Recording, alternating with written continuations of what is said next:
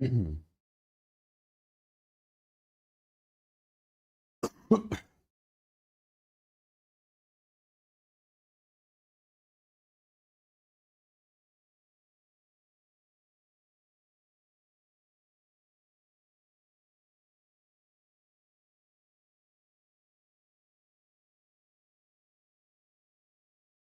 guys, good evening, good evening, good evening, and welcome back again to your Unacademy NEET English channel.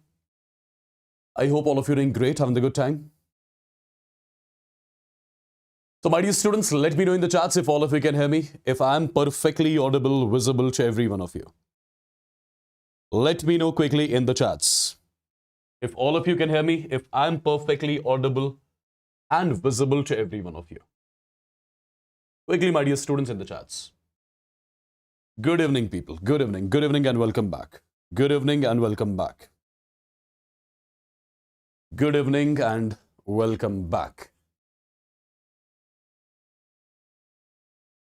हाँ जी, हिंदी बोलना आता है मुझे, अच्छे से आता है, बट ये इंग्लिश चैनल है, सो इंग्लिश में बात करनी पड़ती है.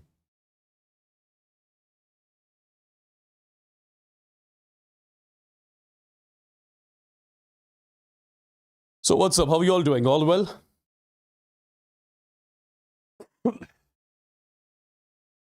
So finally, guys, we are going to start one of the amazing chapters of your chemistry. And you know the name of the chapter already. It's Ionic equilibrium, right? It is Ionic equilibrium. So before starting the session, as you know, I keep on asking you one simple question. What is that simple question? What is that simple question? Let me see if you remember or not.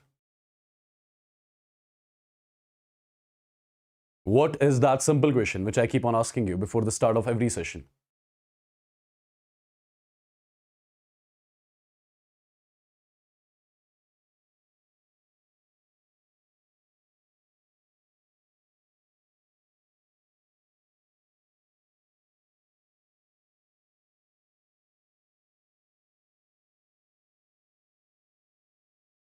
Okay, which part of the country you guys are watching me from?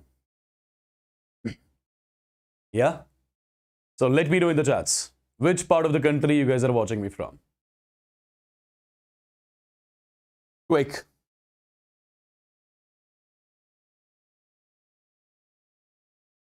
Let me know, people. Quick.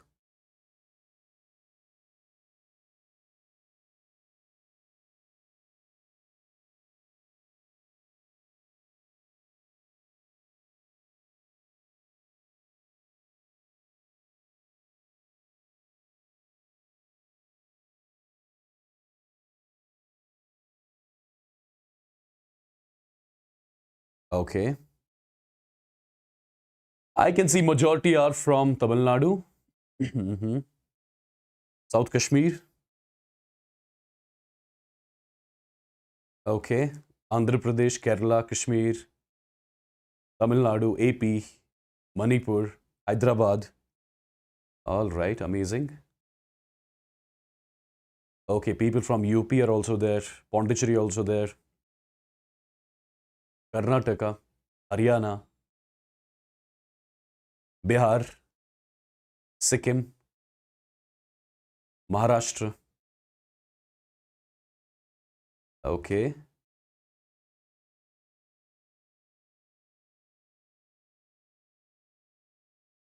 All right, we have students across the country right now in the session. That's great. All right, people. So tell me one more thing. How many of you watched the last session that was chemical equilibrium? Are you done with that? Are you done with that particular chapter? The last marathon which I took on this channel was the chemical equilibrium. How many of you are done with that? If yes, let me know yes in the chats. Just write yes in the chats.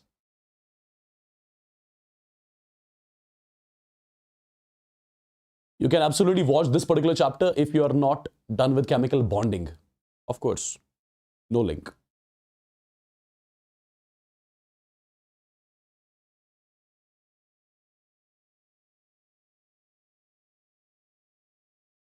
Okay. So by the way, guys, chemical equilibrium handwritten PDF I could not save. As you know, during the session there were some faults in the last one. I could not save that handwritten PDF. It got deleted on its own. Okay. So really sorry for that. So you will have to make your notes from the session itself, from the live session itself.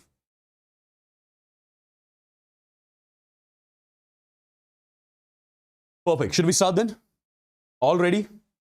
Some fire in the chats so that I'll get to know how excited you guys are. All ready, people?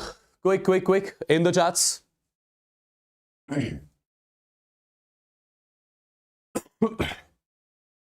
Quickly in the chats.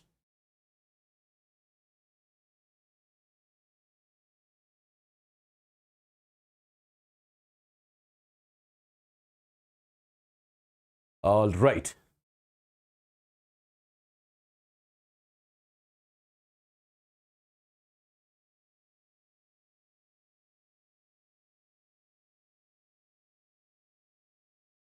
Perfect, guys.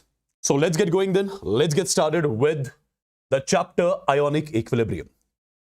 Let's get going with the chapter Ionic Equilibrium. My dear students, as you know, I keep on starting every chapter from the basics, from the scratch. So similarly, today's chapter also will be started from the basics, from the scratch. I'll assume as if you have never studied this particular chapter before. Okay? From the basics, I'll be starting. If you have not studied this chapter before, okay, does not matter. I'll be starting exactly from the basics only. And the first and the basic thing with which we shall be starting this particular chapter, what is that? That is electrolyte. That is electrolyte. My dear students, how do we exactly define the term electrolyte? How do we define the term electrolyte? Let me first of all tell you, electrolytes are basically those substances. Electrolytes are basically those substances which on dissolving in water dissociate, breaks down into their ions. Any substance which on dissolving in water dissociates into its respective ions, you call that particular substance as the electrolyte. For example, you have got HCl. When you introduce this HCl in water, what's going to happen? When you introduce this HCl in water, it is going to get converted into H positive. And with H positive, you have got Cl negative. Right? For example, you have got NaOH. When you introduce this NaOH in water, it's going to dissociate into Na positive as well as OH negative. Right? For example, you have got CH3COOH. When you introduce this particular substance in water, it's going to get converted into its ions. Ions are CH3CO negative. And with this, you have got H positive as well. So basically, any substance which on dissolving in water dissociates. Any substance which on dissolving in water dissociates into its respective ions, you call that particular substance as the electrolyte. Right? Now, let me tell you these electrolytes which we have. These electrolytes are exactly of two types. The electrolytes which we have, they are of two types. First one is called as the strong electrolyte. Second one is called as the weak electrolyte.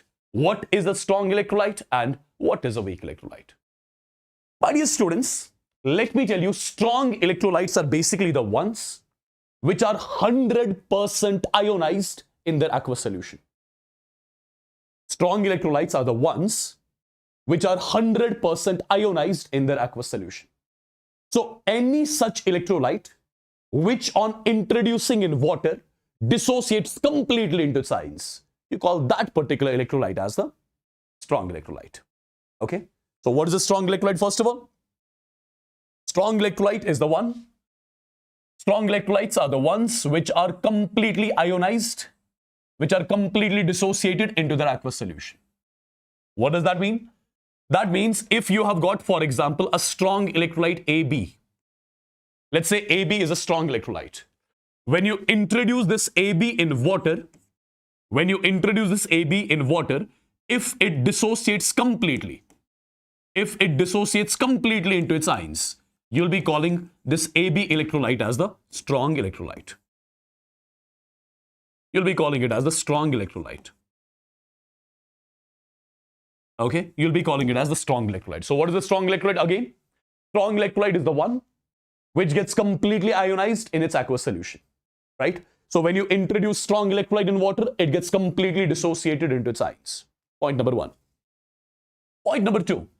Let me tell you, my dear students, the percentage ionization. As I told you, the percentage ionization of the strong electrolyte is how much? That's 100%. The percentage ionization of the strong electrolyte is 100%.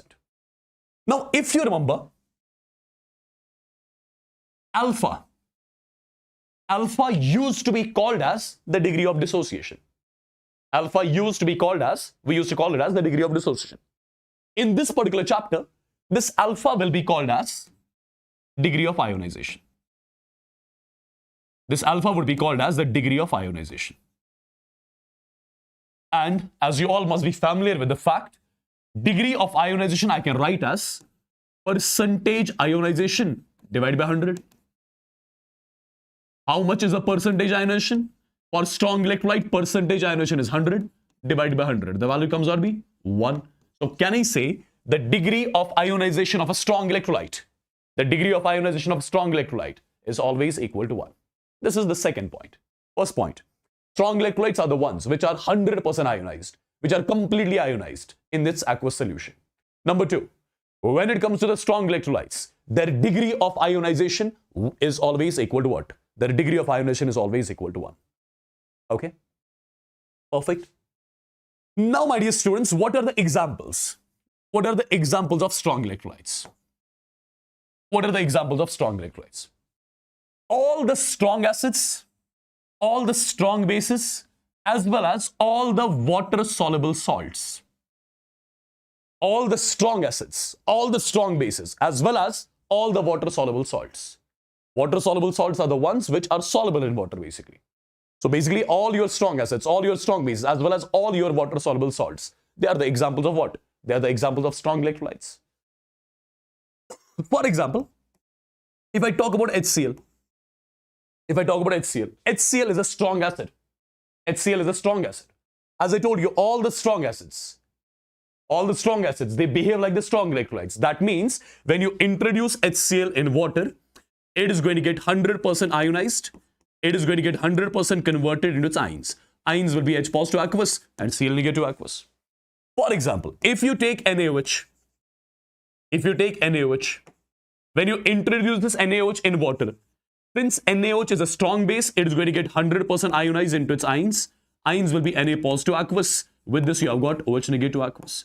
So all the strong acids as well as all the strong bases, they are the examples of strong electrolytes. They are 100% ionized. 100% ionized in the aqueous solution. Now, my dear students, what are the examples of water-soluble salts? What are the examples of water-soluble salts? Let's talk about that first of all. Let me tell you all the general salts of alkali metals. You know your alkali metals, lithium, sodium, potassium, rubidium, cesium. Whatever general salts your alkali metals make, whatever general salts your alkali metals form, right? For example, you have got NaCl. Can I say this is the salt of sodium? NaCl is the salt of sodium. So NaCl is one of the general salts of alkali metal. It is one of the general salts of alkali metal. And let me tell you, my dear students, all the general salts of alkali metals, they behave like strong electrolytes. That means when you introduce them in water, they get 100% ionized, they get 100% converted into its ions. Okay? Now, my dear students, one more thing, people. One more thing. All the salts made by NH4 positive ions, all the salts made by NH4 positive ions, all the salts made by NO3 negative ions, whatever salts NH4 positive is going to make, whatever salt NO3 negative ion is going to make, all those salts again are considered to be water soluble. And if they are water soluble, they are going to behave like the strong electrolytes. Yeah. For example, if I talk about NH4Cl, can I say this is the salt of NH4 positive? Absolutely, it's the salt of NH4 positive. For example, you have got KNO3. Can I say this is the salt of NO3 negative? Absolutely, you can call it as the salt of NO3 negative. The salts of NH4 positive, the salts of NO3 negative, they are again water soluble. And if they are water soluble, they are going to get 100% ionized into its ions when you introduce them in water. I believe you got the idea about. I believe you got the idea about what exactly the strong electrolytes are. Who is this Harish? Dude, what nonsense you are talking about? At least have some courtesy. You also will be having your own sister at house, right? How can you write this stuff about all the other girls? Don't you have a sister at home? Don't you have a mother at home? What if some student will pass the similar comment to your sister, to your mother? How do you feel? Nonsense.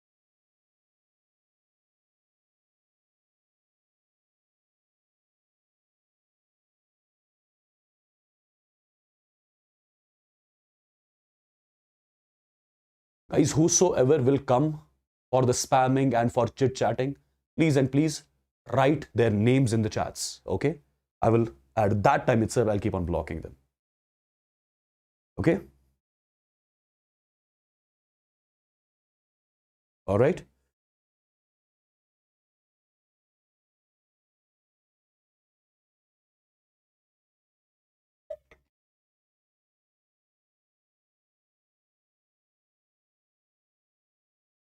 So guys, did you understand what strong electrolytes are and what its examples are?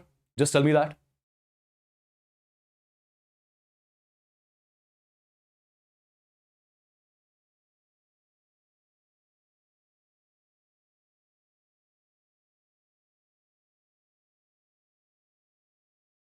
Perfect. Now the second category of electrolytes is your weak electrolytes. What are weak electrolytes exactly? I would say weak electrolytes, they are the substances which partially ionize. In their aqueous solution. What does that mean? That means they do not get 100% ionized when they are introduced in water.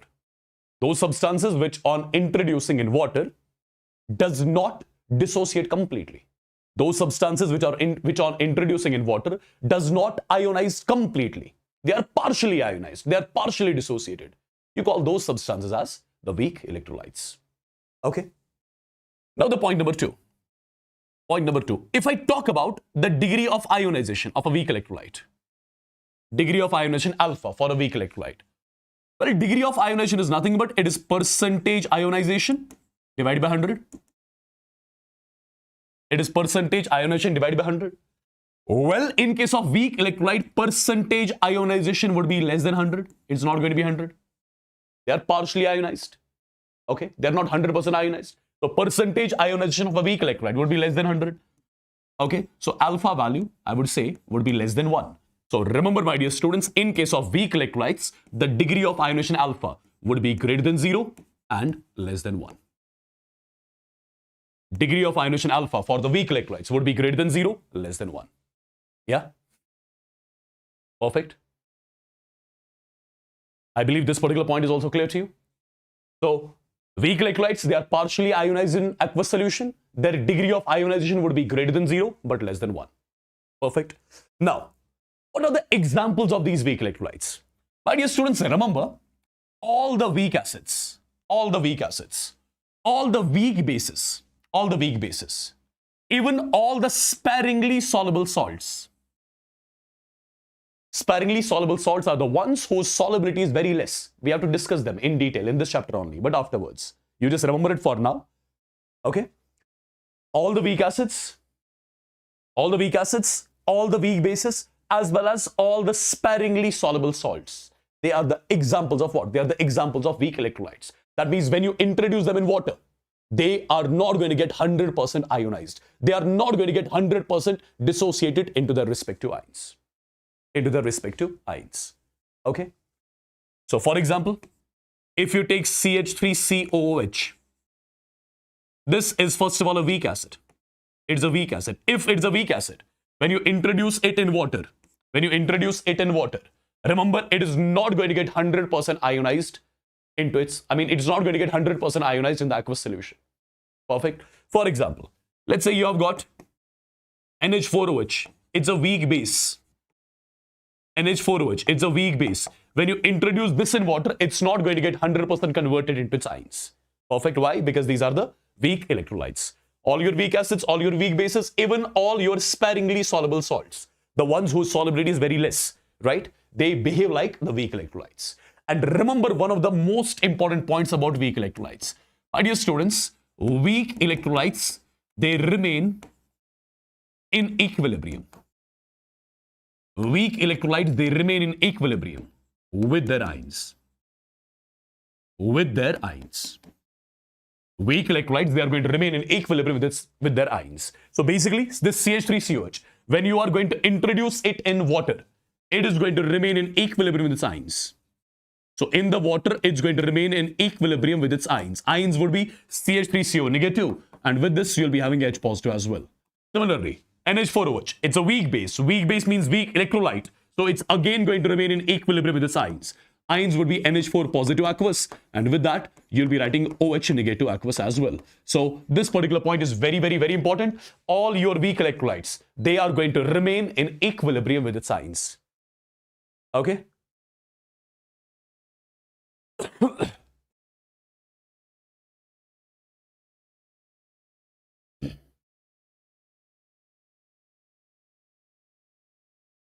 I hope this particular statement is clear. Done. He's blocked. Don't worry.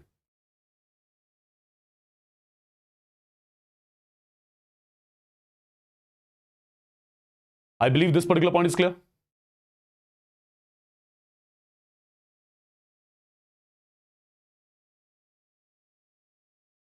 So weak electrolytes, they do not get 100% ionized. They get partially ionized. Their degree of ionization would be greater than 0, less than 1. Okay. All your weak acids, all your weak bases, and all your sparingly soluble salts, they are going to behave like the weak electrolytes. Hence, when you introduce them in water, they are going to remain in equilibrium with their ions. I believe all of this is clear. Now, my dear students, we are going to move on to the first topic of our chapter. Right now, I was teaching you some basic stuff. Okay. Now, let's talk about the first topic of the chapter. What is that? That is ionization constant of weak electrolyte. Ionization constant of a weak electrolyte, which I am going to represent with Ki. Ionization constant of a weak electrolyte, which I am going to represent with Ki. Now try to understand what exactly I'm going to do. Okay, try to understand. Try to understand what exactly I'm going to do. My dear students, assume that you've got a container. Let's say this is your container. Perfect, this is a container. Imagine this container is filled with water. Imagine that this container is filled with water. Perfect. If this container is filled with water, what exactly am I going to do? I am going to introduce a weak electrolyte AB in this container.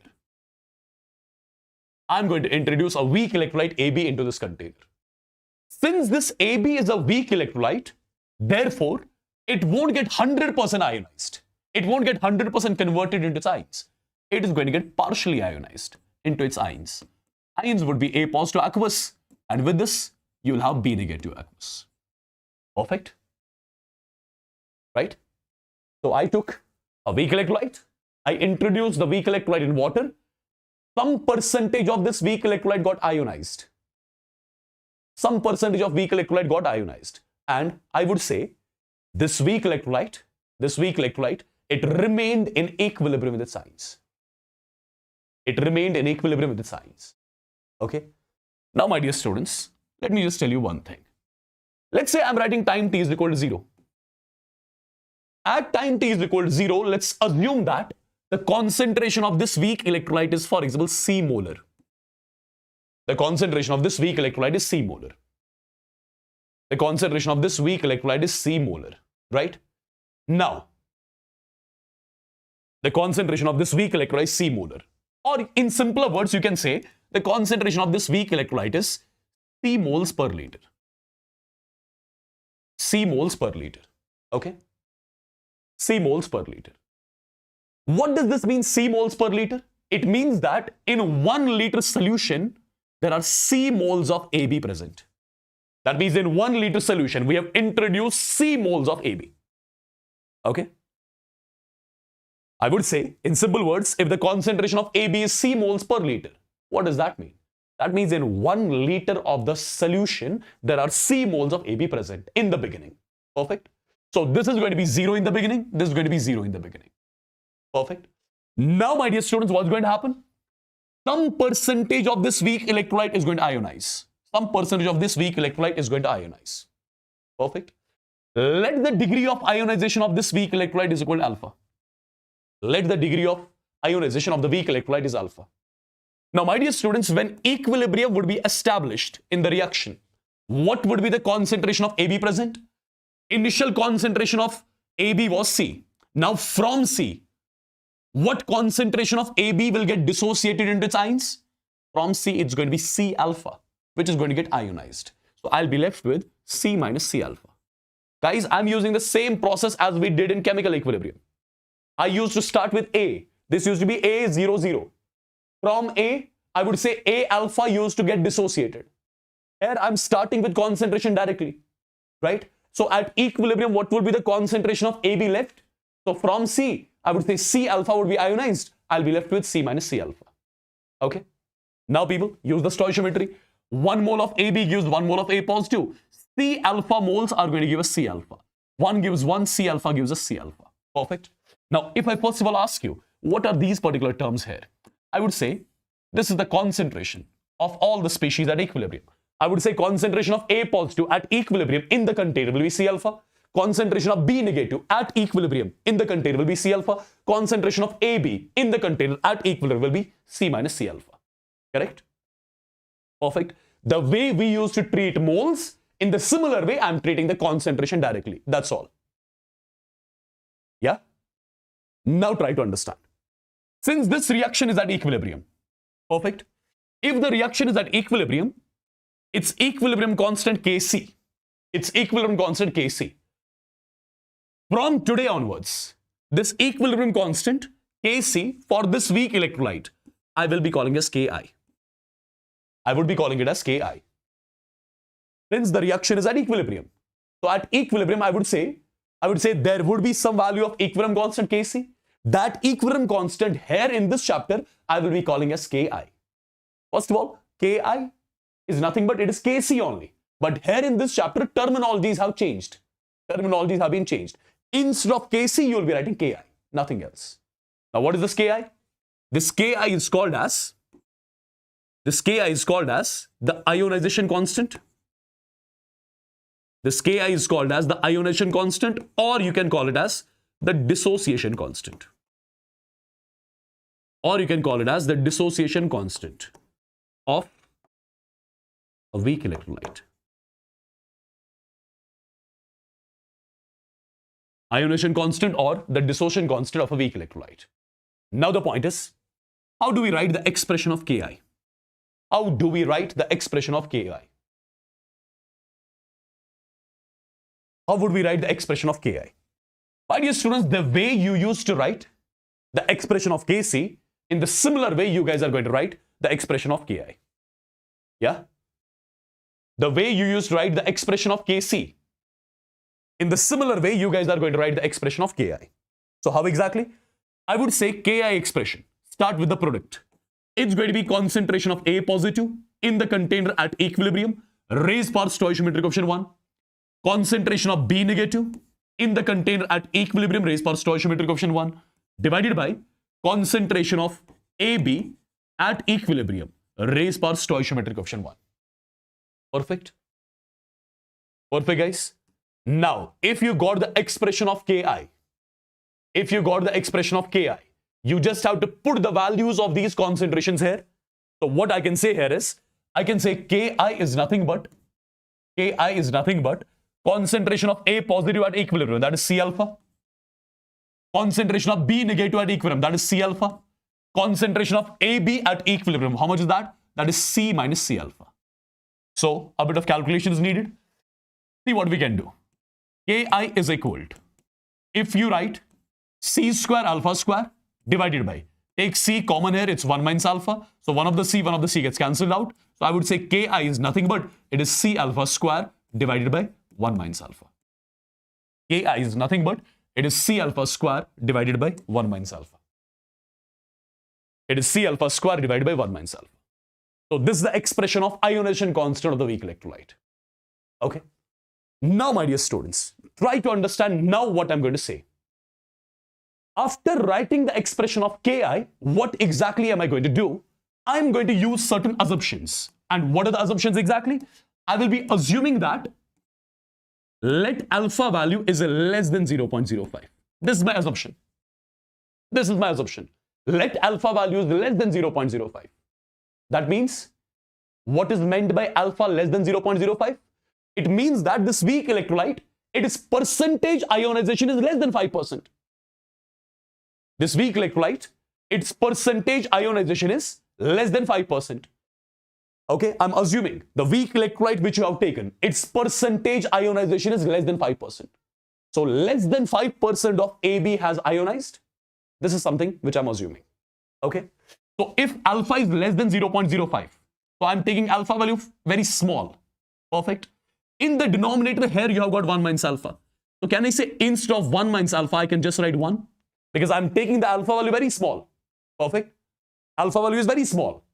If alpha is very small, I'm neglecting alpha in comparison to 1. So instead of 1 minus alpha, I'm just writing 1. Perfect. Now, again write the same expression. You will be writing Ki will be equal to C alpha square divided by, instead of 1 minus alpha, I'm just writing 1. So my dear students, can we calculate alpha from here? Absolutely, alpha will come out to be under root of Ki divided by C. Alpha will be coming out to be under root of Ki divided by C. Now understand. In the questions, you will be given with the value of Ki. You will be given with the value of C. My dear students, in the question, you will be given with the value of Ki.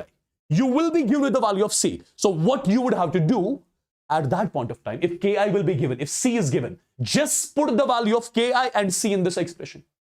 Just put the value of Ki and C in this expression. But just put the value of Ki and C in this expression, right? When you put the value of Ki and C in this expression, what you will be getting? You will be getting the value of alpha. You will be getting the exact value of alpha. Now there are two possibilities. My dear students, either the alpha value will come out to be actually less than 0.05, or after putting the values here, alpha value would come out to be greater than 0.05. If after putting the values, alpha is coming out to be less than 0.05, that means your assumption is correct. That means actually you can neglect alpha in comparison to 1. But if alpha value comes out to be greater than 0.05, that means you cannot neglect alpha in comparison to 1 here. You have to keep alpha here only. You cannot neglect it. You cannot neglect it. Did you understand what I said? Did you understand what I said, people?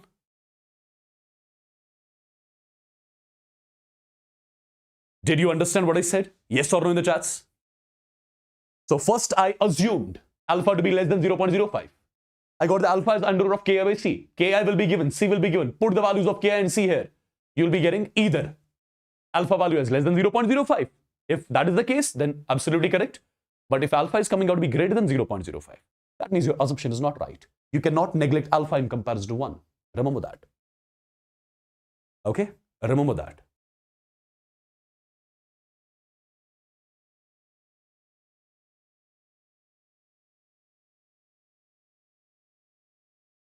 I believe this is very much clear to you. If this particular concept is clear to you, okay, let's try to solve one question which will make this super clear to all of you. Let's try to solve one question which will make it very, very, very clear to all of you. Well, this is not one question. These are in reality 2 questions. In reality, these are 2 questions. I'll be solving both.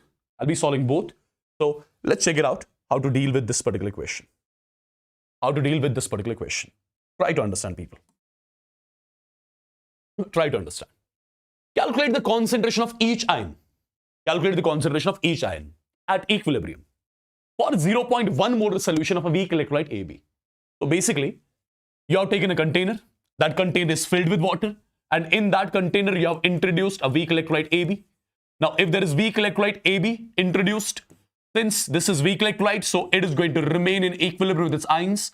Ions are going to be A positive aqueous, and with this you have got B negative aqueous. This is something which is happening. Correct? Correct, people? Now, at time t is equal to 0, what is the concentration of AB? We represent it with C.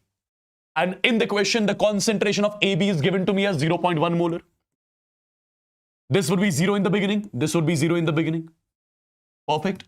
Let the percentage ionization is equal to alpha. Let the percentage ionization is equal to alpha. Now, my dear students, since I have taken a weak electrolyte, which is in equilibrium with its ions, right? So at equilibrium, this is going to be C minus C alpha. This would be C alpha. This would be C alpha. Correct? Now, my dear students, let me write the expression for Ki. When you write the expression for Ki, it's going to be C alpha square divided by 1 minus alpha. It's going to be C alpha square divided by 1 minus alpha. It's going to be C alpha square divided by 1 minus alpha. So when Ki is equal to C alpha square divided by 1 minus alpha, after this I can assume certain things. What assumptions? Let alpha is less than 0.05. When alpha is less than 0.05, instead of 1 minus alpha, I can just write 1. I can just write 1. Yeah, I can just write 1. Instead of 1 minus alpha, I can just write 1. Now, instead of 1 minus alpha, I'm just writing 1. So can I say at that point of time, your Ki is equal to C alpha square? And alpha will come out to be under root of Ki divided by C. Alpha will come out to be under root of Ki divided by C. Perfect. Now, my dear students, can I get the value of alpha exactly? It is under root of. Ki in the first question is 10 raised power minus 5. C value here is 0.1. 0.1 is 10 raised power minus 1. So it is a root of 10 raised power minus 4, which comes out to be 10 raised power minus 2. That means 0.01. So is the value of alpha actually coming out to be less than 0.05? Yes, it is coming out to be less than 0.05. So whatever assumptions I have made here, all the assumptions are perfectly right. Now, as far as the question is concerned, what am I supposed to calculate? I am supposed to calculate the concentration of each ion. In the solution, what all ions you have? A positive, B negative. What is the concentration of A positive as well as B negative in the final solution? I would say the concentration of A positive and B negative in the final solution is nothing but C into alpha. Okay. What is the value of C? C value is 0.1, means 10 raised power minus 1. Alpha value is 0.01, means 10 raised power minus 2. The value comes out to be 10 raised power minus 3 molar. This is the concentration of A positive as well as B negative in the solution at equilibrium. In the solution at equilibrium. I believe this is super clear to everyone.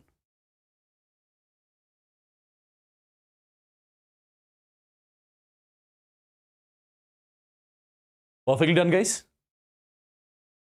Is it clear? Is it clear? Did you understand how this sort of a question is to be solved?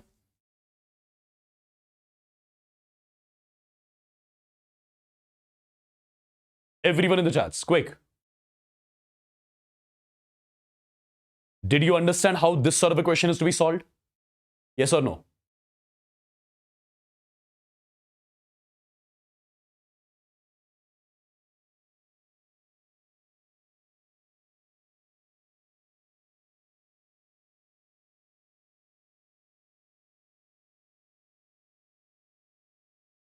Perfectly done, guys.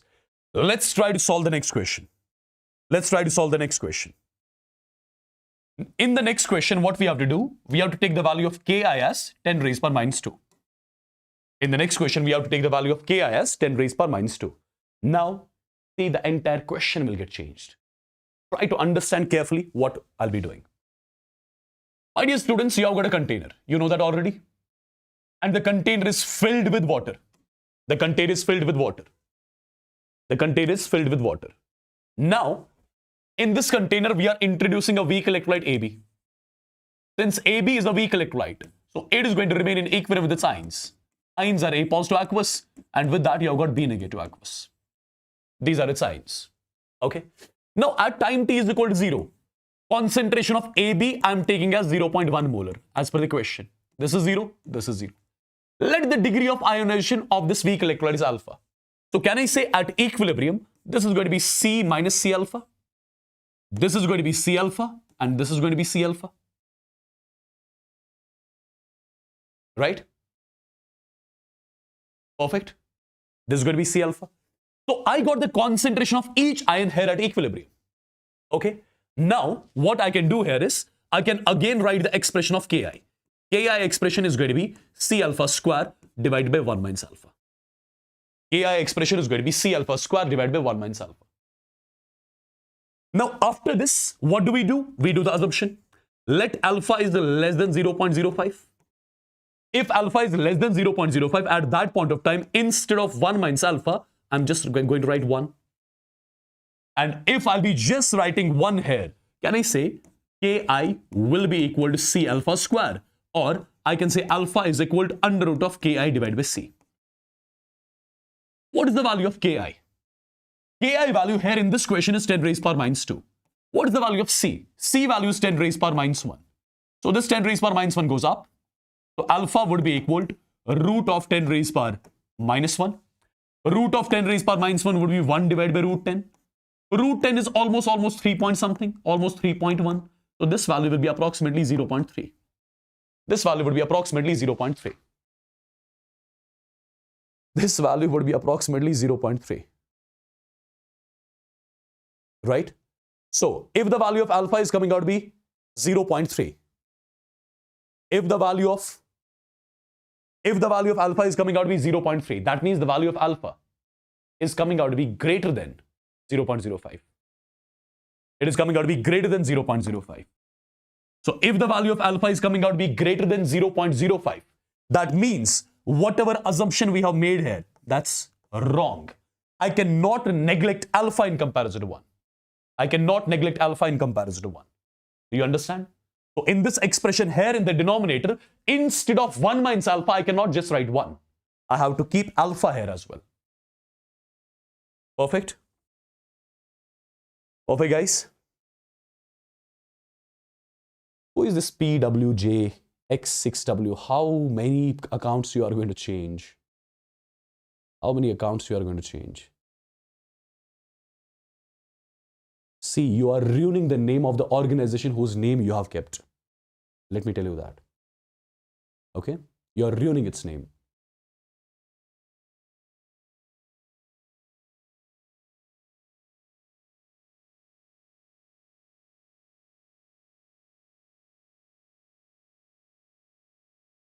I believe till here everything is clear. I believe till here every single thing is clear. Yeah?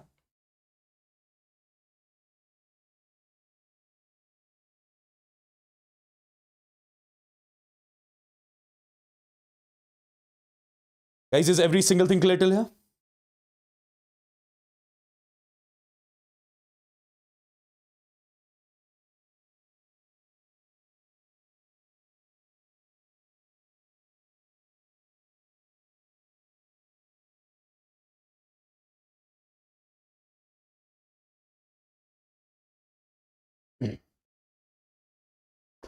Now, since we got to know alpha value is coming out to be greater than 0.05.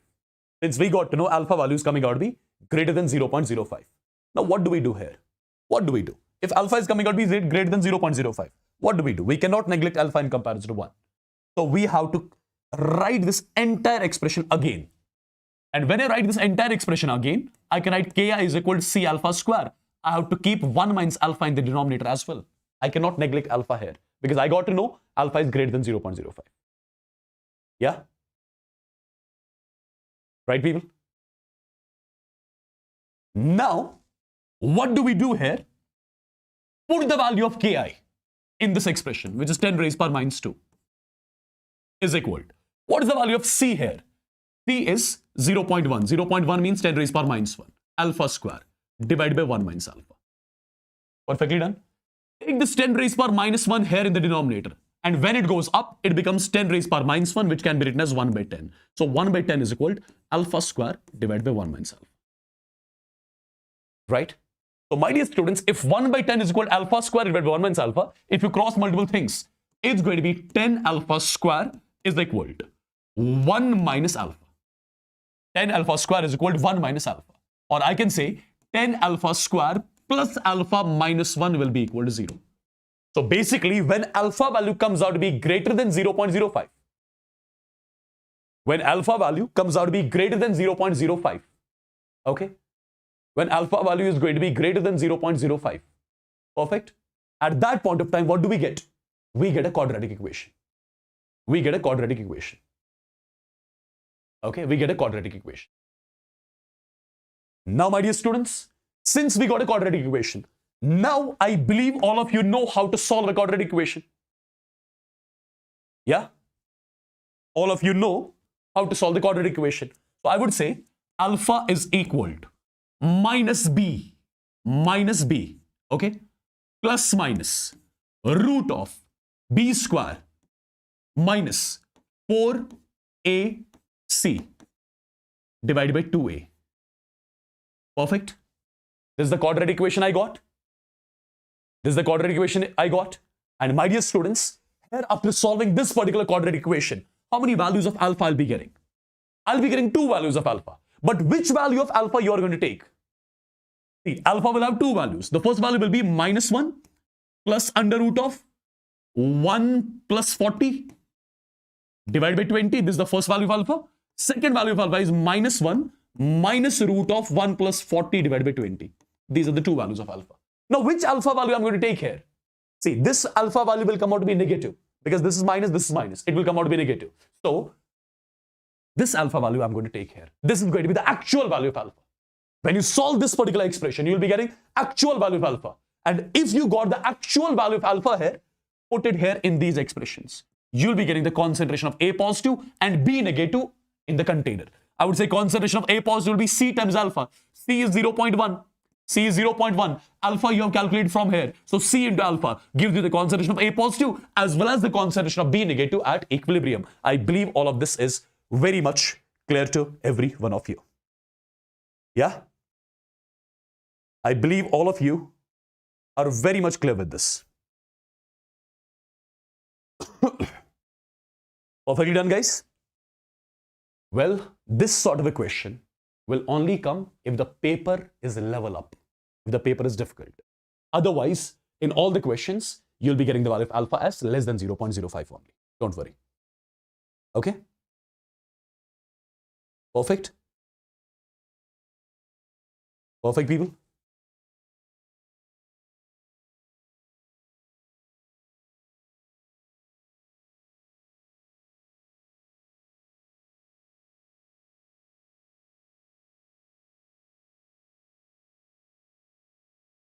I'm deliberately not blocking this guy. I want to see till what extent he can go. I'm deliberately not doing it. I want to see till what extent he can go.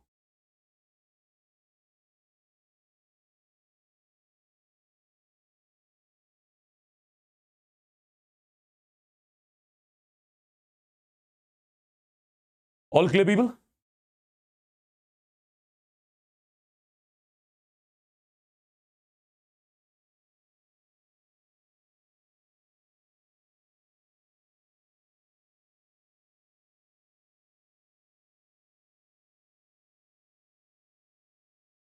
All clear? Say yes or no in the chats quick.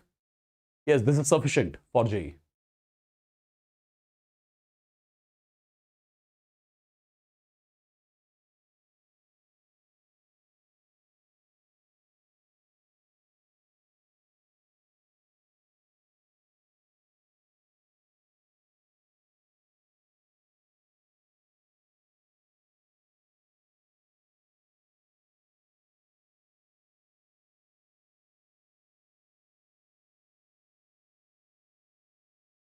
Perfect, people?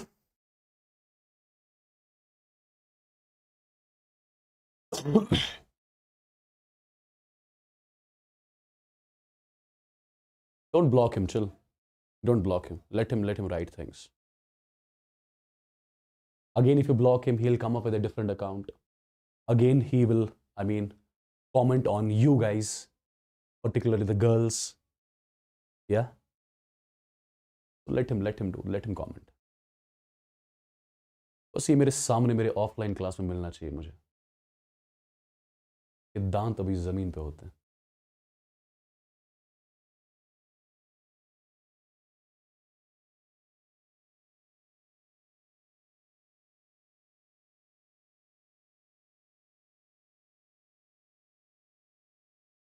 Done, guys?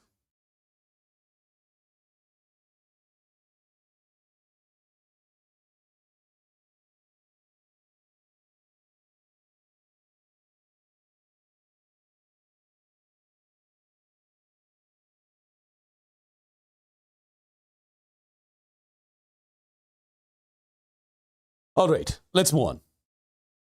Let's move on, guys. I believe you got to know both the things. When alpha is less than 0.05, how to calculate the concentration of each ion at equilibrium. And when alpha is greater than 0.05, how do we calculate the concentration of each ion? Okay, both the things you already are done with. Now, my dear students, try to understand. Here, I have marked the heading as ionization constant of a weak acid. Ionization constant of a weak acid and a weak base. Ionization constant of a weak acid and a weak base. Try to understand what exactly am I going to do.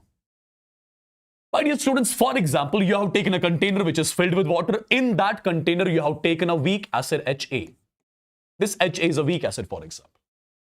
If HA is a weak acid, it is going to remain in equilibrium with the ions. Ions are going to be H positive aqueous, and with this, you have got A negative aqueous. These are its ions. I took a container which is completely filled with water. In that container, you have introduced a weak acid. Since weak acid, it's an example of weak electrolyte. So it remains in equilibrium with the ions. Ions are A positive and A negative. Ions are H positive and A negative. Okay. Let its concentration in the beginning is C molar. This would be 0. This would be 0. Now, let the degree of ionization is alpha. So at equilibrium, this is C minus C alpha. This would be C alpha. This would be C alpha. Perfect. Now, my dear students, till now I used to write Ki. And what was Ki called? Ki was called as the ionization constant of a weak electrolyte. Ki was called as the ionization constant of a weak electrolyte. Ki was called as the ionization constant of a weak electrolyte. Okay. Now, when the weak electrolyte is weak acid, when the weak electrolyte is particularly the weak acid, at that point of time, instead of Ki, you are going to write Ka. Instead of Ki, you are going to write Ka. Perfect. Instead of Ki, you are going to write Ka. Ki is a general term for a weak electrolyte. When you have the weak electrolyte, you'll be right. When you'll be having a general weak electrolyte, you'll be writing Ki. Now, when that weak electrolyte is weak acid, then instead of Ki, you guys are going to write Ka. Rest everything is same. It is just terminologies are different. Meaning is same. Write the expression for Ka. Same expression as that of Ki. Concentration of this divided by concentration of this. So it will come out to be C alpha square divided by 1 minus alpha. Perfect. Now what do we do after this? Let alpha value is less than 0.05. At that point of time, instead of 1 minus alpha, I can write 1. Instead of 1 minus alpha, I can write 1. Perfect. Instead of 1 minus alpha, I can write 1. Now instead of 1 minus alpha, I'm writing 1. So I would say Ka is equal to C alpha square, or I would say alpha is nothing but it is under root of Ka divided by C. Alpha is nothing but it's under root of Ka divided by C. Now, my dear students, try to understand one important thing. Since you got the value of alpha, just a second, guys.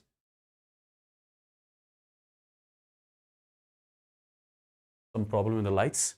Okay, it'll be back, okay? See, you got the value of alpha, which is under root of Ka divided by C. As you can see, alpha and Ka, are they directly proportional or inversely proportional? Alpha and Ka, are they directly proportional or inversely proportional? Just tell me that. I would say alpha and Ka, they are, what are they? Alpha and Ka, are they directly proportional or inversely? They are directly proportional. Now, my dear students, if alpha and Ka are directly proportional to each other, can I say something like this? Can I say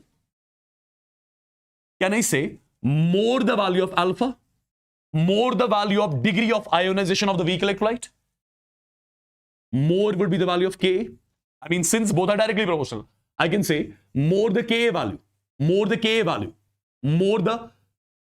the dissociation constant of the weak acid, more is the alpha value. More the Ka, more the alpha. If more is the alpha value, more is the alpha value, what does that mean? That means percentage ionization. Of the acid is more.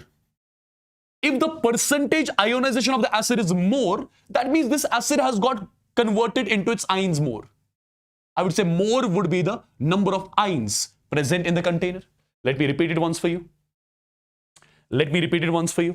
My dear students, alpha is directly proportional to Ka.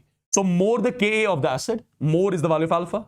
More the value of alpha, that means more is the percentage ionization. More percentage ionization means more ions would be generated in the solution. More ions generated in the solution means more would be the concentration of H positive in the solution. And if more are the concentration of H positive in the solution, if more are the concentration of H positive in the solution, can I say more is going to be the strength of acid? More is going to be the strength of acid. Perfect. More is going to be the strength of acid. So my dear students, based on the Ka values, you can directly check which acid is stronger, which acid is weaker. That acid whose Ka is more, that acid whose dissociation constant is more, the strength of that acid would be more. And remember, more the Ka means lesser will be the pKa value. What is pKa? You'll get the idea in some time. This particular statement is important. So that particular acid whose Ka is more, its alpha would be more. Its percentage ionization would be more. That means that acid has got converted more into its ions. If the acid has got converted more into its ions, that means more would be the concentration of H positives in the solution. More the concentration of H positives in the solution means more would be the strength of the acid. Right? And if more is the strength of the acid, that means lesser would be the pH of the solution.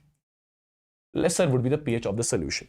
I believe all these things are super clear to every one of you. If yes, let me know in the chats. Quick. If yes, let me know in the chats quick. Perfect, people.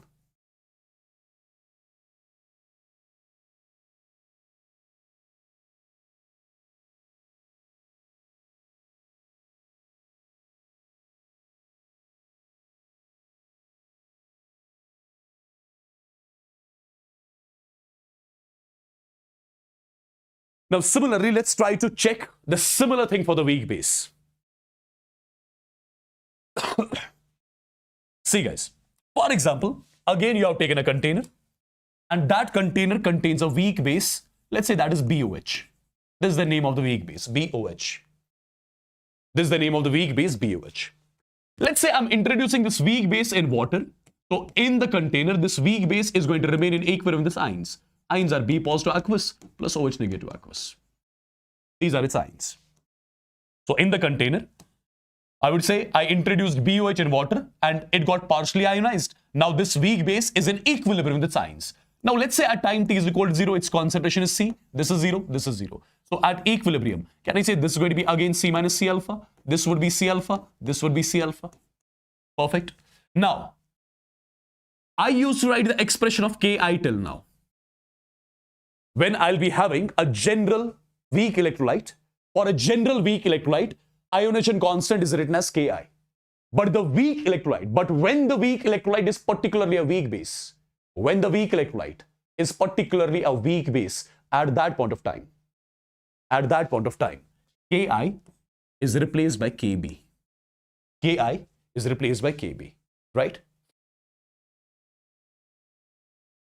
Perfect.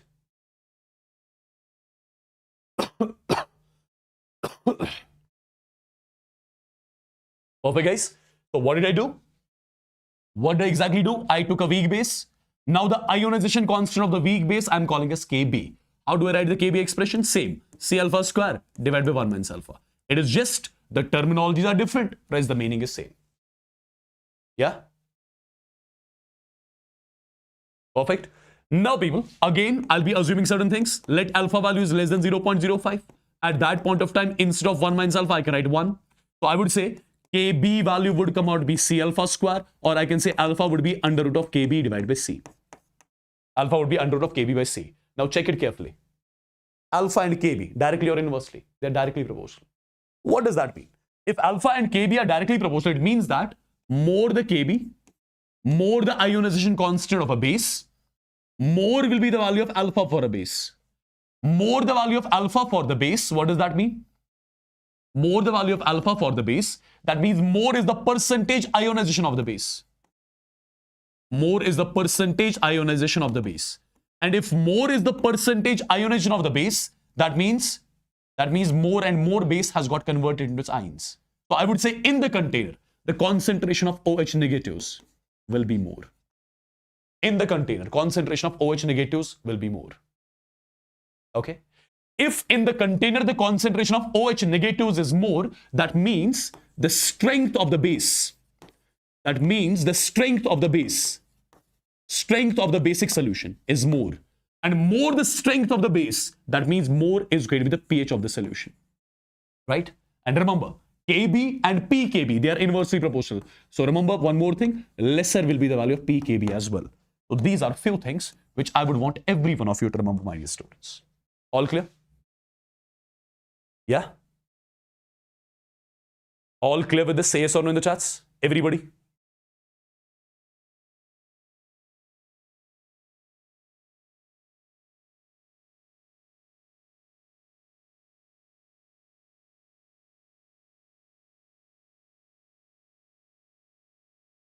Perfect, guys.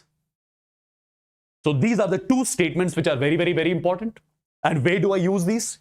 See, it's pretty much simple now. For example, I'm giving you 2 to 3 weak acids. I'm giving you 2 to 3 weak acids. I'm giving you their Ka values as well. Based on the Ka value, you should tell me which weak acid is comparatively strong. Similarly, I'll be giving you 2 to 3 weak bases. Based on their Kb values, you should tell me which weak base is comparatively strong. Okay? Which weak base is comparatively strong.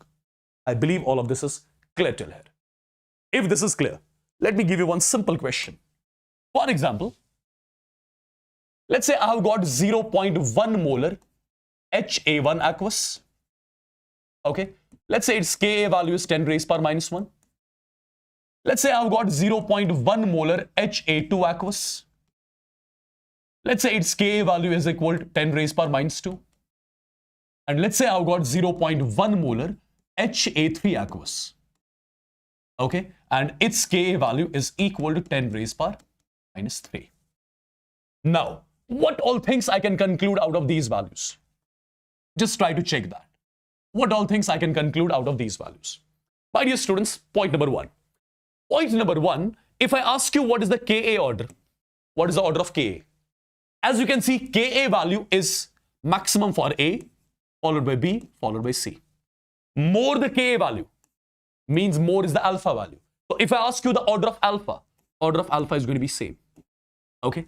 If I ask you the order of percentage ionization, it's again going to be same. It's again going to be same, right? If I ask you the concentrations of H positive in the respective solutions, you will say again it's A, B, C. If I ask you the strength of acid order, again A, B, C. More the H positive concentration in the solution, more the strength of acid, right? Perfect. Now, my dear students, if this is the order of strength of acid, what would be the order of pH? The one that has got more strength. If the strength of acid is more, pH is going to be less. So pH of A will be less than B, less than C. If I ask you the pKa order is going to be reverse of Ka order, A, B, C. Anything can be asked from all of this. Anything can be asked out of all of this. Am I clear to everyone? Perfectly done, guys. Perfectly done. Similar question I can give you here. Similar question which can be related to bases, and I believe you will be easily in a position to check that. Let's say I'm giving you the first base as 0.1 molar B1 OH aqueous. Its Kb value I'm writing as 10 raised power minus 1. Similarly, 0.1 molar B2 OH aqueous. B2 OH aqueous. Its Kb value I'm giving you as 10 raised power minus 2. Perfect. Now, tell me the order of everything. Or let's not talk about the order of everything. Just tell me the strength of base order. Which base is stronger and which base is weak? Which base is stronger, which base is weak? More the Kb value, more is the value of alpha. More would be the OH negative ions in the container. Right? More is going to be the strength of base. So strength of base would be A greater than B. Strength of base would be A greater than B. Perfect.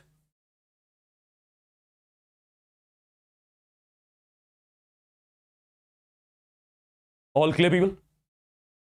And if this is super clear, let's try to solve a few questions then. For example, you have got the first question on the screen. You have got the first question on the screen, people. Calculate the concentration of H positive ion of 0.05 molar CH3COOH.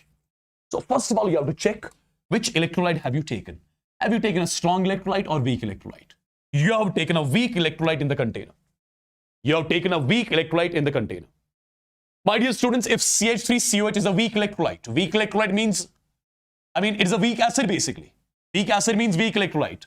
So when CH3COH would be introduced in water, it is going to remain in equilibrium with its ions. Ions are going to be CH3CO negative and H positive.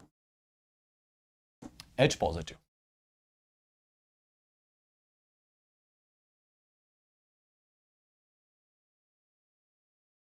Perfect. Now, my dear students, let's say at time t is equal to 0. Let's say at time t is equal to 0, the concentration of CH3COH is C, which as per the question is 0.05 molar. So this would be 0, this would be 0. Now, when equilibrium is established, this is going to be C minus C alpha, this would be C alpha, this would be C alpha. Correct? Now, if you write the expression for Ka, that's simply going to be C alpha square divided by 1 minus alpha. Same process which I have done till now. Same process I'm using. So if K is C alpha square divided by 1 minus alpha, let me assume let alpha is less than 0.05. Instead of 1 minus alpha, I'm just writing 1. So Ka is nothing but C alpha square. Alpha is equal to under root of Ka divided by C. Alpha is equal to under root of Ka divided by C. Perfect. Alpha is equal to under root of Ka divided by C. My dear students, if you got the value of alpha, now put the values here. Put the values here. It's going to be under root of. What is Ka? Ka value is 1.25.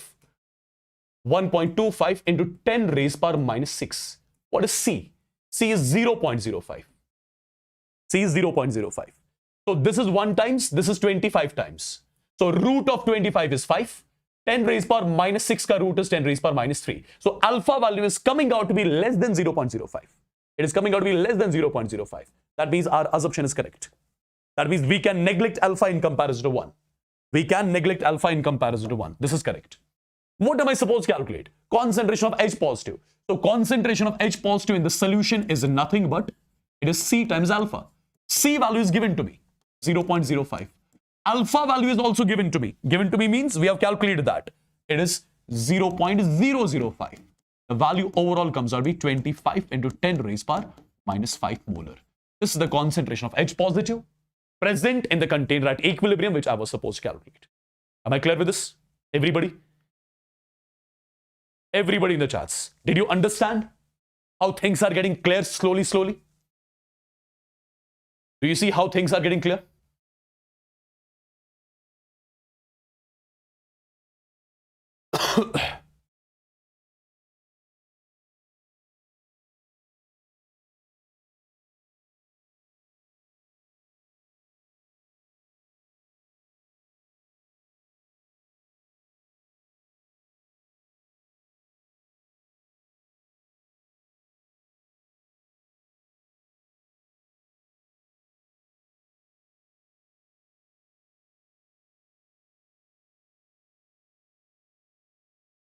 Right? Okay, let me give you one more question then. Let me give you one more question then. The question is this. Calculate the ionization constant of a weak base. Calculate the ionization constant of a weak base. First of all, understand. Check what do we have to calculate. We have to calculate ionization constant of a weak base. That means Kb we have to calculate. Kb we have to calculate. If the concentration of OH negative in 0.1 molar solution is 0.05 molar. Check what I'll be doing. As far as the question is concerned, you have taken a weak base. Weak base is NH4OH aqueous. NH4OH. When you introduce in water, it's going to remain in equilibrium with ions. Ions are NH4 positive aqueous. And with this, you'll be writing OH negative aqueous. With this, you'll be writing OH negative aqueous. Correct? Now, my dear students, at time t is equal to 0, its concentration is C, which is given to me in the question as 0.1 molar. This is 0. This is 0. Now, when equilibrium is established, this has to be C minus C alpha. This would be C alpha. This would be C alpha. Correct?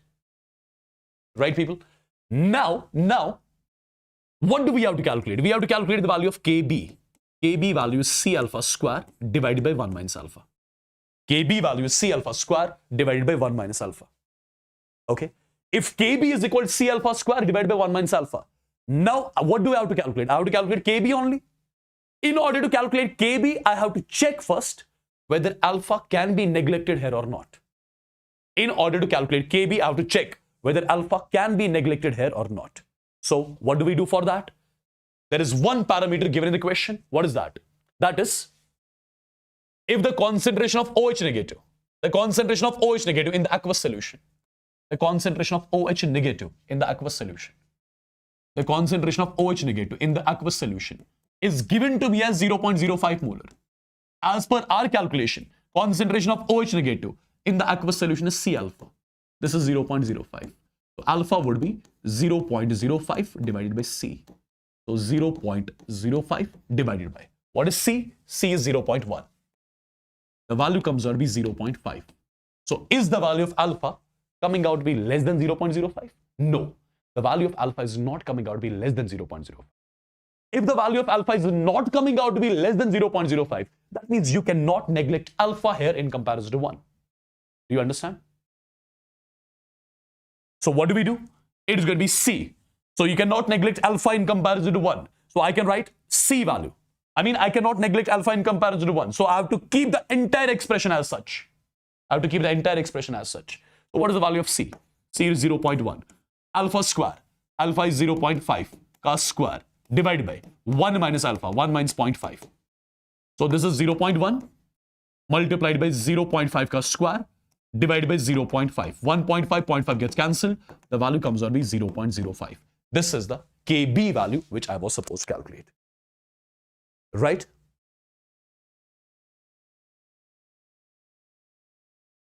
Am I clear with this? Everybody? Am I clear with this?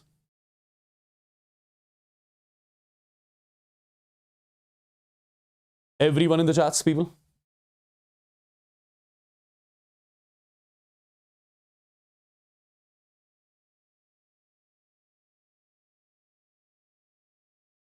So the basic stuff which was here in the chapter, I believe that's clear.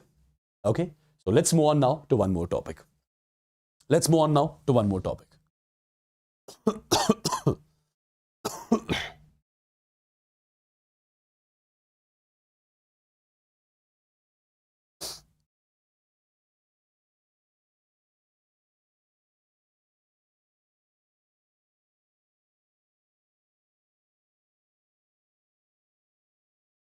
All right. Let's get to know what this Ostwald's dilution law is all about. My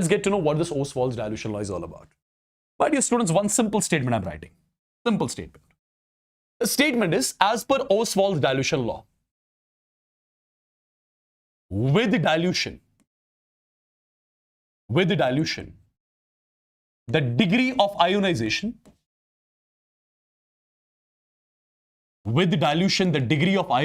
of a weak electrolyte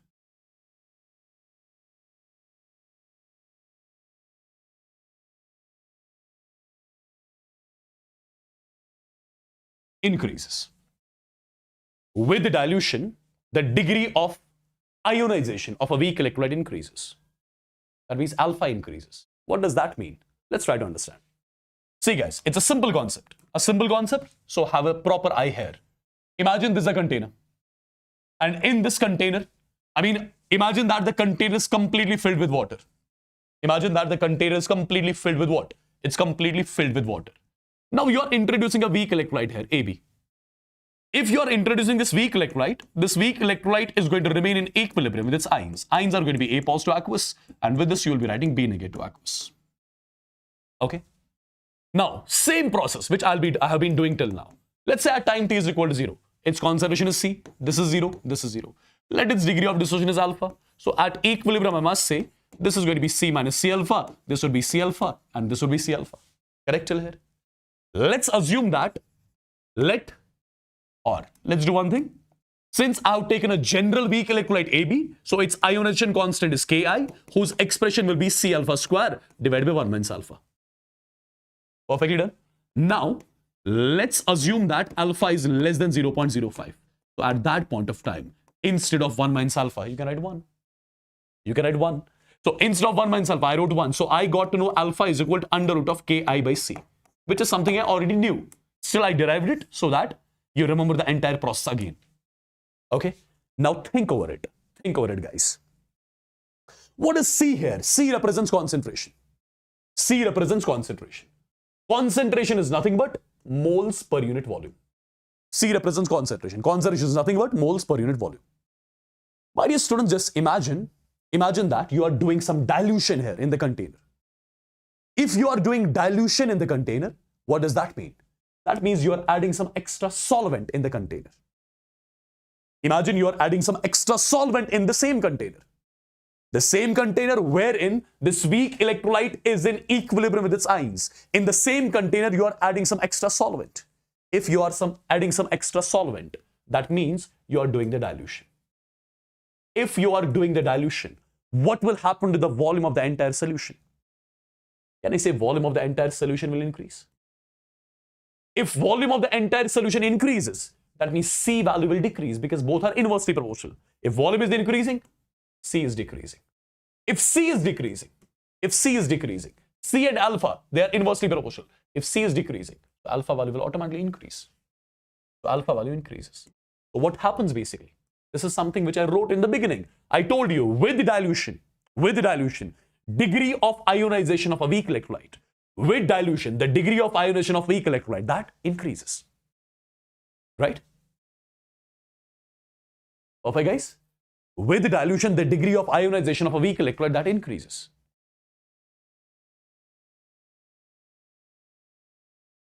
Perfect? So what we can conclude from here? It means that if you introduce more water in the container, if you introduce more solvent in the container, the degree of ionization of this weak electrolyte, it will increase. That means percentage ionization of the weak electrolyte will increase. Percentage ionization of the weak electrolyte will keep on increasing. If percentage ionization of the weak electrolyte will increase, what does that mean? That means the number of ions in the solution will keep on increasing. That means the number of ions in the solution will keep on increasing. Will keep on increasing. Can I say, when I am continuously doing the dilution, when I'll be continuously adding solvent in this container, the degree of ionization of weak electrolyte will increase. It will increase. Percentage ionization of the weak electrolyte is increasing, right? This weak electrolyte is getting converted more and more into its ions. Can I say there will be a scenario when this electrolyte, when this weak electrolyte would have got completely dissociated into its ions? Yeah? Can I say on doing the dilution continuously, there will be a time when this weak electrolyte would get completely dissociated into its ions. It would have got completely dissociated into its ions. And that particular dilution is what we call as infinite dilution. I would say at infinite dilution, the weak electrolyte, it behaves like a strong electrolyte.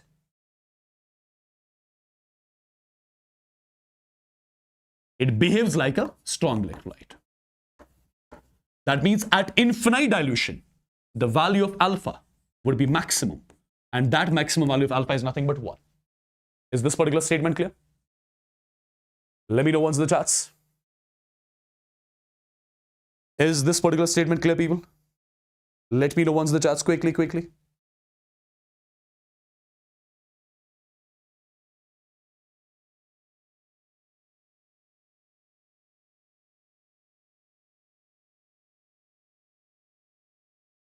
Okay, so from now onwards, if I ask you one thing, in order to increase the degree of ionization of the weak electrolyte, what should we do?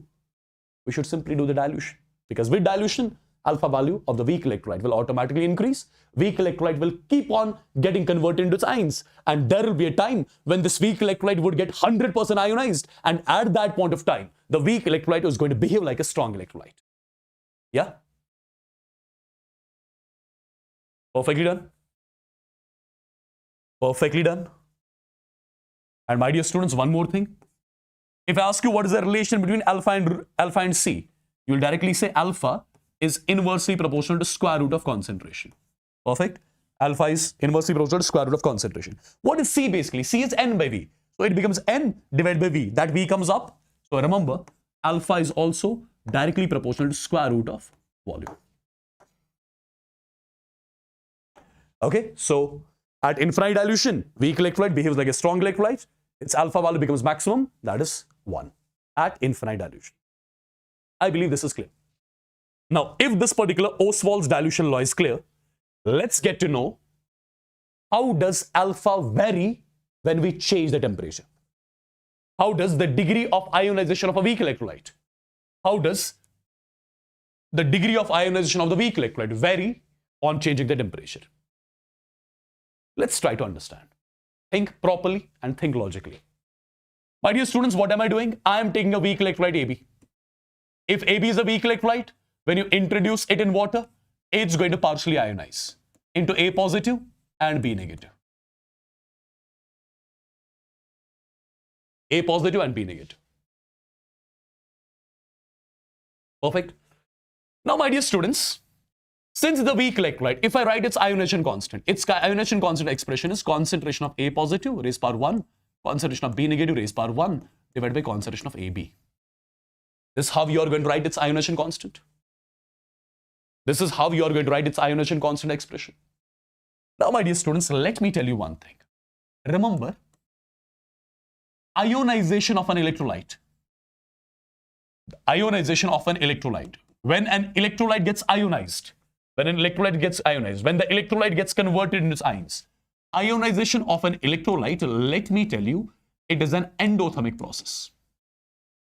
It is an endothermic process. It is an endothermic process. And if you remember, in case of endothermic processes, your equilibrium constant, that is directly proportional to temperature. Your equilibrium constant is directly proportional to temperature. And this equilibrium constant here is called as Ki. I would in short say Ki, which is nothing but, which is concentration of A positive, concentration of B negative, divided by concentration of AB. I would say this Ki is directly proportional to what? Temperature. Because this equilibrium constant here is called as Ki, nothing else. Perfect. Now people, think logically. Think logically. You have taken a weak electrolyte in the container which is in equilibrium with its ions. You have taken weak electrolyte in the container which is in equilibrium with its ions. Now tell me, if you increase the temperature of this container, that means you are increasing the temperature of the solution in the container. And if you increase the temperature of the solution, what will happen to Ki value? Ki value will increase. If Ki increases, what does that mean? That means this numerator has to increase. Numerator has to increase means concentration of A positive and B negative in the solution will increase.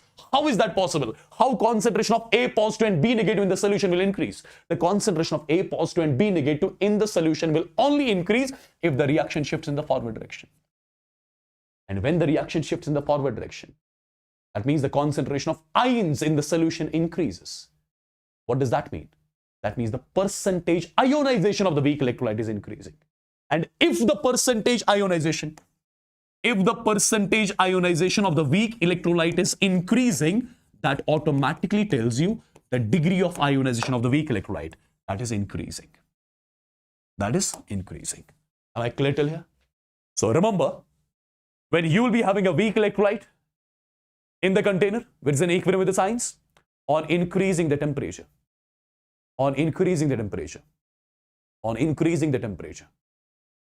what happens? The degree of ionization of the weak electrolyte increases.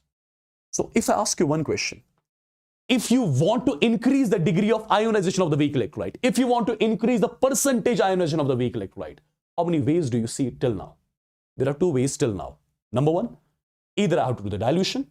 With the dilution, the degree of ionization is going to increase. Second, I have to increase the temperature. With temperature, the degree of ionization is again going to increase only.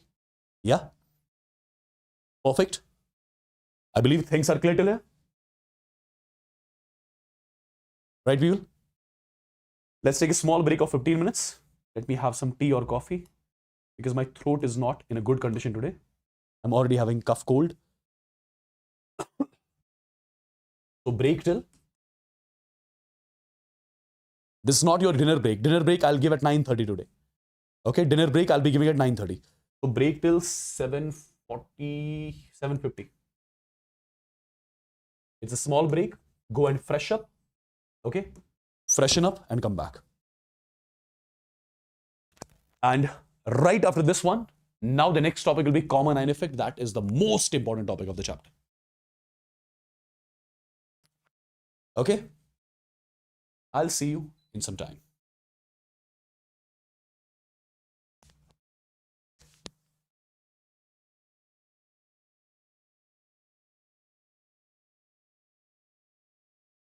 Wish belated Children's Day to us. You are not children anymore. You are not children. Still.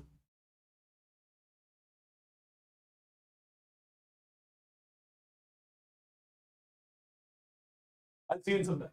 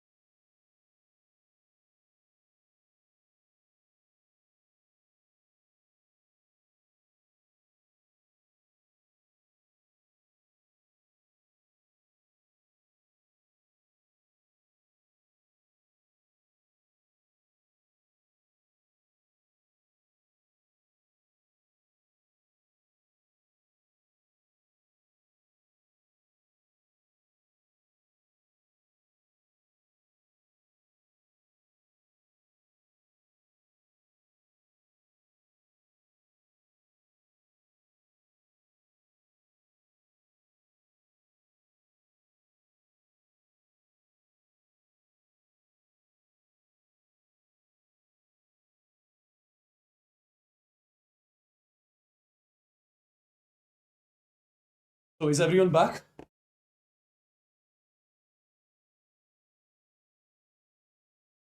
Is everyone back?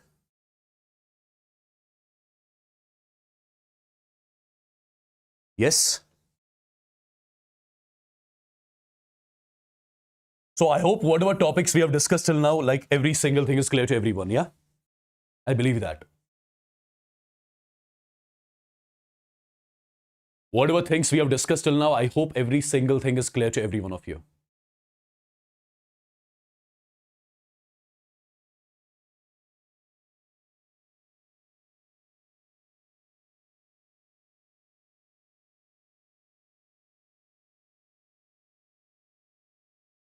All right. Let's move on then. Yeah? Let's move on. Let's move on.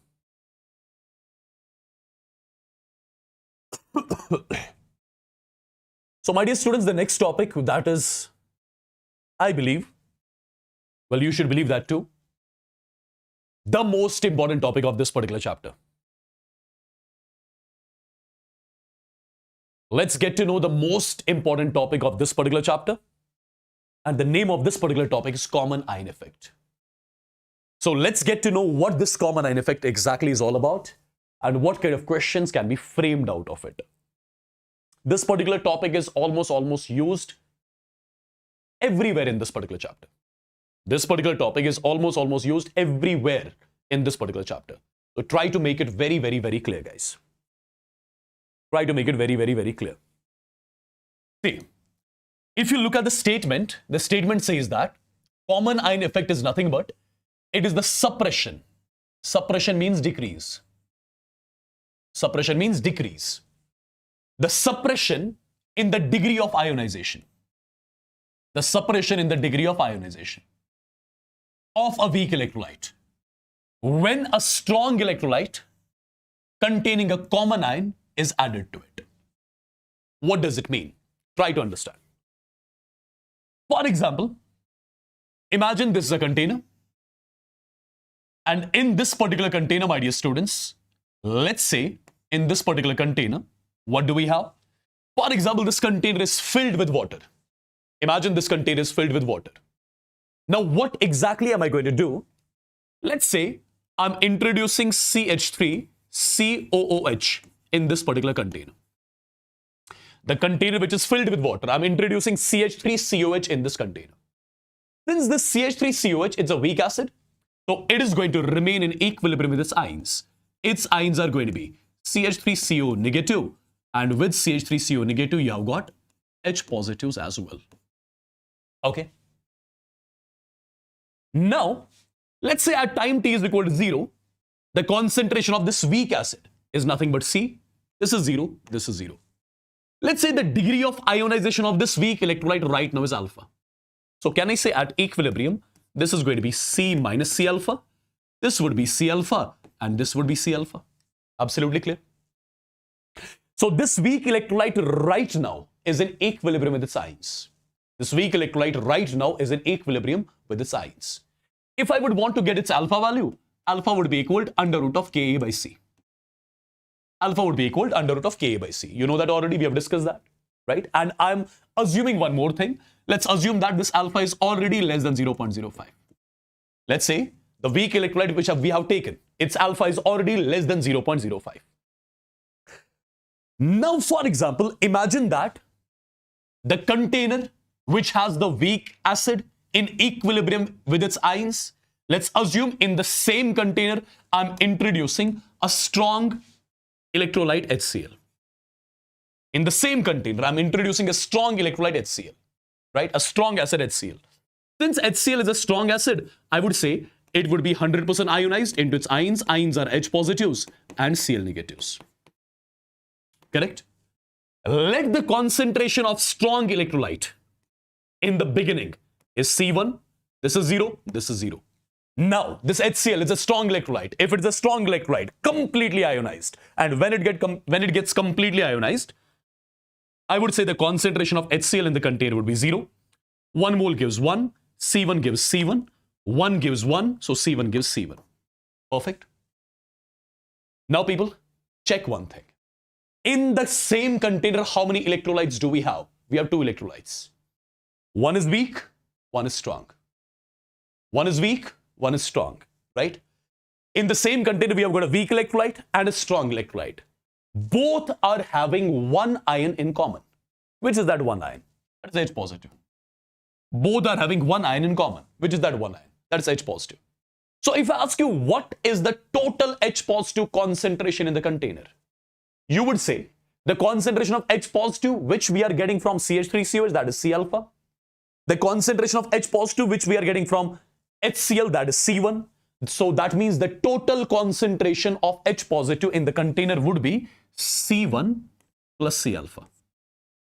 This should be the total concentration of H positive in the container. Now, my dear student, just understand one thing. Understand one thing. By introducing HCl in the same container, what did we actually do?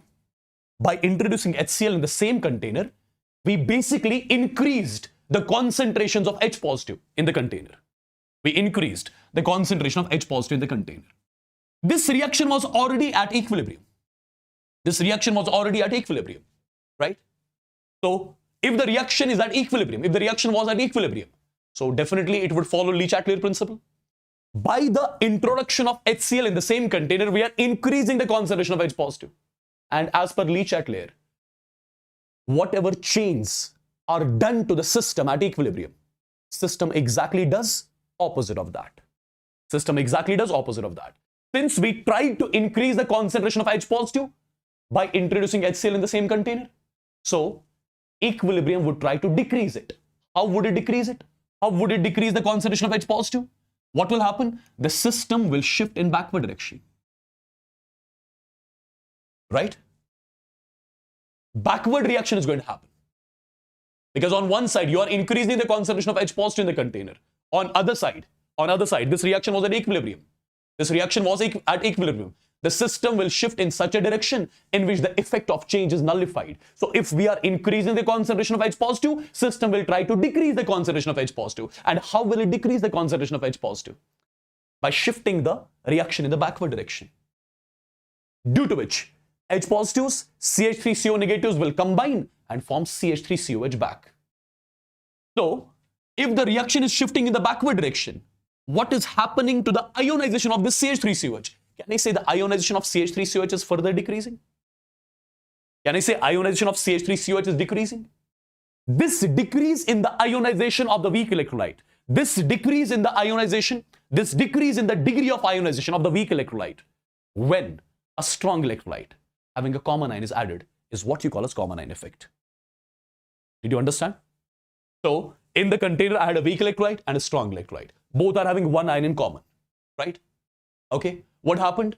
When we introduced HCl in the container, that means we increased the H positive concentration. So equilibrium will try to decrease it. How? It will shift the reaction in the backward direction. When this reaction shifts in the backward direction, the degree of ionization, the percentage ionization of this weak electrolyte will decrease. And this decrease in the percentage ionization of the weak electrolyte, this decrease in the degree of ionization of the weak electrolyte, when a strong electrolyte having a common ion is added, is what you call as the common ion effect.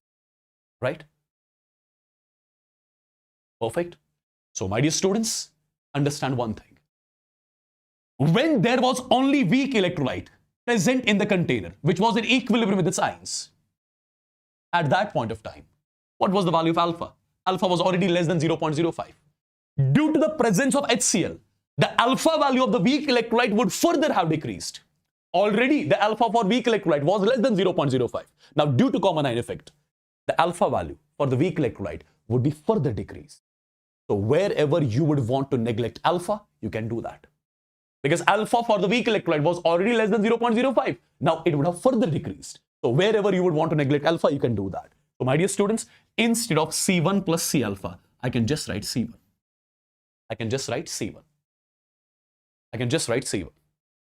Now, let me tell you, if you want to write the ionization constant of this weak acid, if you want to write the expression of Ka, if you want to write the expression of the ionization constant of the weak acid, Ka, how you will write the expression of Ka? The expression of Ka will be concentration of CH3CO negative multiplied by concentration of H positive divided by concentration of CH3COOH. Correct? Now people tell me one thing. What is the concentration of CH3CO negative? C alpha. Okay. What is the concentration of H positive? It is now C1 divided by. What is the concentration of CH3COH? That is C minus C alpha. Take C common, 1 minus alpha. Instead of 1 minus alpha, you can just write 1. So I would say Ka is nothing but 1C gets cancelled. It is C1 multiplied by alpha. So now the alpha is going to be Ka divided by C1. So tell me one thing in the chats. Is it the old alpha or new alpha? Old alpha was under root of Ka by C. Now due to the common ion effect, alpha has decreased. Alpha has decreased, right? So the new alpha now is going to be Ka by C1. So after the common ion effect is operated, the new alpha at the end is going to be Ka divided by C1. Perfect. Or you can call it as the alpha dash as well. If you are calling this as alpha dash, then I would say after the common ion effect is operated, this is going to be C minus C alpha dash. This is going to be C alpha dash, and this is going to be C1. Perfect. So these are the new concentrations of the reactants products after the common ion effect is operated. And the new alpha value, which is your alpha dash, is Ka divided by C1. Got it? Am I clear with this? Am I clear with this, people? Now compare the old alpha with the new alpha. Which alpha would be lesser? I would say new alpha would be lesser than the old alpha. New alpha would be lesser than the old alpha. Now, guys, try to understand one more thing here. Try to understand one more thing here. Which one was the common ion? It was H positive. Okay. What is the final concentration of H positive in the solution? The net H positive concentration in the solution is C1. The net H positive ion concentration in the solution is C1. What was C1? C1 was the concentration of the strong electrolyte. So can I generalize a statement? The common ion concentration is entirely decided by the strong electrolyte. I can simply say one thing. The common ion concentration, remember it and take a note of this particular statement. The common ion concentration is entirely decided by what? Is entirely decided by a strong electrolyte. Perfect. Let me take one more example. With that, things will be even clear. Let me take one more example. With that, things will be even more clear, guys. Try to understand. Again, for example, this is the container. And in this particular container, which is completely filled with water, you have got a weak base NH4OH. And this weak base will be in equilibrium with its ions. Ions would be NH4 positive aqueous and it's going to be OH negative aqueous. Okay. Let its initial concentration is C. This is 0. This is 0. So now it's going to be C minus C alpha. This is going to be C alpha. This is going to be C alpha. Correct? So first of all, right now I've got a weak base which is in equilibrium with its ions.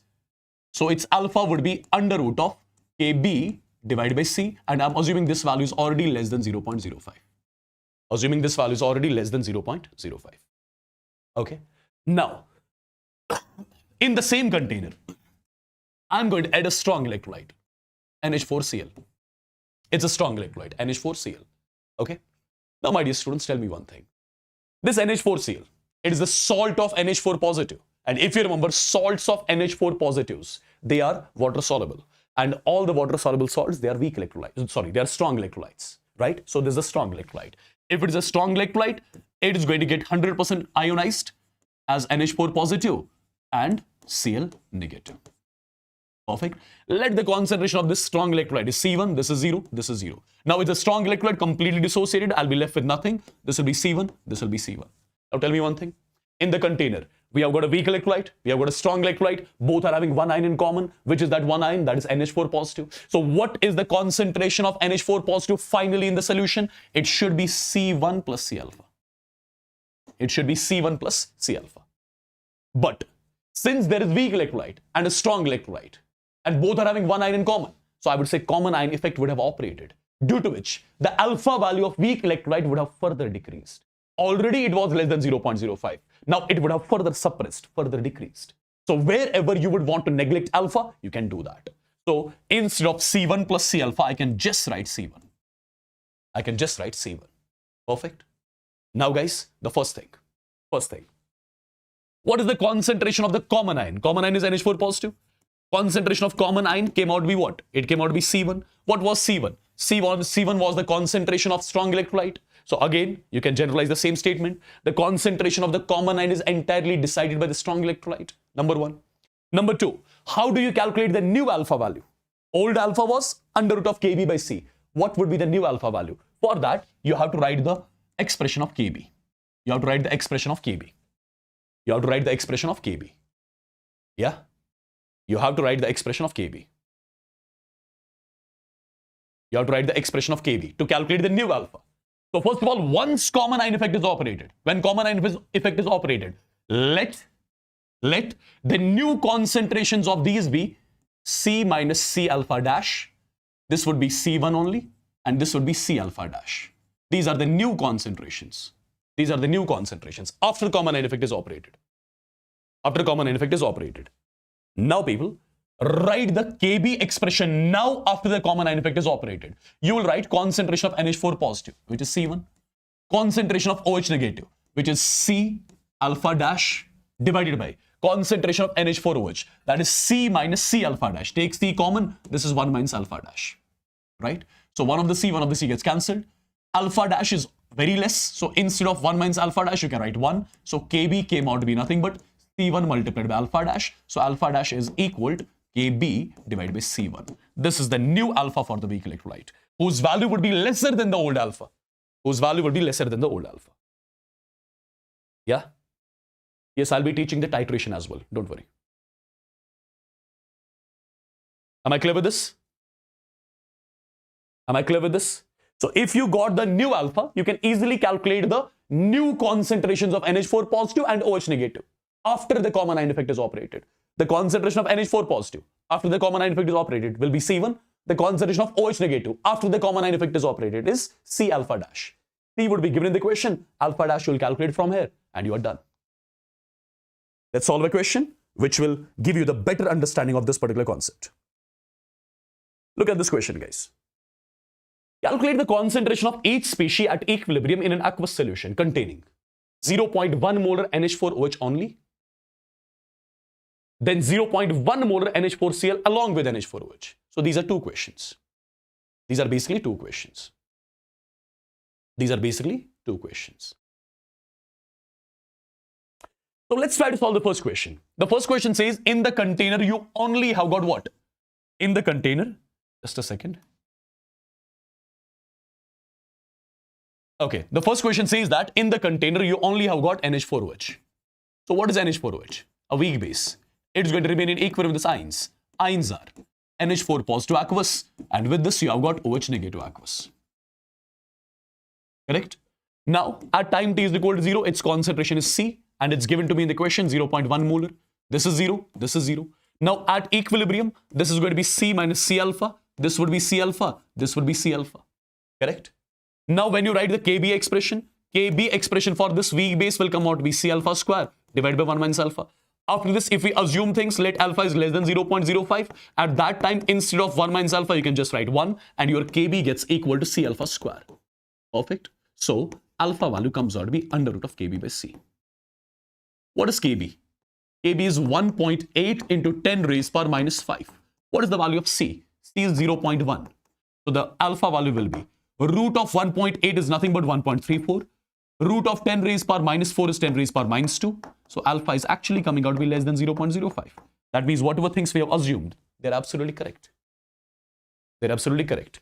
Now, what am I supposed to calculate? Calculate the concentration of each ion. Have a look. The concentration of NH4 positive as well as the concentration of OH negative. In the solution, both the values are nothing but C alpha. C value is given to me as 0.1. Alpha we have calculated as 1.34 into 10 raised power minus 2. So the value comes out to be 1.34 into 10 raised power minus 3 molar.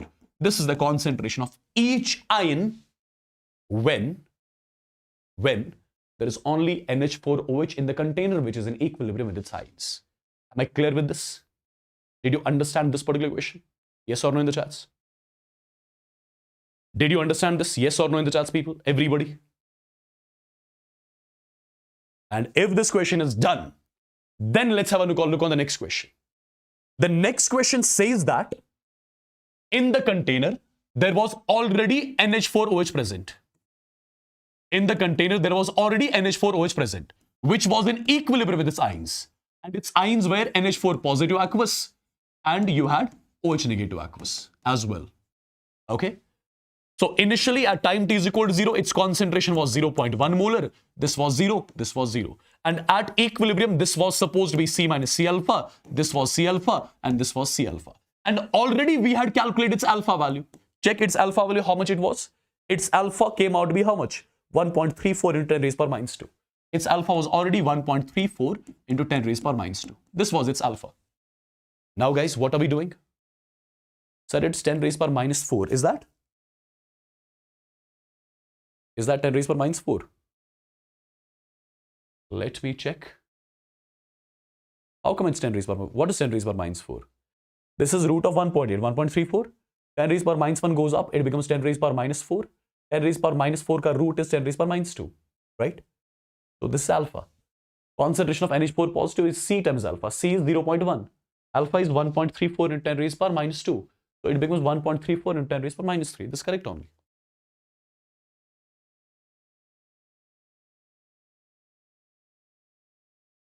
Yeah? Correct?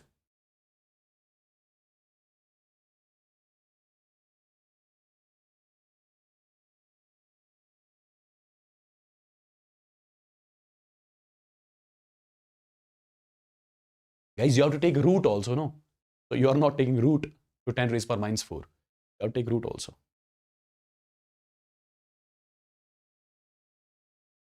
All right, let's move on now. So, when there was only NH4OH in equilibrium with its ions, its alpha was already less than 0.05. Correct? Now, my dear students, in the same container, what are we introducing? We are introducing NH4Cl. So NH4Cl is a strong electrolyte. It would be completely dissociated into its ions. Ions are NH4 positive aqueous, and you have got Cl negative aqueous as well. Let its concentration is C1, which is given to me in the question as well, 0.1 molar. So this is 0 in the beginning, this is 0. Now this would be 0, this would be C1, this would be C1. Now tell me one thing. In the same container, do we have two electrolytes? Weak, strong. Both are having one ion in common. So what's going to happen? Common ion effect is going to operate, due to which the degree of ionization of the weak electrolyte, which was already less than 0.05, it will further decrease. It will further decrease, right? So after the common ion effect is operated, once the common ion effect is operated, once this alpha further has decreased, let's assume the new alpha now is alpha dash. The new alpha is now alpha dash, right? So how do we calculate alpha dash? Alpha dash would be Kb divided by C1. The new alpha. Kb value as per the equation is 1.8 into 10 raised power minus 5. C1 value is 0.1, right? The value comes out to be 1.8 into 10 raised power minus 4. Compare the old alpha and new alpha. Old alpha was 10 raised power minus 2. New alpha is 10 raised power minus 4. That means alpha has actually decreased. Because of what? Because of common ion effect. Because of common ion effect. Perfect. So, since the new alpha is alpha dash, so the concentration of NH4OH after the common ion effect is operated is going to be C minus C alpha dash. This is going to be C alpha dash. And this is going to be C. Wait, we forgot to do one thing. What is that? We forgot to write the net H positive ion concentration. Total H positive ion concentration was supposed to be how much? C1 plus C alpha. But since alpha has further decreased, so it would directly be C1. You can neglect this term, right? So concentration of NH4 positive is nothing but C1 molar. Concentration of OH negative, once the common ion effect is operated, will be C alpha dash. Correct? What was I supposed to calculate? Concentration of each ion. So first thing, concentration of NH4 positive once the common ion effect is operated would be finally equal to C1, and C1 value is nothing but 0.1 molar. Similarly, concentration of OH negative in the final solution is equal to nothing but C alpha dash. C value is given to me in the question, that is 0.1. Alpha dash we have calculated as 1.8 into 10 raised power minus 4. So the value is nothing but 1.8 into 10 raised power minus 5 molar. So these are the new concentrations of NH4 positive and OH negative after the common ion effect is operated, right? Earlier concentrations of NH4 positive and OH negative were this 1.34 in 10 raised power minus 3. These were the earlier concentrations of NH4 positive and OH negative. And after the common ion effect is operated, this reaction shifted in the backward direction. So I would say the concentration of NH4 positive and OH negative would have decreased because of the backward reaction. And you can check it out. Actually, they have decreased. Now it is 10 raised power minus 5. Earlier it was 10 raised power minus 3. Am I clear with this? Yes or no in the chats, quick? Okay. Now. This is the question. Again, the similar sort of question. You should be in a position to solve this question in seconds. In seconds, guys. I'm telling you. Calculate the concentration of H positive and CH3CO negative at equilibrium if 0.5 molar HCl is added in an aqueous solution containing 0.1 molar CH3COH. So basically, in the container, you have got CH3COH and you have got HCl. Right? CH3COH would be in equilibrium with its ions. Ions would be CH3COO negative. And with this, you'll be writing H positive. Right? This HCl would have got completely converted into its ions. So it's going to be H positive. And with H positive, you'll be writing Cl negative. Time t is equal to 0. Its concentration is C. This is 0. This is 0. Now at equilibrium, this is supposed to be C minus C alpha. This would be C alpha. This would be C alpha. Now this is C1. This is 0. This is 0. Now this will be 0. This will be C1. This will be C1. So which effect is going to operate here? Common ion effect is going to operate. After the common ion effect is operated, what are the new concentrations? It will be C minus C alpha dash. This will be C alpha dash. This will be C alpha dash. What is the, if I ask you, what was the total concentration of the common ion? Common ion concentration was supposed to be, it was supposed to be what? It was supposed to be, how much it was supposed to be? Quick. Everyone. What is the concentration of the common ion? It was supposed to be C1 plus C alpha. Correct? But because of common ion effect, you wrote it as C1. Perfect. So you can write it C1 directly. This is C1. So the new alpha, first of all, new alpha is alpha dash. Would be nothing but Ka by C1. What is Ka?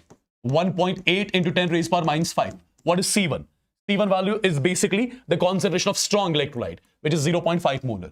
So the value comes out to be 3.6 into 10 raised power minus 5. This is the new alpha. If this is the new alpha, we have to calculate the concentration of each ion. What is the concentration of CH3CO negative? The concentration of CH3CO negative at equilibrium after the common ion effect is operated is nothing but C alpha dash. C alpha dash. C value is how much? C value is given to me in the question. How much is that? That is 0.1 molar. So this is 0.1 and the new alpha came out to be 3.6 into 10 raised power minus 5. So the answer is coming out to be 3.6 into 10 raised power minus 6 molar. Similarly, what is the concentration of H positive in the final solution? Concentration of H positive means the concentration of common ion. And the common ion concentration is nothing but C1 molar. What is C1 value? C1 value is given to me in the question. That is 0.5 molar. So this is nothing but 0.5 molar. Guys, is it easy or difficult? Do you find it easy now or difficult? Whatever things I taught you, I'm just utilizing the same things in the questions. Nothing more, nothing less. Are you still finding it difficult or easy? Quick, I would want the genuine answer from you. I would want a genuine answer from you.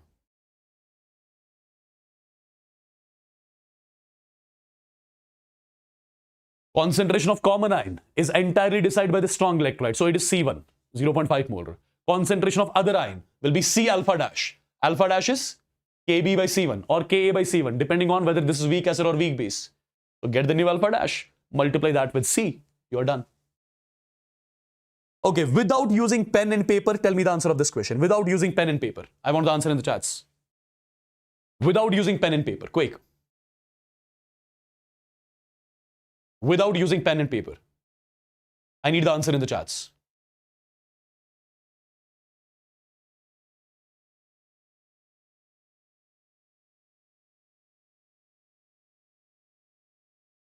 Without using pen and paper, I need the answer in the chats. Quick, quick, quick, quick.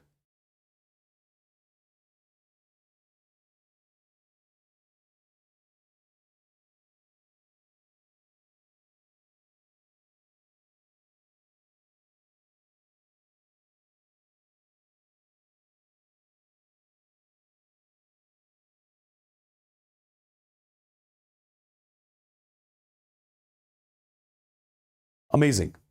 It is actually 0.1 molar. Yeah, you have got a weak electrolyte, strong electrolyte. Both are having one ion in common. Which is that common ion? That is H positive. And H positive concentration, common ion concentration will be decided by the strong electrolyte, whose concentration was 0.1 molar. So concentration of H positive finally would be 0.1 molar, right? No need to use your brain a lot. I believe the common ion effect is properly and entirely clear to every one of you. Okay? Now, my dear students, let's discuss water. Water is a very important substance here in this particular chapter. So we have to discuss this water in detail. We have to discuss this water in detail.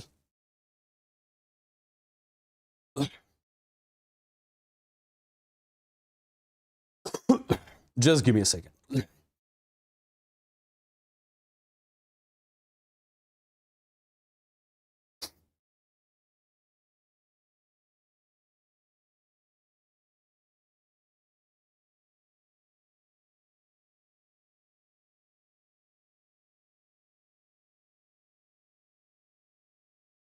All right, guys.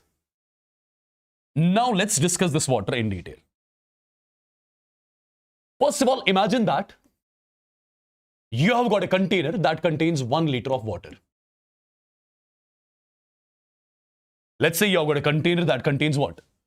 It contains 1 liter of water. If the container contains 1 liter of water, can I say the container contains 1000 ml of water? Because 1 liter water means 1000 ml water. Since the density of water is equal to 1 gram per ml. If density of water is equal to 1 gram per ml, density is mass by volume. Density of water is 1 gram per ml. Mass of water divided by volume of water is 1000 ml. So mass of water will be how much? 1000 grams. So can I say 1000 ml of water means 1000 grams of water? 1000 ml water means 1000 grams of water. So technically in the container you have got 1000 grams of water. If there are 1000 grams of water present in the container, if there are 1000 grams of water present in the container, can you tell me how many moles of water will be there in the container? What is the mass of water in the container? 1000.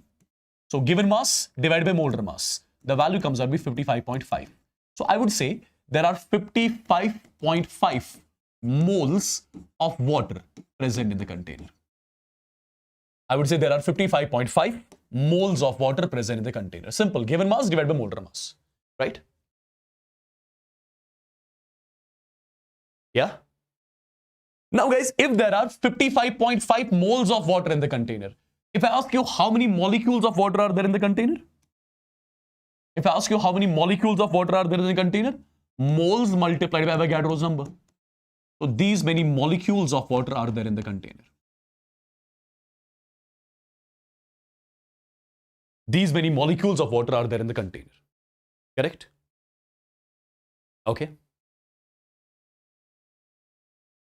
The first term that I'm defining for water, what is that? The first term that I'm defining for water is nothing but, I'm calling it as molar concentration of water.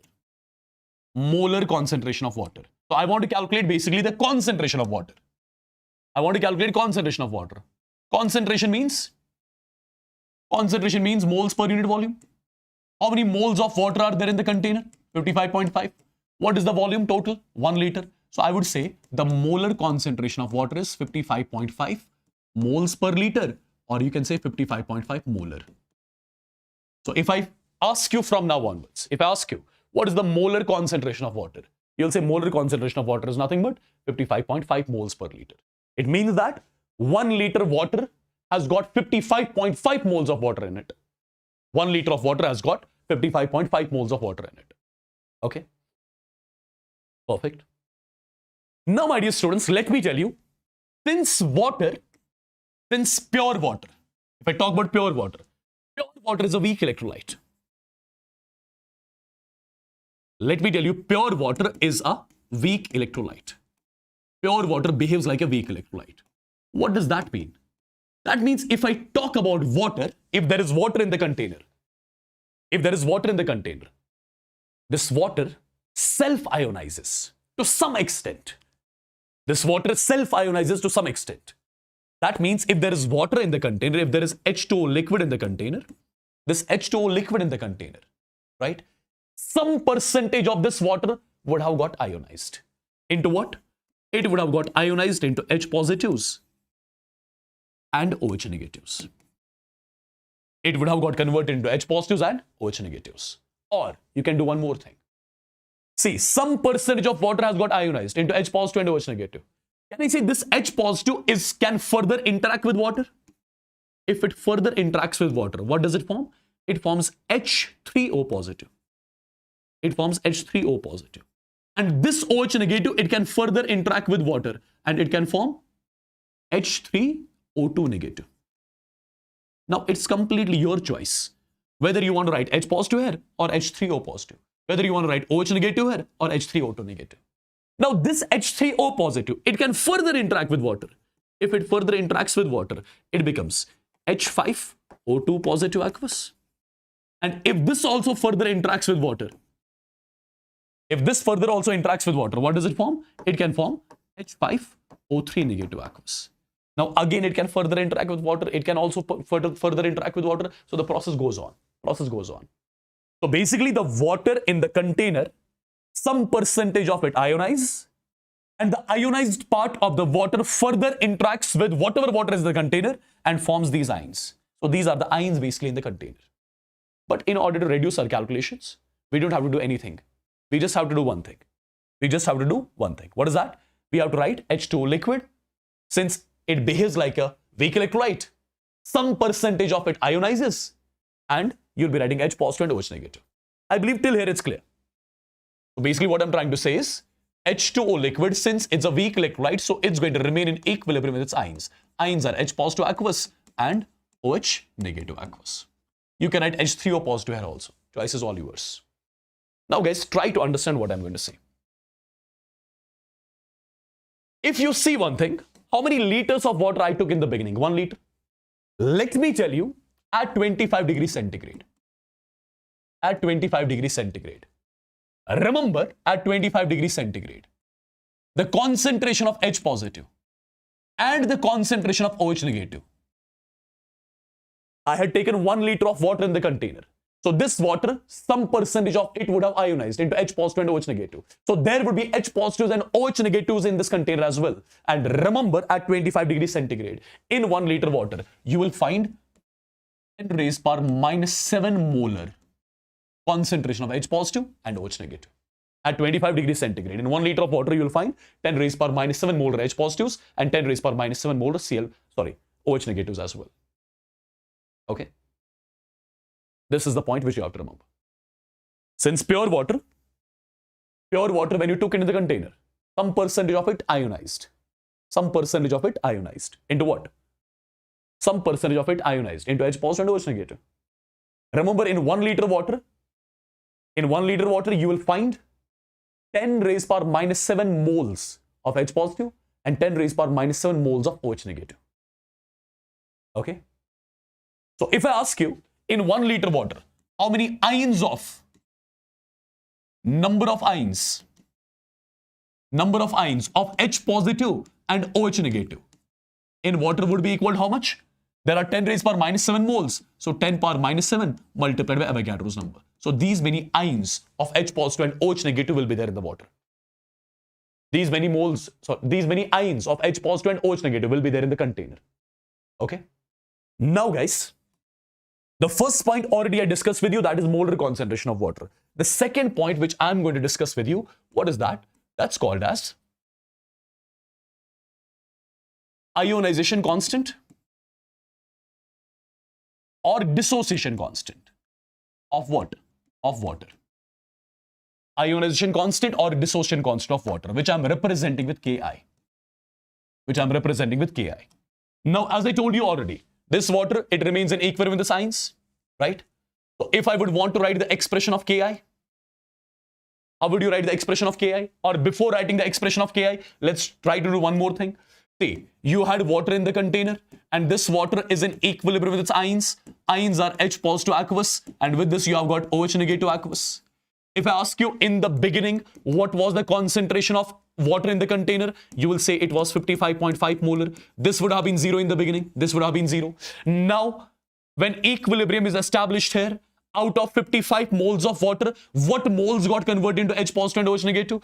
Out of 55.5 moles, I would say 10 raised power minus 7 moles got converted into H positive and OH negative. Now tell me, 1 mole gives 1 mole. So 10 power minus 7 gives me 10 power minus 7. This would be also 10 power minus 7. So I would say these are the concentrations of each species in water, right, at equilibrium. These are the concentrations of each species in the container at equilibrium. Now, do you see 10 power minus 7 value is far less than 55.5? So you can do one thing. Instead of 55.5 minus 10 raised power minus 7, you can just write 55.5 molar.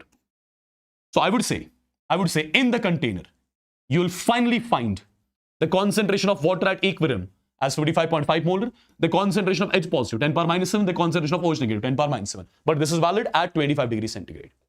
This is valid at 25 degrees centigrade. Now, my dear students, just write the expression of ionization constant of water. It is going to be concentration of H positive, 10 raised power minus 7, raised power stoichiometric coefficient, multiplied by concentration of OH negative, 10 raised power minus 7, raised power stoichiometric coefficient, divided by concentration of water, that is 55.5, right? When you solve this, this value comes out to be 1.8 into 10 raised power minus 16. This is the ionization constant of water, but valid at 25 degrees centigrade. Remember this point, it can be directly asked in the examination. What is the ionization constant of the water at 25 degrees centigrade? Your answer should be, it is 1.8 into 10 raised power minus 16. Am I clear with this? Am I clear with this, people? Okay. There can be one more thing asked here only. What is the value of pKi of water? What is the value of pKi of water? What is P? P is nothing but P stands for minus log. So minus log of Ki. Minus log of Ki. It becomes minus log. Ki is 1.8 into 10 raised power minus 16. When you solve this value, the value comes out to be 15.74. Remember this particular value as well. And this is also valid only at 25 degrees centigrade. This can be one more question asked. Calculate the pKi of water. Okay? Calculate the pKi of water. This can be also asked. So this is the ionization constant of the water. Right? Now, one more parameter I'm discussing about this water. What is that? That is the degree of ionization of water. That is the degree of ionization. Of what? Of water. Degree of ionization of water. Alpha. I want to calculate alpha value of water. I want to calculate alpha value of water. Now guys, same process. I have taken H2O liquid in the container. Right? It's going to ionize as H positive and OH negative. Okay? At time t is equal to 0, its initial concentration was 55.5 moles per liter. This was 0, this was 0. Now at equilibrium, this would be 55.5 minus 10 raised power minus 7. This would be 10 raised power minus 7 molar. This would be 10 raised power minus 7. Minus 10 raised power minus 7, you can just write 55.5. So you got the concentration of each species in the container. You got the concentration of each species in the container. Now, how do I calculate alpha? How do I calculate alpha? How do we calculate degree of ionization? If you remember, alpha is nothing but number of moles of reactant dissociated divided by initial moles of reactant taken. Number of moles of reactant dissociated divided by initial moles of reactants taken. So how many moles of reactant got dissociated? How many moles of reactant got ionized? I had taken 50.5, out of which 10 raised power minus 7 got ionized. So number of moles of water that got ionized is 10 raised power minus 7 divided by initial moles of water was 55.5. When you solve this, the value comes out to be 18 into 10 raised power minus 10. This is the degree of ionization of water, which can be directly asked in the examination. If I'm clear, let me know once in the chats. And this result is also valid at 25 degrees centigrade only. This result is also valid as 25 degrees centigrade only. I believe this is also clear. So related to water, what all things we have discussed till now? Related to water, we discussed about the molar concentration of water, right? Then we talked about the ionization constant of water, and then we talked about the degree of ionization of the water. Okay? We talked about the degree of ionization of the water. The next parameter that I'm going to discuss, that is something very, very, very important. You call that as the ionic product of water. ionic product of water, which I'm representing with Kw. Which I'm representing with Kw. Ionic product of water, Kw. Kw. Ionic product of water, Kw. Celsius, centigrade is same. Okay? Have a look, guys. The same water which was there in the container. Since pure water, it behaves like a weak electrolyte, so it is going to remain in equilibrium with ions. So basically, in the container, you had kept water, and some percentage of this water got ionized into H positive and OH negative. Correct? Tell me one thing, first of all. Ionization of electrolyte, is it endothermic or exothermic? It is endothermic. Ionization of an electrolyte, the process is endothermic. We have discussed that too. Now, if I write the Ki expression, ionization constant expression, it is going to be concentration of H positive at equilibrium, concentration of OH negative at equilibrium, divided by concentration of water. Concentration of water, you know, at equilibrium concentration of water is 55.5 molar. So technically, I would say this term is constant. This is constant. This is also constant. So it's going to be Ki multiplied by concentration of water is equal to concentration of H positive multiplied by concentration of OH negative. Now this is constant, this is constant. Multiplication of these two constants will make a new constant, that is Kw. So Kw is nothing but concentration of H positive in water multiplied by concentration of OH negative in water. This particular product, concentration of H positive in water, concentration of OH negative in water, this particular product is called as Kw. And this particular result is valid at all temperatures. This particular result is valid at all temperatures. Okay. Now guys, tell me one thing. At 25 degrees centigrade, remember what was the concentration of H positive and OH negative in water? At 25 degrees centigrade, the concentration of H positive and OH negative was 10 raised power minus 7. So at 25 degrees centigrade, if you want to write the same expression, Kw is concentration of H positive, concentration of OH negative. This is 10 power minus 7, this is 10 power minus 7, so it comes out to be 10 raised power minus 14, but it's valid only at 25 degrees centigrade. So remember, at 25 degrees centigrade, Kw value is nothing but 10 raised power minus 14. 10 raised power minus 14. Correct till here? Now. Let me talk about one more important thing. Do you remember what is pH? Do you know what is pH? A lot of people will say power of hydrogen, something of hydrogen, something of hydrogen. Just erase that from your memory from now onwards. P is nothing but, P is a mathematical operator. P is a mathematical operator, which stands for minus log. So it is minus log of H positive concentration. Okay? If I sometimes write POH, P is a mathematical operator, which stands for minus log. So it is minus log of OH negative concentration. If I sometimes write P of Ki, P is minus log. So basically, I'm talking about minus log of Ki. So P is nothing but it's a mathematical operator, which stands for minus log. P is a mathematical operator, which stands for minus log. Now, if P is a mathematical operator, which stands for minus log, what I'm going to do is, I will be multiplying this equation with minus log. I'll be multiplying this equation with minus log. When I multiply this particular equation with minus log, it becomes minus log of Kw is equal to minus log of H positive concentration, OH negative concentration is equal to minus log of 10 raised power minus 14. Correct? 10 raised power minus 14. Now, minus log of Kw is what I call as pKw. Minus log of Kw is what I call as pKw. Because P is minus log. Minus log of Kw is pKw. Right? Now, people, log of m into n will be log m plus log n. Right? So, finally, you will write as pH plus POH. Okay? Minus log of 10 raised power minus 14. Minus 14 comes to the front. Because log of m raised power n is n log m. So, minus 14 comes to the front. This becomes 14. Log 10 is 1. So, this is one amazing expression which you are going to remember. But this expression is valid only at 25 degrees centigrade. And this is the expression which you study in class 9, 10th as well. pH plus POH is equal to 14. Only valid at 25 degrees centigrade. If pH plus POH is 14, that is the reason why at 25 degrees centigrade, your pH scale is from 0 to 14. because Kw is 10 raised per minus 14. And pKw is nothing but pKw is coming out to be 14. So that is why at 25 degrees centigrade, your pH scale is 0 to 14, whose central point is 7, right? Whose central point is 7. But this particular pH scale is valid only at what temperature? At 25 degrees centigrade. Perfect. Now people, let me tell you one important thing. Just you tell me, okay? I'm not going to tell you, tell me.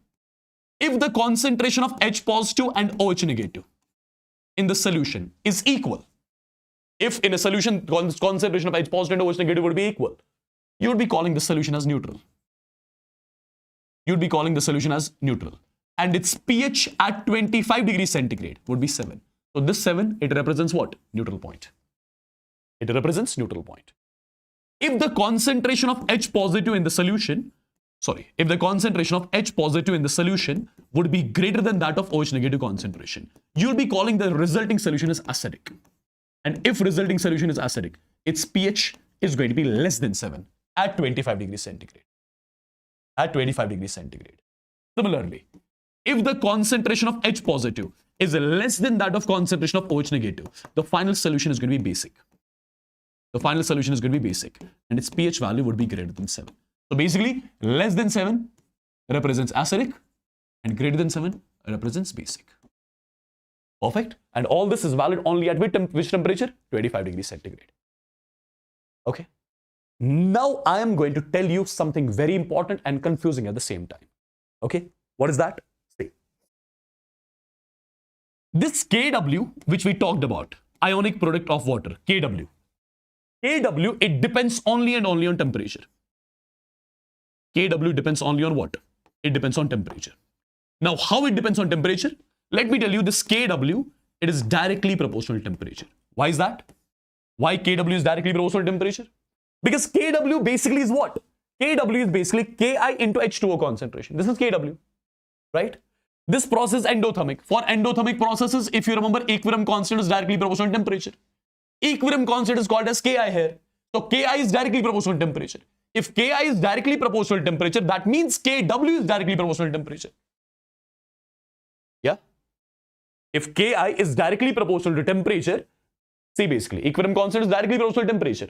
And equilibrium constant here I'm calling as Ki. Ki is directly proportional to temperature. If Ki is directly proportional to temperature, that means Kw would be directly proportional to temperature too. Yeah? So on increasing the temperature, what happens to Kw? Kw increases. Now think over it. For example, you have got water in the container. And this water is in equilibrium with its ions. This water is in equilibrium with its ions. Now you are increasing the temperature of water. If you increase the temperature of water, what will happen? Kw value will increase. And if Kw increases, on increasing the temperature of water, Kw value is going to increase. And if Kw increases, that means concentration of H positive and OH negative will increase. How will concentration of H positive and OH negative increase? It will only increase if the reaction shifts in the forward direction. That is the only way by means of which H positive and OH negative concentration will increase. So when you increase the temperature, Kw value will increase. If Kw increases, that means H positive and OH negative concentration has to increase. How come that is possible? That's only possible if the reaction shifts forward. That is only possible if the reaction shifts forward. Perfect. That's only possible if the reaction shifts forward. Now think over it. If this forward reaction is happening, that means water is getting converted into H positive and OH negative. So due to forward reaction, H positives are increasing in the container, OH negatives are also increasing in the container. But H positives and OH negatives are increasing by equal amounts. If forward reaction is happening, due to forward reaction, if 1 mole of H positive gets generated, at the same time 1 mole of OH negative is also getting generated. Right? So with the increase in temperature, Kw increases, reaction shifts forward, due to which H positive and OH negatives in the container will increase. But H positives and OH negatives in the container will increase by equal amounts, due to which water will still remain neutral. So on increasing the temperature, Kw increases, forward reaction is happening, but neutrality of water remains the same.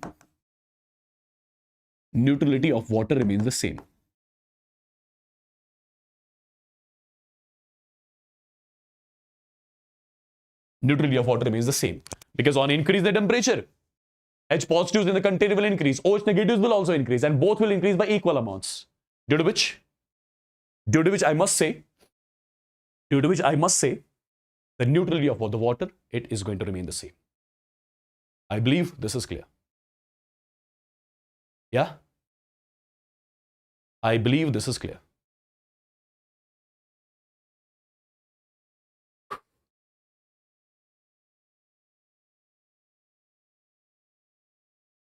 Okay? I believe this is clear to everyone.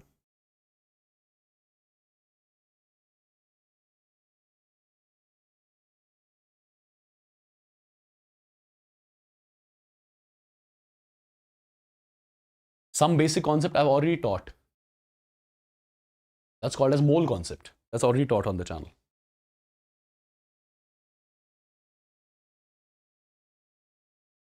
Perfect, guys.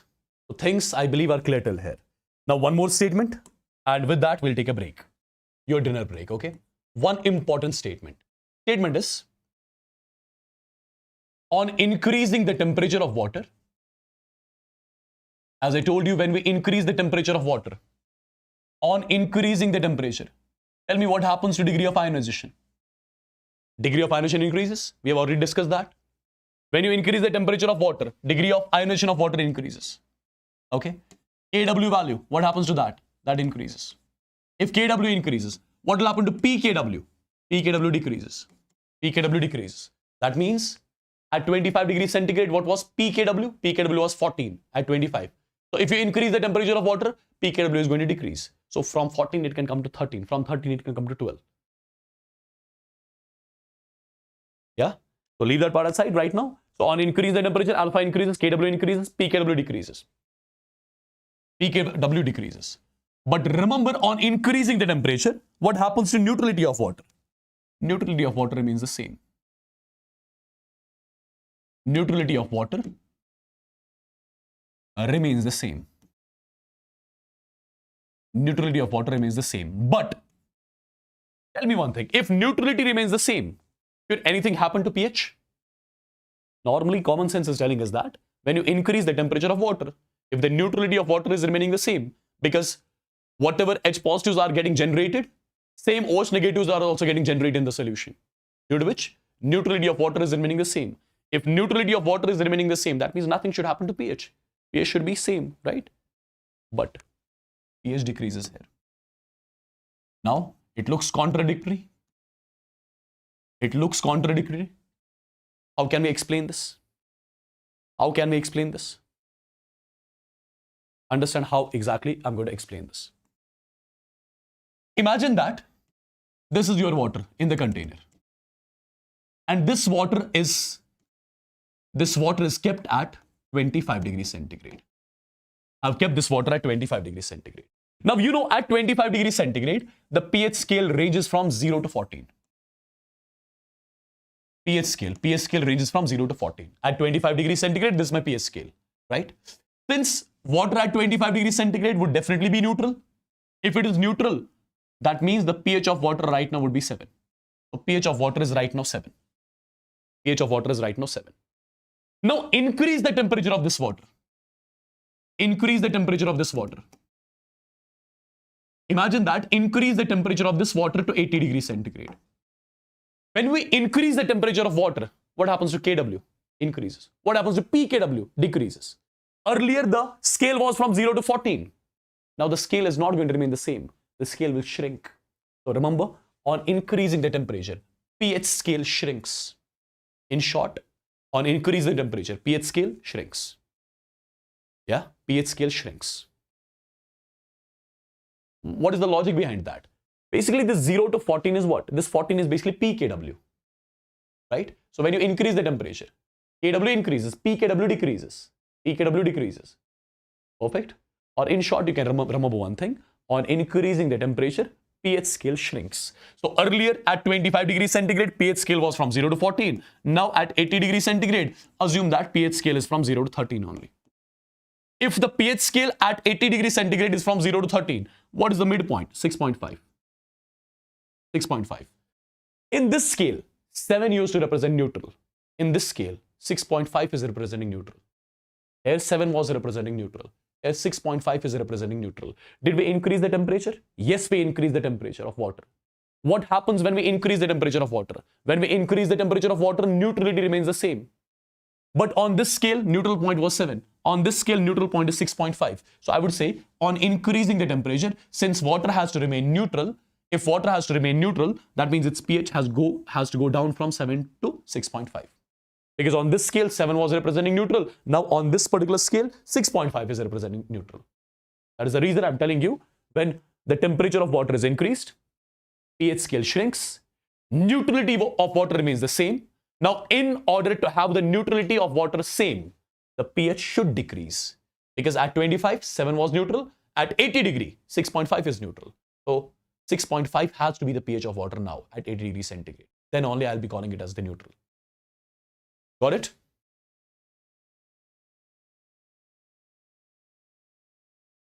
Am I clear, guys, with this? Did you understand? Say yes or no in the chats. Did you understand quick? So remember, on increasing the temperature, what happens to pH scale? Let me write this too. pH scale shrinks. Neutrality of the water remains the same, but pH of water decreases.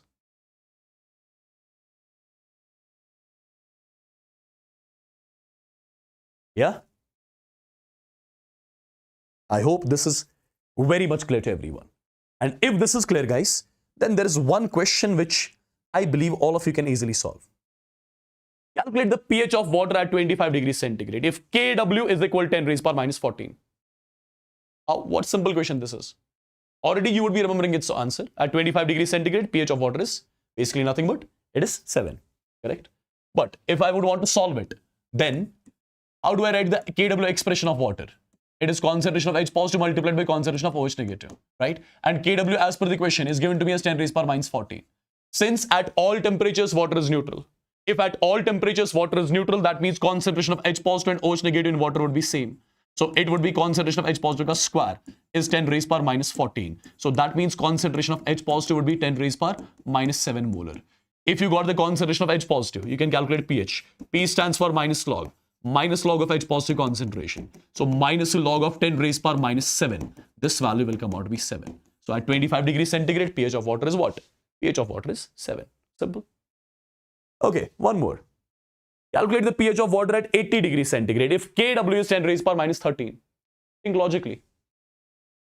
When Kw was 10 raised power minus 14, pH of water came out to be 7. Right? Divided by 2. Now, when Kw is 10 raised power minus 13, what would be the pH? It has to be 6.5. Now we have to calculate it mathematically. Or if you think logically, at 25 degrees centigrade, Kw of water was 10 raised power minus 14. At 80 degrees centigrade, Kw is 10 raised power minus 13. Because we already know, when you increase the temperature of water, Kw value increases. But pKw, that decreases. pKw decreases. Okay, now guys, understand.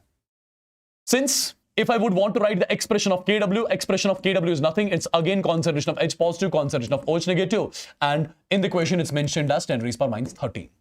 Now, water is neutral at all temperatures. You know that.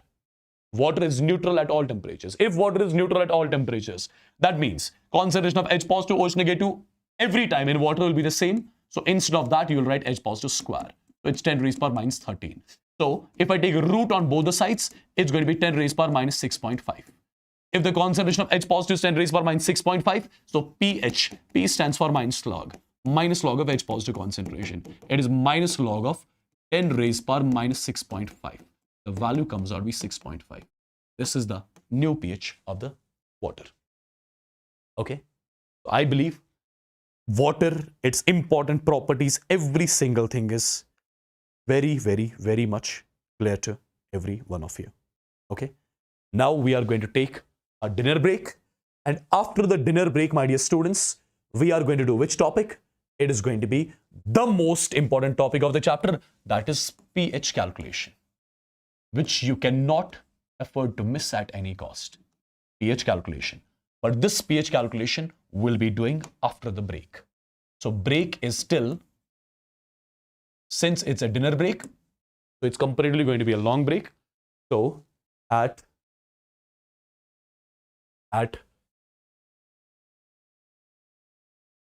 9:50, it is 8:54. Okay. Be back by 9:40. I'm giving the break of 45 minutes. I think that's too much.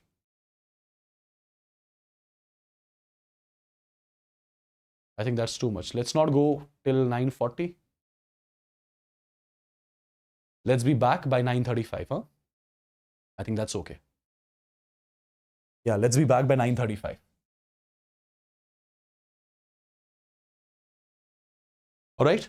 But I would want every one of you to be back, because now the things which I'm going to teach you, they are frequently asked everywhere, every year in the exams. Okay? Be back, everyone.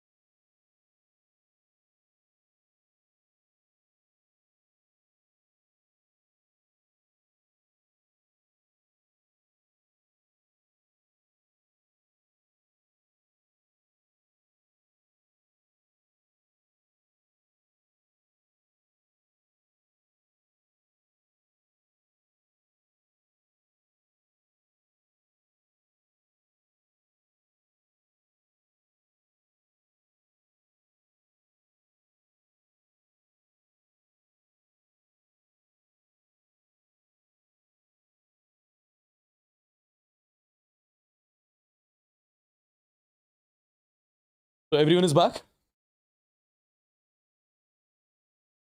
Is everyone back?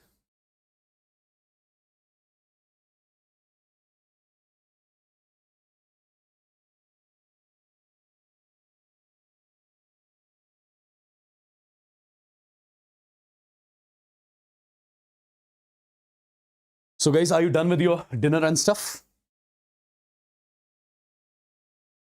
Are you guys done?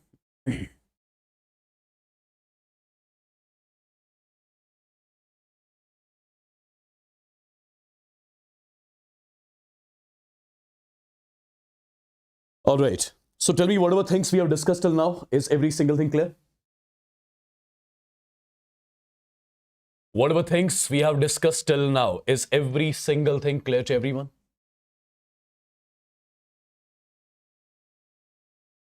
Tell me once in the chats.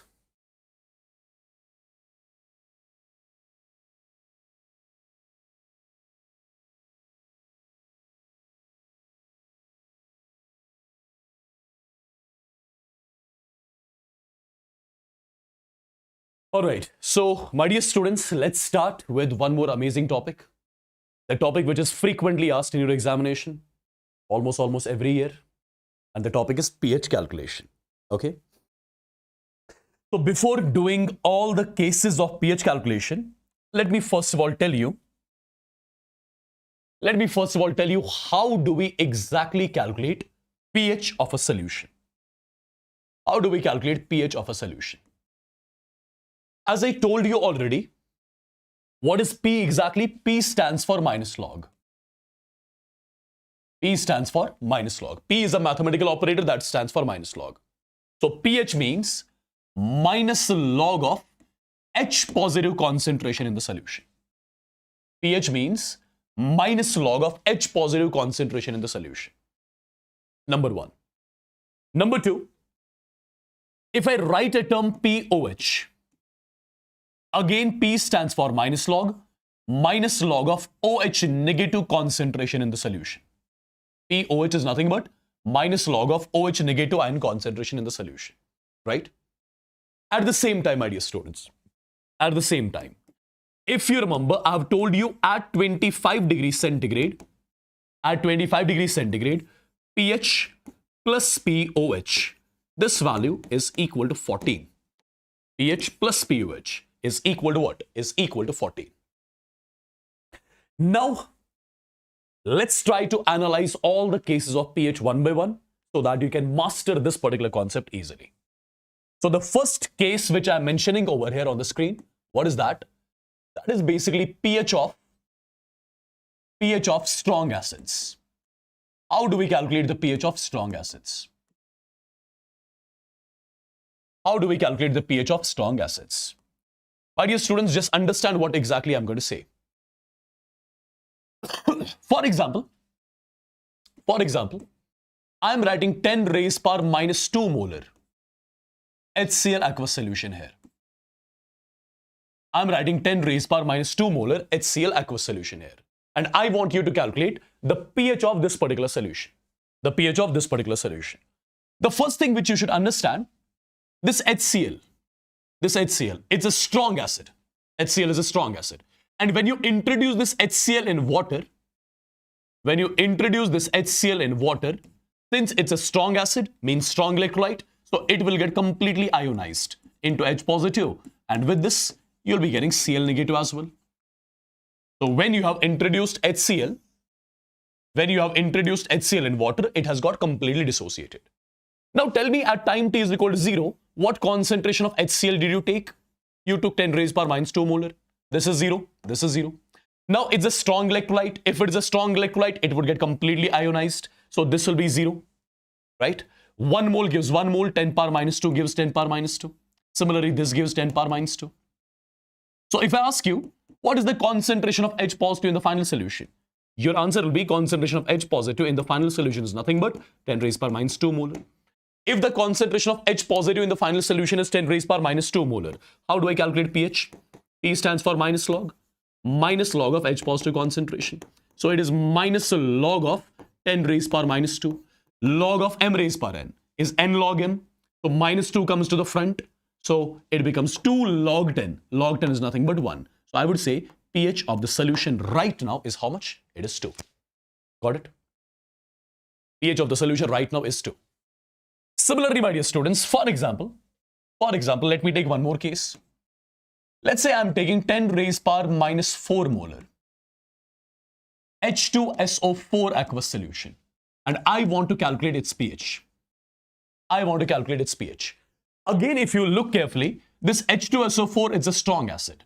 And when you introduce the strong acid in water, it will get completely ionized as twice H positive. And with twice H positive, you have got SO4 di negatives as well. Now, first thing, at time t is equal to 0, what concentration of H2SO4 did I take? 10 raised power minus 4 molar. In the beginning, this is 0, this is 0. Now, H2SO4 is a strong electrolyte. It would get completely ionized. And when it gets completely ionized, when it gets completely dissociated into its ions, I'll be left with nothing. Now, 1 mole of H2SO4 gives 2 moles of H positive. So 10 raised power minus 4 molar will give 2 into 10 raised power minus 4 molar, right? 1 mole of H2SO4 gives 1 mole of SO4 di negative. 10 power minus 4 will give 10 power minus 4 molar. So if I ask you, what is the concentration of H positive in the solution? If I ask you, what is the concentration of H positive in the solution? Your answer has to be concentration of H positive in the solution is nothing but it is 2 into 10 raised power minus 4 molar. If you got the concentration of H positive in the solution, can we calculate pH? Absolutely. P stands for minus log. Minus log of 2 into 10 raised power minus 4. Now people, simple calculation. Log of m into n is nothing but it is a log m plus log n. Log m plus log n. Now tell me one thing. Log of 2 is how much? 0.3. Log of m raised power n is n log m. So minus 4 comes to the front. Log 10 is 1. So this value comes out to be 3.7. So pH of the final solution is nothing but 3.7. I believe this is clear to everyone. Right? Now similarly, guys, similarly, if I take 10 raised power minus 7 molar HCl aqueous. If I take 10 raised power minus 7 molar HCl aqueous solution, and I would want its pH to be calculated. Now have a proper eye on this particular case. Okay? See, first of all, if I follow the normal process is HCl is a strong acid. So this HCl in water will get completely ionized as H positive aqueous. And with that, you get Cl negative aqueous. Now at time t is equal to 0, the concentration of HCl was 10 raised power minus 7 molar. This in the beginning is 0. This is also 0. Now HCl is a strong electrolyte, completely dissociated. So I'll be left with nothing. 1 mole gives 1, 10 power minus 7 gives 10 power minus 7. Even this will be 10 power minus 7 molar. So since you got the concentration of H positive, you got the concentration of H positive in the solution as 10 raised power minus 7. Now if you want to calculate pH, P stands for minus log of H positive. This value will come out to be 7. But the point is, if pH is equal to 7, that means this solution has to be neutral. But it is an acid. It is an acidic solution. Its pH has to be less than 7. So what do we do in such cases? See, first of all, since it's an acidic solution, its pH was supposed to be less than 7. But we got it as 7. So whenever by following the normal process, pH of an acid, by following the normal process, which we do actually, right?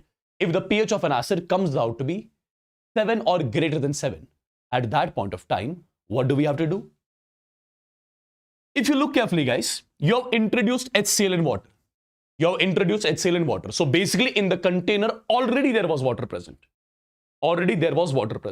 Now in that water, you have introduced HCl. Now since there was already water present in the container, which is a weak electrolyte. Water is a weak electrolyte. And water has got the tendency to self-ionize, right? Water self-ionizes into H positive and OH negative. And water, we know, pure water it behaves like a weak electrolyte. Some percentage of pure water ionizes into H positive and OH negative. So I would say, in the container, you had kept water. Some percentage of that water already had got converted into H positives and OH negatives. So already in the container, there were H positives present. Already in water, there were H positives present. Now you have introduced HCl also. That means more H positives are being generated. So if I ask you,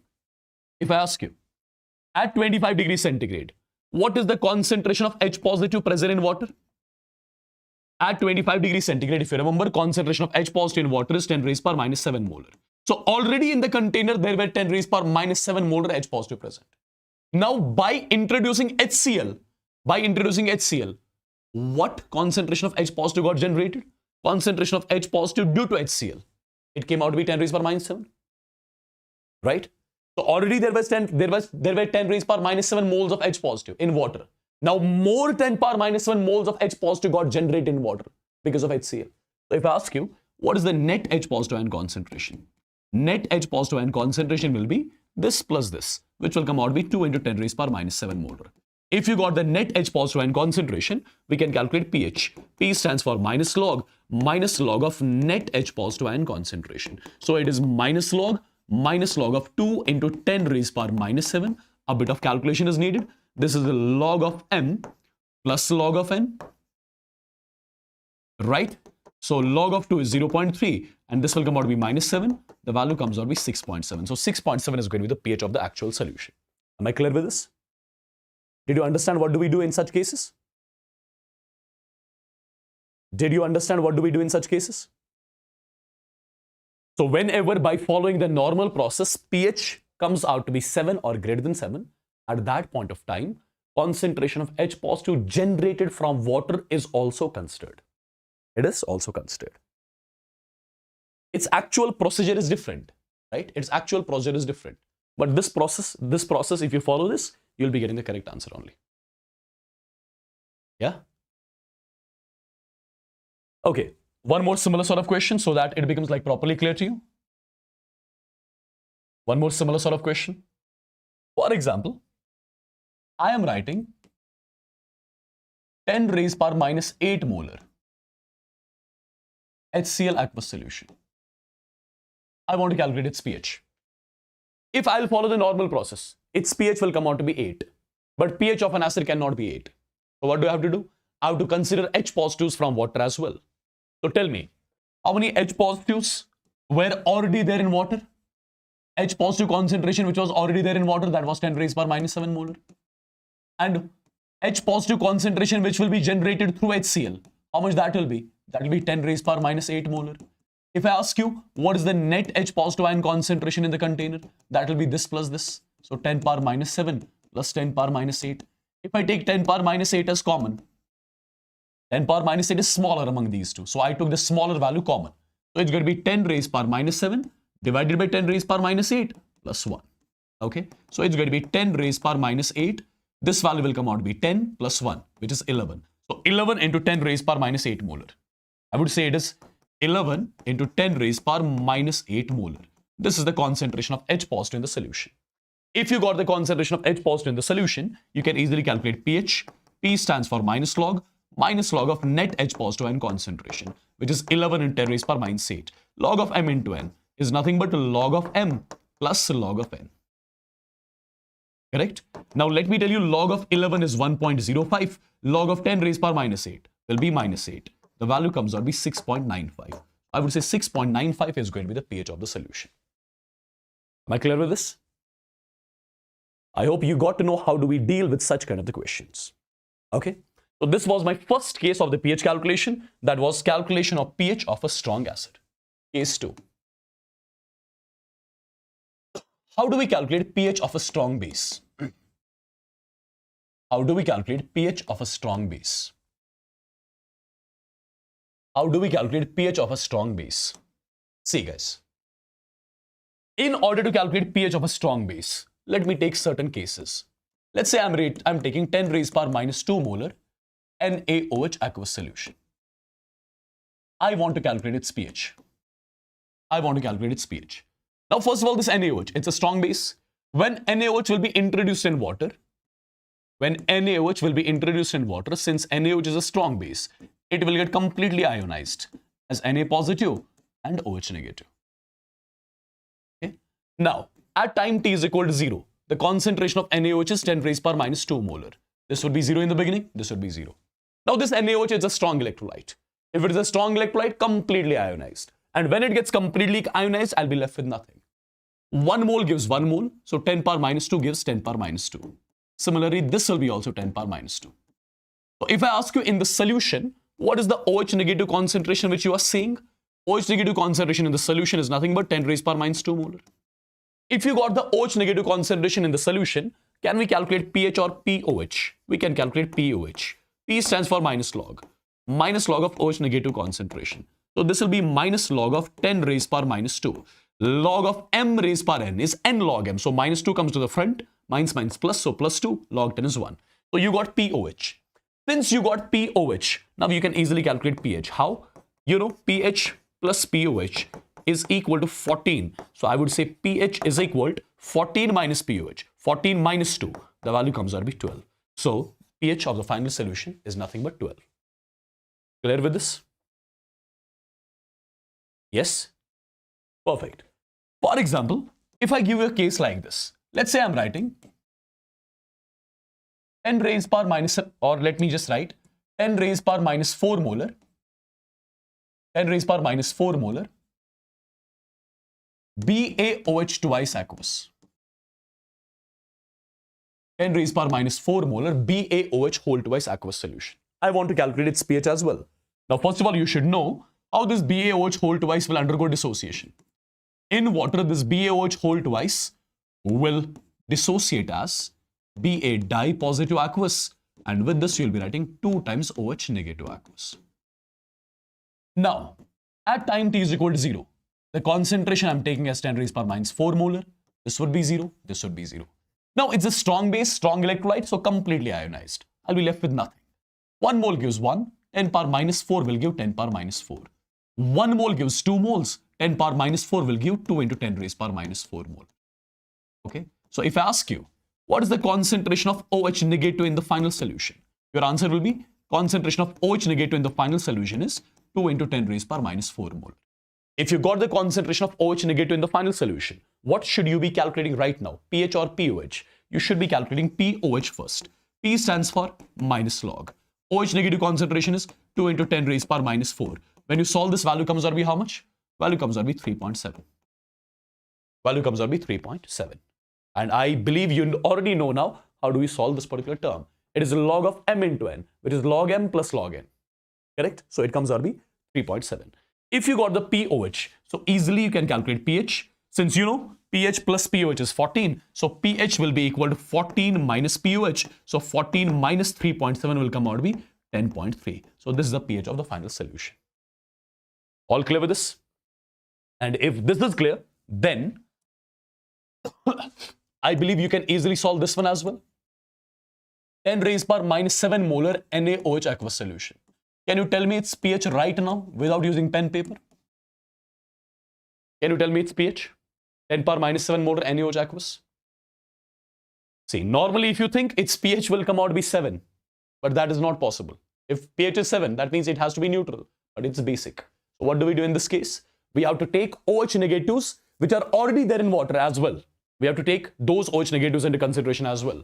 Now, OH negatives which are already present in the container due to water, you know that is at 25 degrees centigrade, that is 10 raised power minus 7 molar. The concentration of H positives and OH negatives due to the self-ionization of water is how much? 10 raised power minus 7 molar at 25 degrees centigrade. Due to this NaOH, what concentration of OH negatives will be generated? Concentration of OH negatives generated through NaOH will be again 10 power minus 7 molar only. So, if I ask you, what is the net OH negative ion concentration? Net OH negative concentration will be this plus this, which is 2 into 10 raised power minus 7 molar. If you got the net OH negative concentration, can I calculate pH or POH? I'll be calculating POH minus log of net OH negative concentration. This term will come out to be 6.7.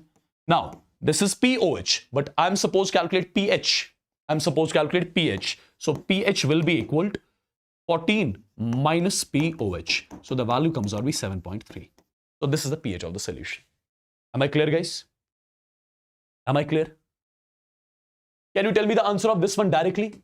10 raised power minus 8 molar NaOH aqueous.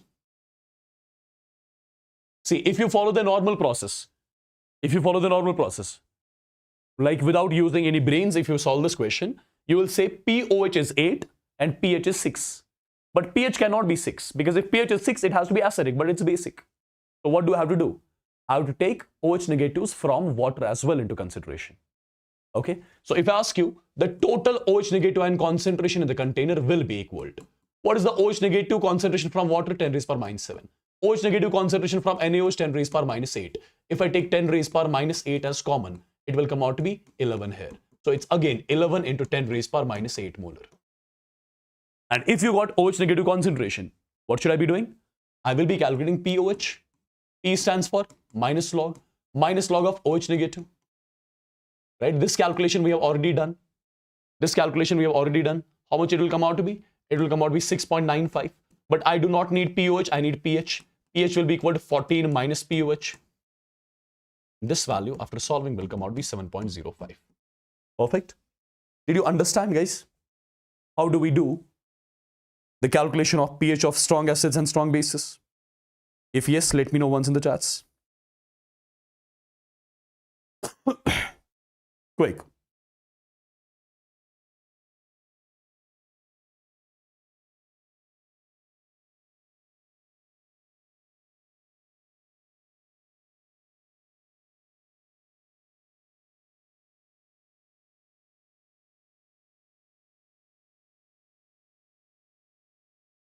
Done?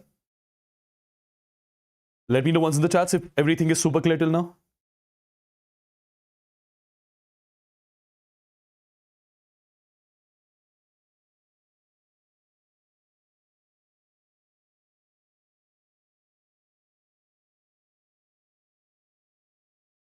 Perfect. So till now we are done with 2 cases. Now we are going to see case number 3. Case number 3, which is nothing but the mixture of 2 strong acids. If I'll be having a mixture of 2 strong acids, how do I calculate the pH of the final solution? How do I calculate the pH of the mixture containing 2 strong acids? How do I calculate the pH of the mixture? How do I calculate the pH of the mixture containing 2 strong acids? Have a look, guys. Simple, very simple. For example, this is one of the containers which I'm taking. This is one more container. Let's say this container contains a strong acid, whose name I'm keeping as strong acid 1. In this container also there is a strong acid 2. So both the containers there are strong acids present. Strong acid 1, strong acid 2. Correct?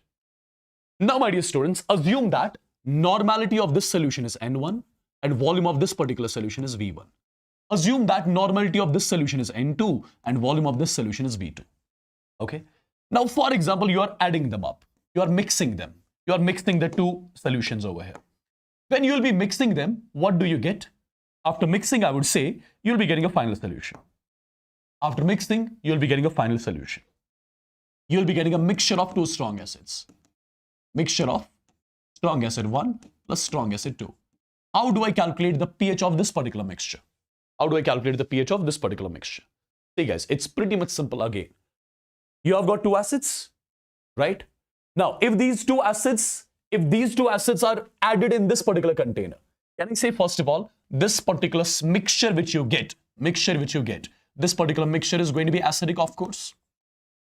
If the mixture is acidic, I would be calculating the concentration of H positive net H positive concentration in this container, which is going to be nothing but N1V1 plus N2V2 divided by V1 plus V2. This will give you the net H positive ion concentration in this mixture. If you got net H positive ion concentration in this mixture, you can easily calculate pH, and pH is nothing but minus log of net H positive ion concentration in the container. Okay, this is how you calculate the pH of a mixture containing 2 strong acids. Perfect. Similarly, guys, imagine that instead of 2 strong acids, you are taking 2 strong bases. Imagine that instead of 2 strong acids, you are taking 2 strong bases. What do you do at that time? See, if I talk about case number 4, for example, again, this is container number 1, this is container number 2. Container number 1 contains a strong base 1, and this contains a strong base 2. Strong base 2. So I've got two strong bases now. Now imagine that normality of this basic solution is N1, its volume is V1. Imagine its normality is N2, volume is V2. You are adding them up. You are adding them up. When you'll be adding them up, what do you get? Here you'll be getting a mixture. Here you are getting a mixture of two strong bases. Here you got the mixture of two strong bases. Now this mixture, is it going to be acidic or basic? This mixture is absolutely going to be basic. And if this mixture is basic, how do you calculate net OH negative concentration in this? Net OH negative ion concentration in this mixture is going to be N1V1 plus N2V2 divided by V1 plus V2. If you got the net OH negative ion concentration, you can easily calculate POH. P stands for minus log, and minus log of net OH negative ion concentration. And once you get POH, you can easily calculate pH. How? 14 minus POH. Got it? Am I clear with this, guys? Am I clear with this? Yes or no in the chats? Quickly.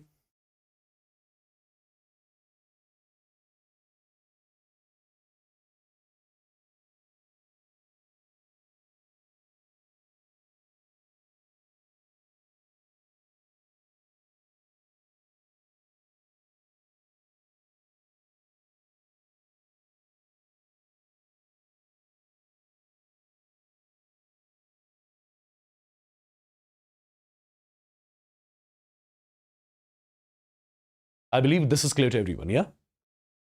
Okay, now comes case number 5, guys. Now comes your case number 5. And after doing this case number 5, we'll be solving some questions as well. Okay? See. For example, this is the container containing an aqueous solution of a strong acid. This is one more container. This is one more container containing an aqueous solution of a strong base. So one of the container contains strong acid, one more container contains strong base. Let the normality of this solution is N1 and the volume of the same solution is V1. Let the normality of this solution is N2 and the volume of the same solution is V2. Now, for example, I'm mixing them up. When I'll be mixing them up in the final solution, what is going to happen? You'll be getting a mixture. When I'm mixing them up in the final solution, you'll be getting a mixture. First of all, what is going to happen? When this acid and base, when they go into this particular container, what is going to happen? Acid is going to react with base. Acid is going to react with base and will form salt and water.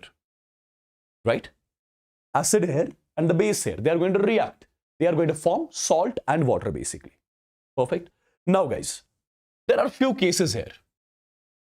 Remember, if N1 multiplied by V1 will be greater than that of N2 multiplied by V2. And normality into volume, that gives you the equivalence of solute. Normality into volume is what we call as equivalence. Okay, equivalence of solute. So, if the equivalence of acid are greater than that of equivalence of base, if the equivalence of acid are greater than that of equivalence of base, at that point of time, the resulting solution, the final mixture which you get, that's going to be acidic. And if the final solution is acidic, the net H positive ion concentration in the final solution would be equal to, which one is larger value? N1V1. So larger value, that is N1V1, minus smaller value, that is N2V2, divided by what? Divided by V1 plus V2. This will give you the net H positive concentration in the mixture. And once you got the net H positive ion concentration in the mixture, you can get the pH easily, minus log of H positive. Simple. Case number 2 here. What is that? If, for example, N2V2 is greater than that of N1V1. So if the equivalence of base are greater than that of equivalence of acid, if the equivalence of base are greater than that of equivalence of acid, I would say the final solution is going to be basic. And if the final solution is basic, you will be calculating the net OH negative ion concentration in the mixture. And net OH negative ion concentration in the mixture will be higher minus lower. Higher value is N2V2, lower is N1V1, divided by what? Divided by V1 plus V2. This will give you the net OH negative ion concentration. And once you get net OH negative concentration, what do we do? What do we do? We'll be calculating pOH. And once you get pOH, you can easily calculate pH. Again, simple. The third case, if N1V1 is equal to N2V2, if the equivalence of acid and equivalence of base are equal. So what is going to happen? This is going to be called as the case of complete neutralization. If we talk about complete neutralization, during complete neutralization, there will be no acid or no base left in the container at the end of the reaction. See, acid and base, they'll be reacting and forming salt and water. Now, if equivalence of acid and base are equal, there will be no acid or base left in the container at the end. So, I would say, in case of complete neutralization, the resulting solution is going to be neutral. And if the resulting solution is neutral, its pH at 25 degrees centigrade will be directly equal to what? It will be directly equal to 7. I hope this particular case is also clear to everyone. If this is clear, let me know once in the chats. Quick.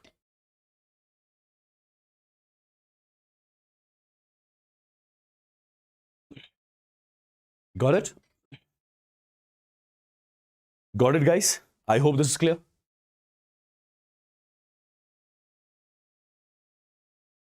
Yeah?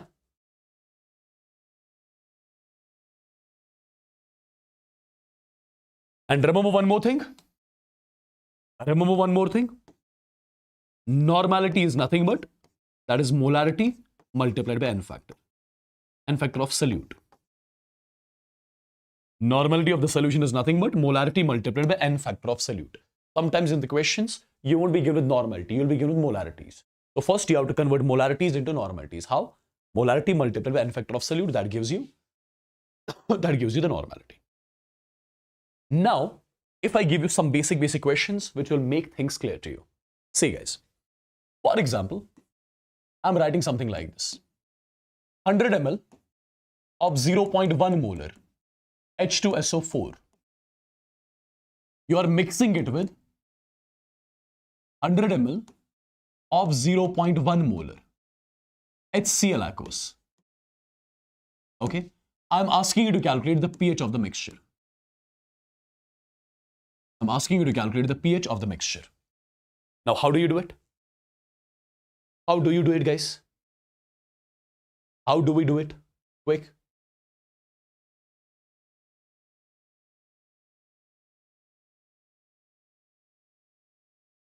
See, first of all, this is your strong acid, even this is your strong acid. So basically you are mixing two strong acids. Okay? You are mixing two strong acids. So the final mixture is going to be acidic. Its pH has to be less than 7. Now what do we do? See guys. First of all, what is the N factor of H2SO4? Can you tell me? What is the N factor of H2SO4? Quick. What is the N factor of H2SO4? So basically H2SO4 is going to donate to H positives. And the number of H positives donated by H2SO4. Number of H positives donated by H2SO4. That's called as its N factor. So N factor of H2SO4 here is, N factor of H2SO4 here is 2. Molarity of this particular solution is 0.1. And volume of this particular solution is equal to 100 ml. Correct? Similarly, HCl is going to donate 1 H positive. If it gives 1 H positive, so its N factor has to be 1.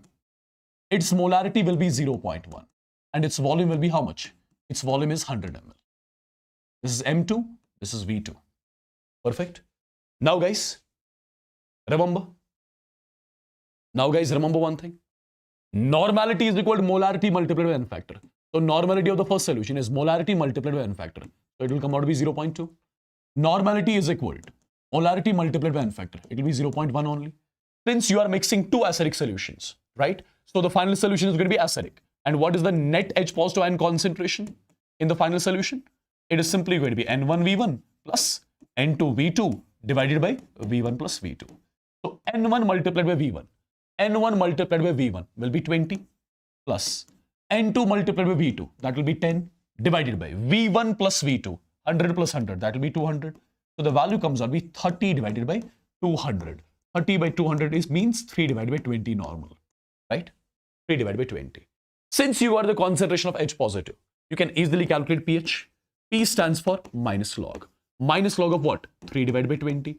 How do I solve this now? This is minus. Log of m by n is nothing but log of m minus log n. So now log of 3 is 0.47. Log of 20, you can use it as log of 2 into 10. Log of 2 into 10, correct? And as if you want to remember its value directly, so it's 1.3. Perfect, it is 1.3. So this value will be how much? 0.87. So 0.87 is the pH of the final solution. Do you understand? Yeah? Is it clear, guys?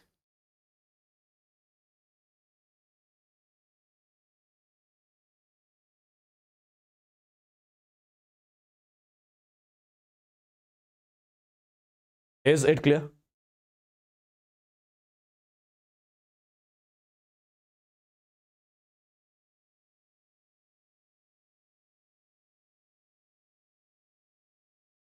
Everyone in the chats.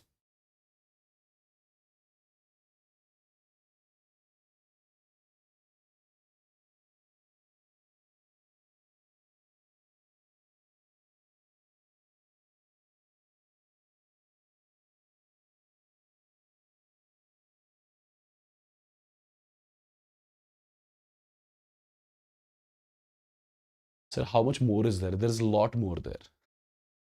There's a lot more there.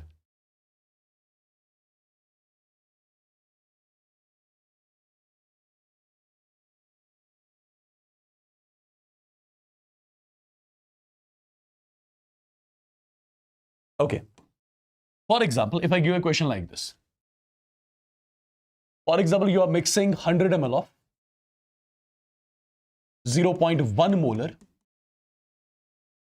NaOH aqueous, and you are mixing it with 100 ml of 0.1 molar BaOH whole twice aqueous. I want you to calculate pH of the mixture. Can you calculate pH of the mixture? Can you calculate pH of the mixture? Absolutely, you should be. First of all, what is the molarity of the first solution? Is 0.1. N factor of NaOH. How many OH negatives NaOH is going to donate? 1 OH negative. So its N factor is going to be what? Its N factor is going to be 1. And its volume is given to me in the question as 100 ml. Similarly, talk about this one. Talk about this one. Molarity of this particular solution is 0.1, right? N factor of BaOH whole twice. N factor of BaOH whole twice. How many OH negatives this is going to donate? 2. So its N factor is 2. So what is its volume?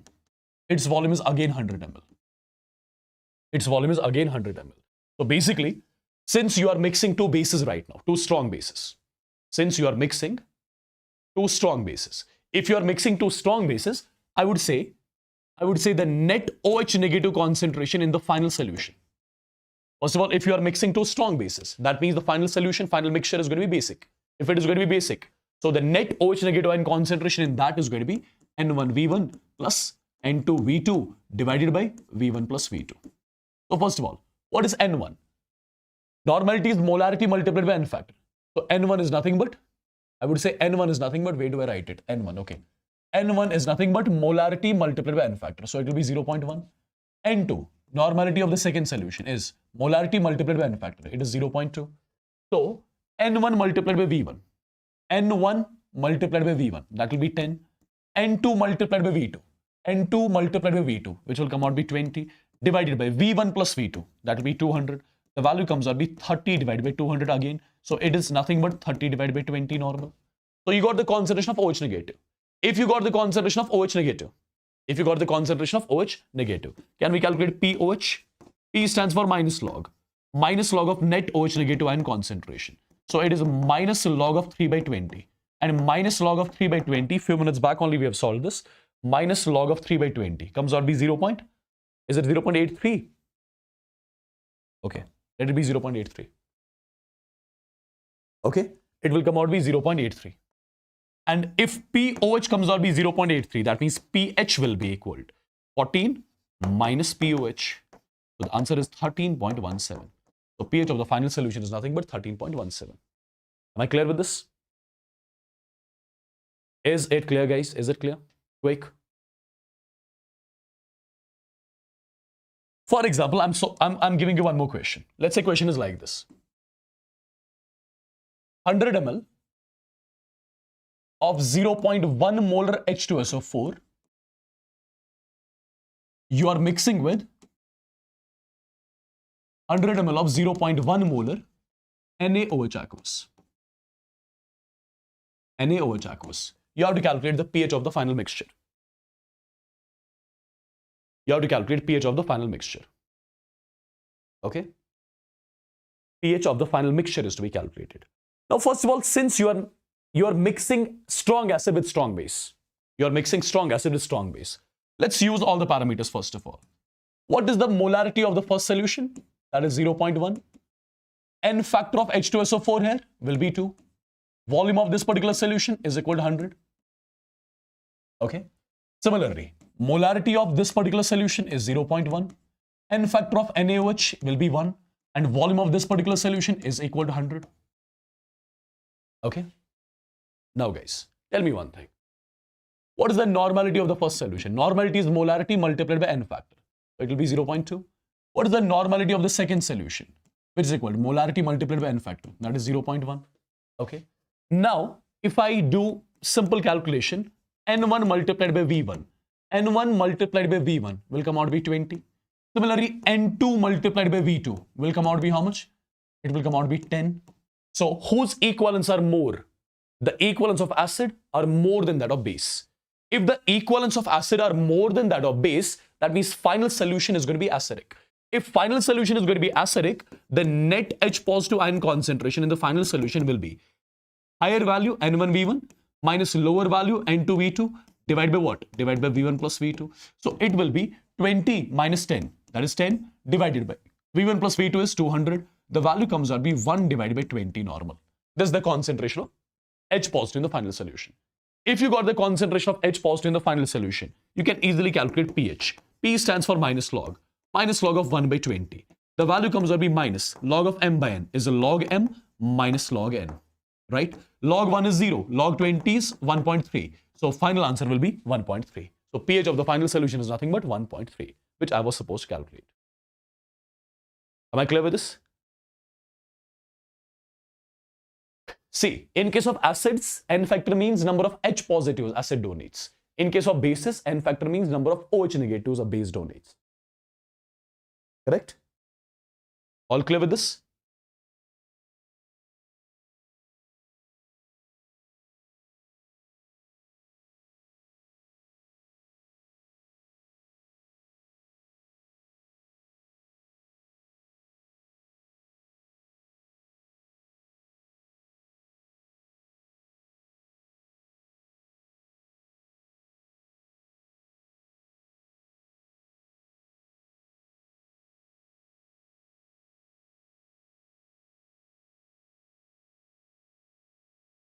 I can give you one homework question also on this, which you can try on your own. For example, I'm writing 200 ml of 1 divided by 10 molar H2SO4 is mixed with 200 ml of let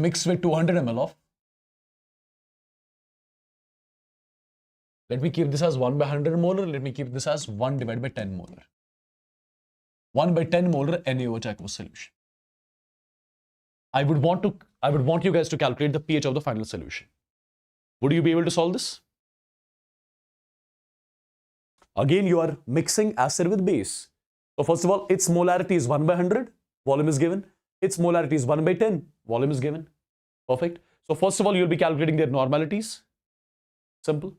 Once you calculate their normalities, then you'll be calculating N1 into V1, and then you'll be calculating N2 into V2. Then you'll get to know whose milliequivalents are more, whose equivalents are more. Once you get to know whose equivalents are more, then only you can decide whether the final mixture is going to be acidic or basic. And accordingly, you can calculate H positive net or OH negative net. Depends on whose equivalents are more. And accordingly, you can calculate the pH of the solution. I believe all of this is clear. So till now, this is your homework question, okay? You guys are going to do this particular question on your own. Now guys, we are going to talk about the case number 6. Till now we are done with 5 cases. So let's move on to case number 6. What is case number 6 basically? What is case number 6? Case number 6 is pH of a weak monoprotic acid.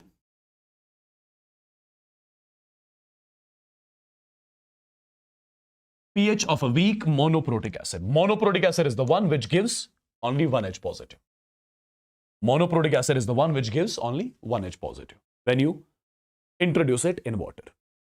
So basically you are taking a weak monoprotic acid HA. This is, for example, a weak monoprotic acid. Imagine that you are introducing this weak monoprotic acid in water. When you will be introducing this weak acid in water, this weak acid is going to remain in equilibrium with its ions. Ions would be H positive aqueous, and with this you will be writing A negative aqueous.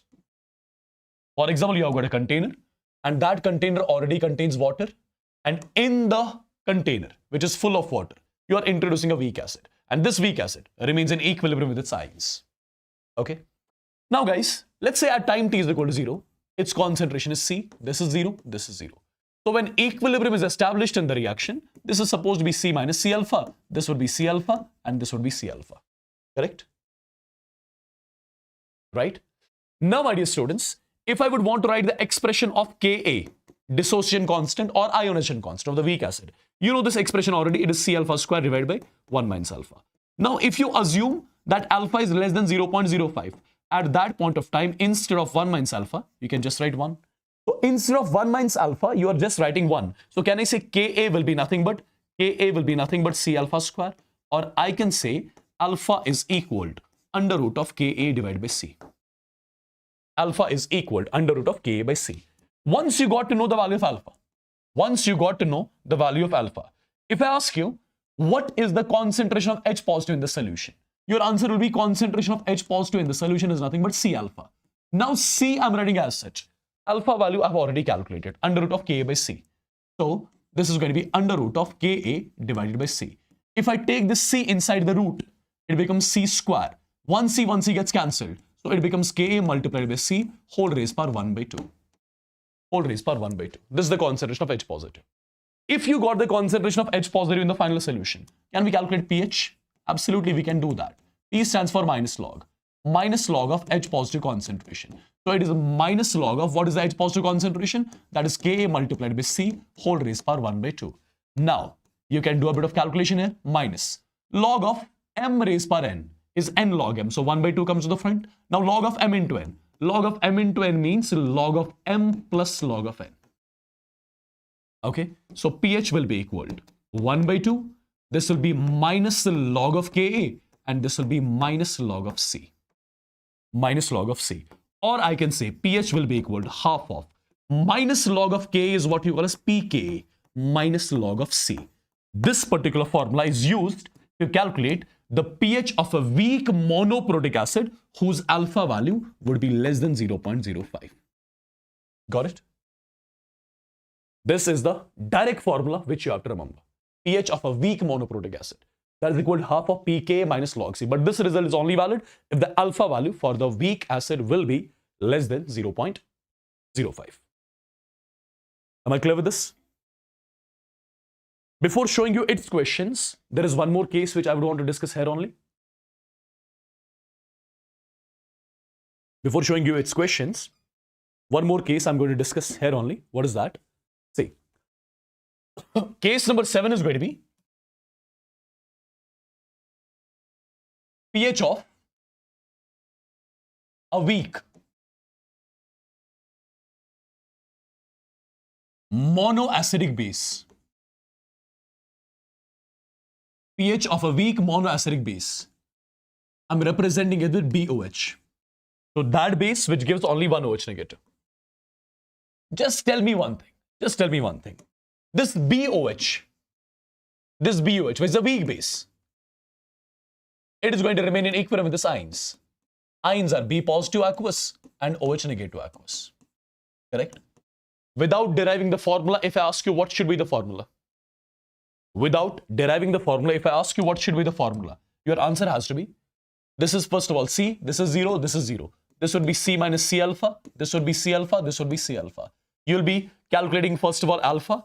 Alpha would come out to be under root of Kb divided by C, with the help of which you'll be calculating the OH negative concentration. OH negative concentration will be Kb multiplied by C whole raised power 1 by 2 like we did in the earlier case.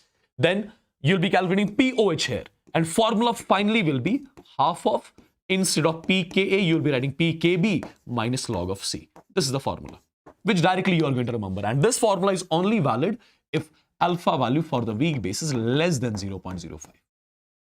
This formula is only valid if the alpha value for the weak base is less than 0.05. And if you get POH from here, automatically you can calculate pH. Automatically you can calculate what? You can calculate pH of the solution. Is it clear? Yes or no? Is it clear, people? Did you understand how exactly am I solving all this? Quick. Quick, quick, quick.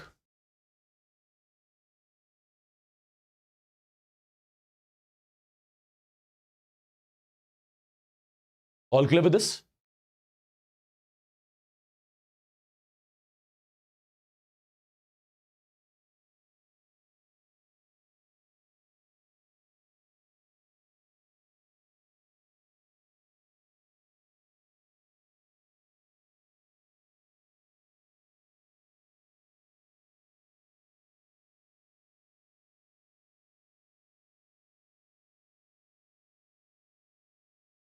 All right.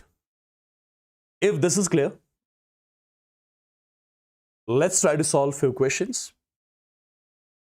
Say guys, for example, these are 3 questions given to me.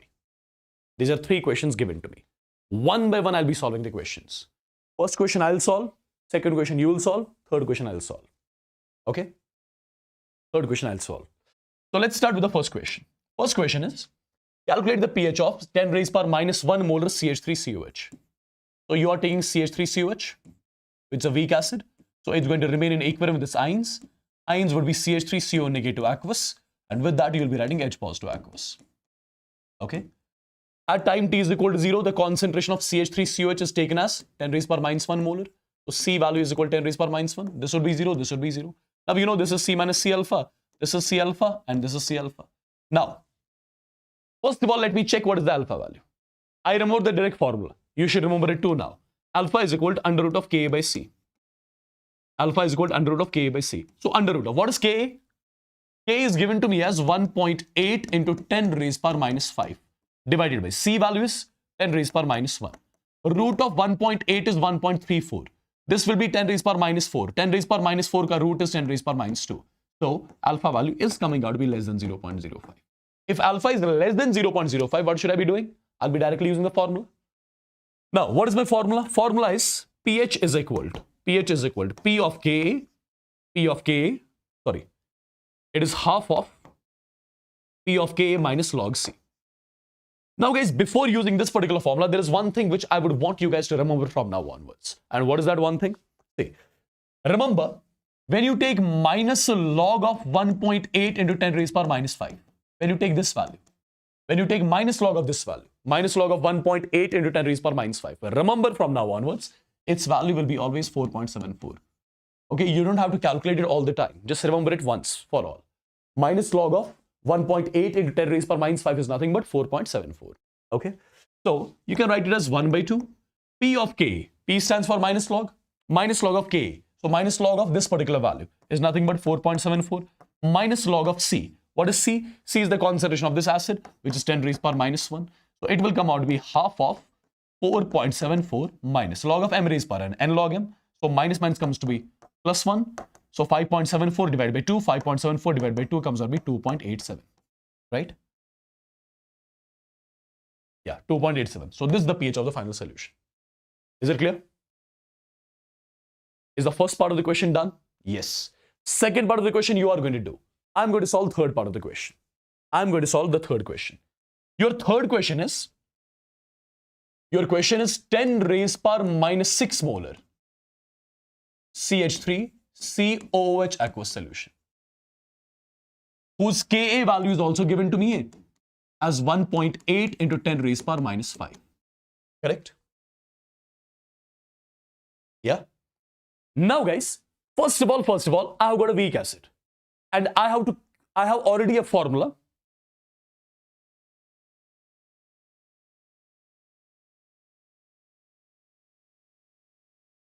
See, I already have one formula to calculate pH of the weak acid. What is that? That is half of pKa minus log C. Half of pKa minus log C. But that is valid only if alpha is less than 0.05. That is valid only if alpha is less than 0.05. So first of all, I'll check whether alpha for this weak acid is less than 0.05 or not. See, first of all, CH3COH. How it would have undergone dissociation since it's a weak acid. So in equilibrium with its ions are CH3CO negative aqueous, and with this you're writing H positive aqueous as well. Now time t is equal to 0. Its concentration is given to me as 10 raised power minus 6 molar. So in the beginning this is 0, this is 0. Now at equilibrium this has to be equal to C minus C alpha. This has to be equal to C alpha. Even this has to be equal to C alpha. Okay? Right? Now guys, now comes the point. If I want to check alpha, alpha is under root of Ka by C. If alpha is under root of Ka by C, root of Ka values 1.8 into 10 raised power minus 5. C values 10 raised power minus 6. So it will come out to be root of 18. So is root of 18 less than 0.05? It is not less than 0.05. It is not less than 0.05. So what does that mean? That means you cannot use the formula here. You cannot use the formula here. Formula you can only use if alpha value is less than 0.05. Here alpha is greater than 0.05, right? It is not less than 0.05. So you cannot use the formula directly. So what do I do here in such a case? In such a case where alpha is greater than 0.05, at that point of time, what do we exactly do? If alpha is greater than 0.05, at that time, if you remember, we get a quadratic equation. We get a quadratic equation. Yeah? We get a quadratic equation. How exactly? See. Let me first of all write the Ka expression. Ka expression, you know, that is C alpha square divided by 1 minus alpha. Now, I'm not going to assume, I'm not going to use let alpha is less than 0.05 because I already got to know alpha is already greater than 0.05. So that means I cannot neglect alpha in comparison to 1. So in this expression, put the values. In the same expression, put the values. Ka is how much? And Ka is how much? 1.8 into 10 raised power minus 5 is equal to C value is how much? 10 raised power minus 6 alpha square divided by 1 minus alpha.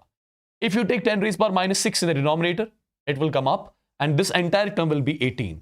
So 18 is equal to alpha square divided by 1 minus alpha. 18 is equal to alpha square divided by 1 minus alpha.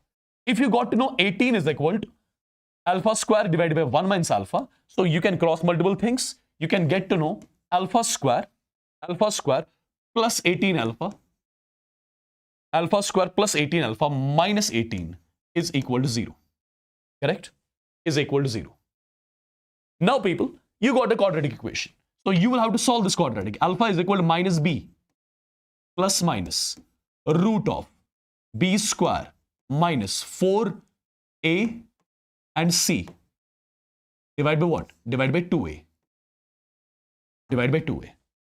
Okay, so alpha would be equal to minus 18 plus minus under root of 18 square. This would be 72 plus 72 divided by 2. So how many alpha values you'll be getting from here? You'll be getting 2 alpha values. You'll be getting 2 alpha values, right? You'll be getting 2 alpha values. So if I solve this exactly, see, let me use the calculator here. It will take a lot of time for calculation otherwise. So 18 multiplied by 18 will be 324, right? So alpha is equal to minus 18 plus minus root of. So 324 plus 72 will be 396. This is the root of 396 divided by 2. So alpha is equal to 396 ka root. How much 396 ka root comes out to be? Quick. 396 under root. Under root of 396 comes out to be how much? Quick. 396 square root is equal to how much? Can you check it for me?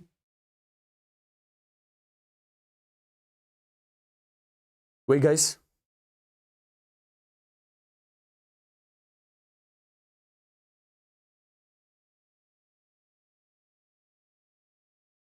396 root. Can you check it quickly and let me know? Is it taking a lot?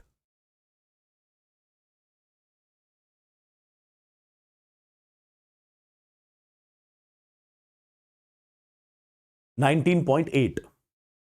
Yeah? 19.8. All right. So it is minus 18 plus minus. This will be 19.8 divided by 2. So alpha has got how many values? Two values. First value is minus 18 plus 19.8 divided by 2. And second is minus 18 minus 19.8. That value will come out to be negative. I've got nothing to do with that. So this will be 1.8 divided by 2. So 0.9. So if alpha is 0.9, can you tell me the concentration of H positive in the final solution? Concentration of H positive in the final solution is nothing but C into alpha. C value is how much? 10 raised power minus 6. Alpha is how much? 0.9. So 0.9 into 10 raised power minus 6, or I can say 9 into 10 raised power minus 7 molar. This is the concentration of H positive in the final solution, right? If the concentration of H positive in the final solution is 9 into 10 raised power minus 7, I can easily calculate pH. Now P stands for what? Minus log of H positive concentration. Minus log of, this would be 9 into 10 raised power, 9 into 10 raised power minus 7. So it will be minus times log of M into N is log M plus log N. So this is log of 9 plus log of 10 raised power minus 7. Now, my dear students, pH would be equal to minus times. Log of 9 is how much? Log of 3 ka square. Log of 3 ka square means 2 log 3. 2 log 3 means log 3 is 0.47. 0.47 into 2 is 0.94. 0.94. This would be minus 7. Okay. So the value will be, subtract 0.94 from 7. The value comes out to be 6.06. Okay. This is the pH of the final solution. Am I clear? Quickly, guys.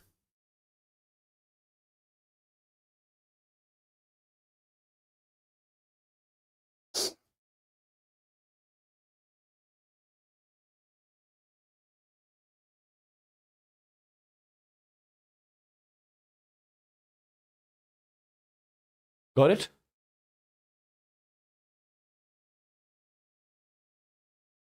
Who is spamming? Double bond equivalent of prismine. It will be 4.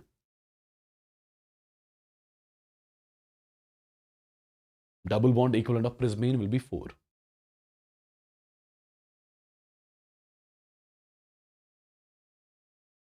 There will be 3 rings and 1 double bond, right?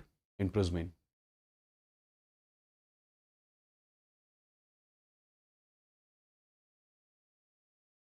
Okay. One of the question I'm giving you as the homework, that is this one.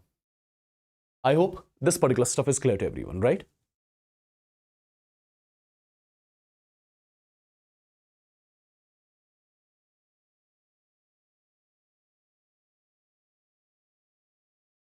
I hope every single thing is clear till here. Okay, let me solve one more question with you. How do you solve this one? Calculate the pH of 0.01 molar RNH2. RNH2 is a base. RNH2 is a base.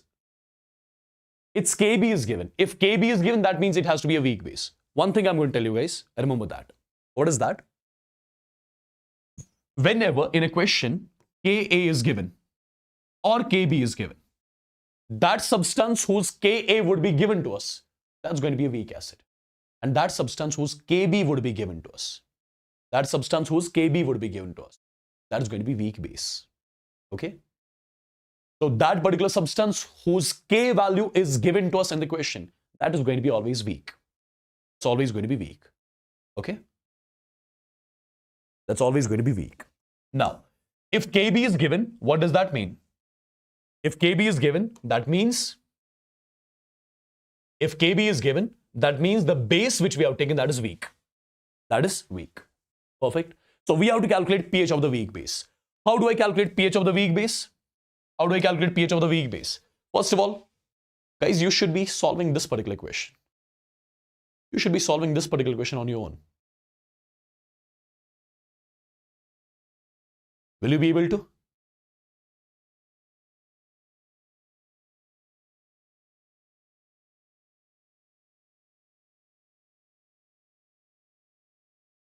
See, first of all, when you calculate alpha, alpha will be equal to under root of kb by c. Correct? Kb value is how much? 2 into 10 raised power minus 6. C value is concentration, that is 10 raised power minus 2. Root of 2 is 1.4. 10 raised power minus 4 root is 10 raised power minus 2, which is less than 0.05. So alpha is actually less than 0.05. Now you can directly use the formula. Yeah? You can directly use the formula. Formula is POH. POH is equal to half of P of KB minus log of C. Half of PKB minus log of C. Correct? So, half of. What is P of KB? P of KB means? P of KB means minus log of KB. Minus log of KB. So, minus log of. What is the KB value? Which is 2 into 10 raised power minus 6. So, log of M into N is nothing but log of M plus log of N. Okay? Now, log of 2 is 0.3 minus 6. The value comes out to be 5.7. So, PKB is nothing but 5.7 minus log of C. C is the concentration of the base. Concentration of the base is nothing but 10 raised power minus 2. So, this will come out to be half of. This would be 5.7 plus 2. The value is 7.7 divided by 2, which comes out to be 3.85. This is going to be the POH. If you got the POH, now you can easily calculate pH. How? You know, pH is equal to 14 minus POH, which comes out to be 10.15. So this is the pH of the final solution. I hope this is also clear to everyone. So till now, how many cases of pH we are done with? We are done with 7 cases. We are done with 7 cases, right? Directly, let me move on to the 8th case of the pH. What is that? Directly, I'm moving on to the 8th case of the pH calculation.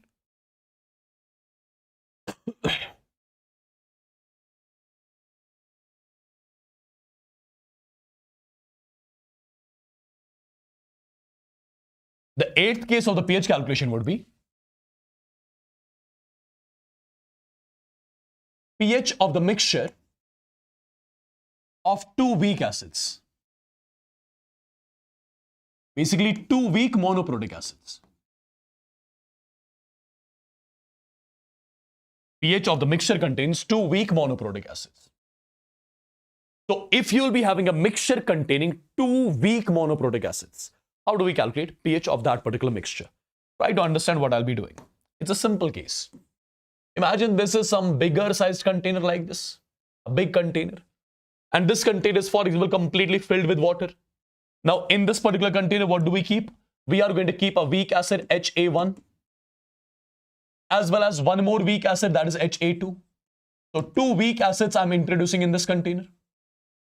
2 weak acids I'm introducing in this container. Okay. My dear students, this weak acid is going to remain in equilibrium with its ions. Ions would be H positive aqueous, and with that, you'll be getting A1 negative aqueous. Right? Similarly, this particular weak acid will remain in equilibrium with the ions. Ions would be H positive aqueous, and with that, you'll be writing A2 negative aqueous. Perfect.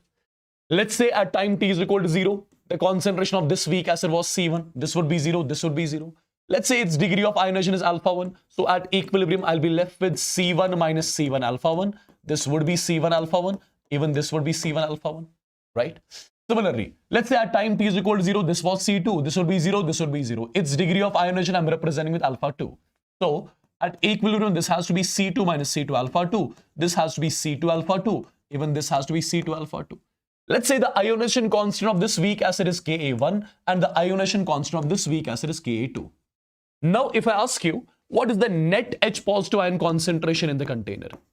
See guys, net H positive ion concentration in the container. If I ask you, H positive concentration generated from this acid is C1 alpha 1. H positive concentration generated from this acid is C2 alpha 2. So net H positive ion concentration is going to be C1 alpha 1 plus C2 alpha 2. This is one of the formula by means of which you can calculate net H positive ion concentration. And if you get net H positive ion concentration, you can easily calculate pH minus log of net H positive ion concentration. Is there only way? Is this the only way to calculate net H positive ion concentration? No, there is one more formula. Well, I'm not deriving its result. I'll be just giving it. So it's under root of Ka1C1 plus Ka2C2. This is one more result with the help of which you can calculate the net H positive ion concentration. either through this result or through this result. And once you get the net H positive ion concentration in the final mixture, you can easily calculate pH, which stands for minus log of net H positive ion concentration. Correct? I believe I'm clear with this. I believe I'm clear with this. Yes or no?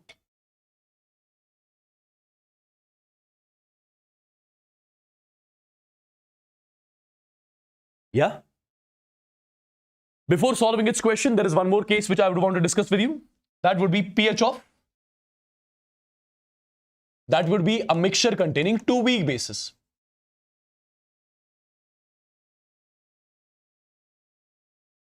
Mixture containing two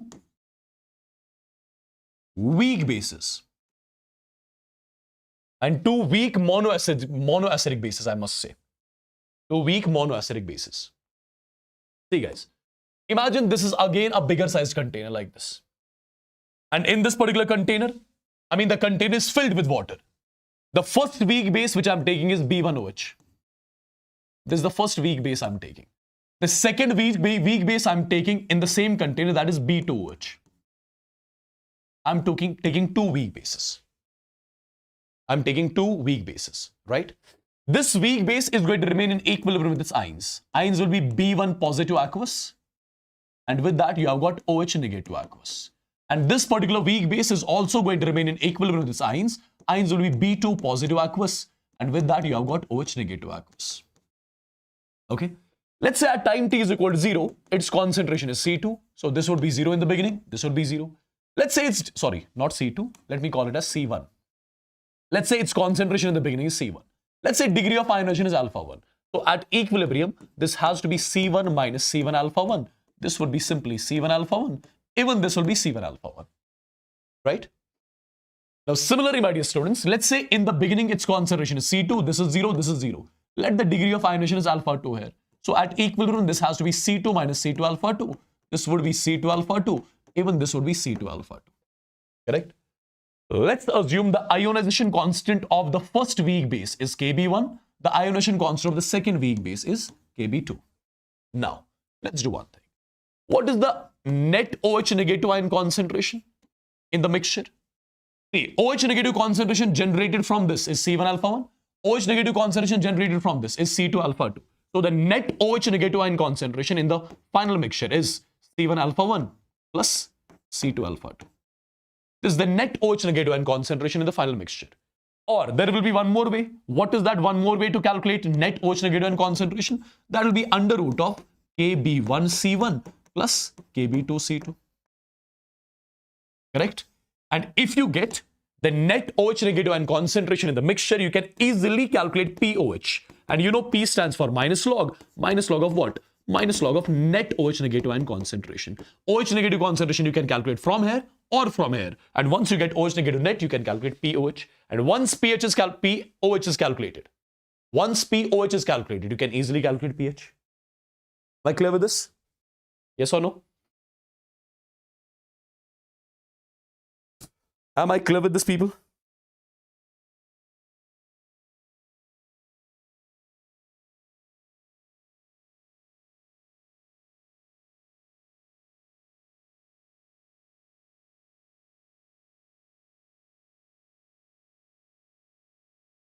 Yeah?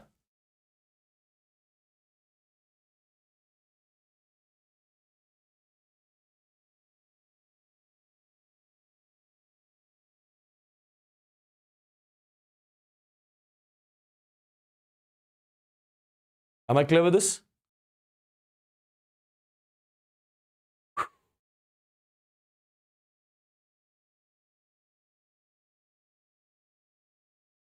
All right. Well, I did not derive this particular expression. Just remember it directly. Okay? You have got nothing to do with from where this particular expression came.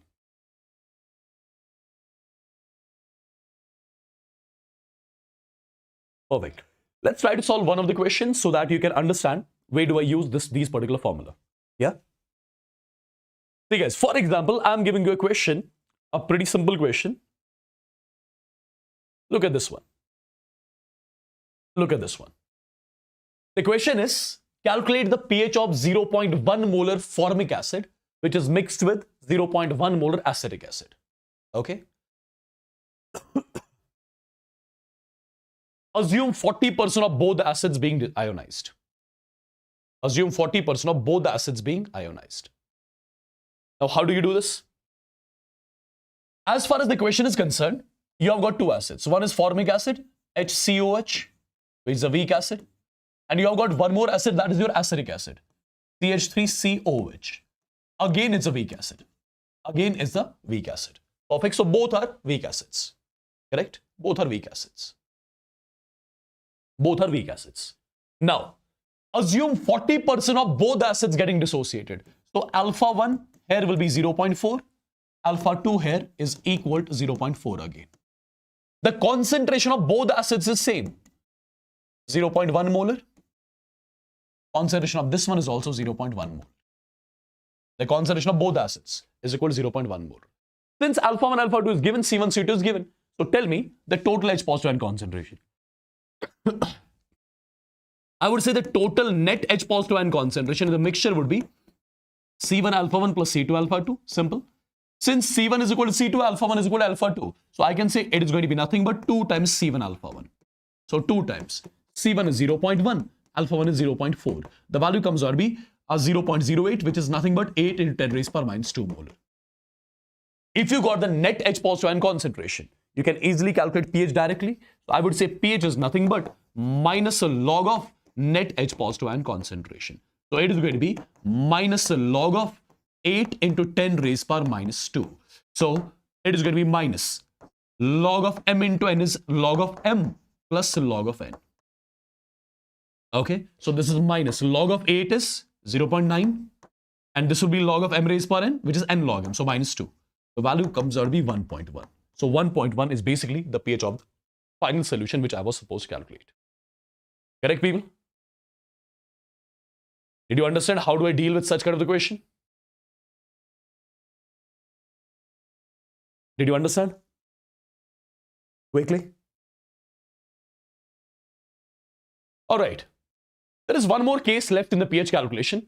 Have a proper eye on that too. That is, I believe, case number 10 or 11. 10. Case number 10, yeah.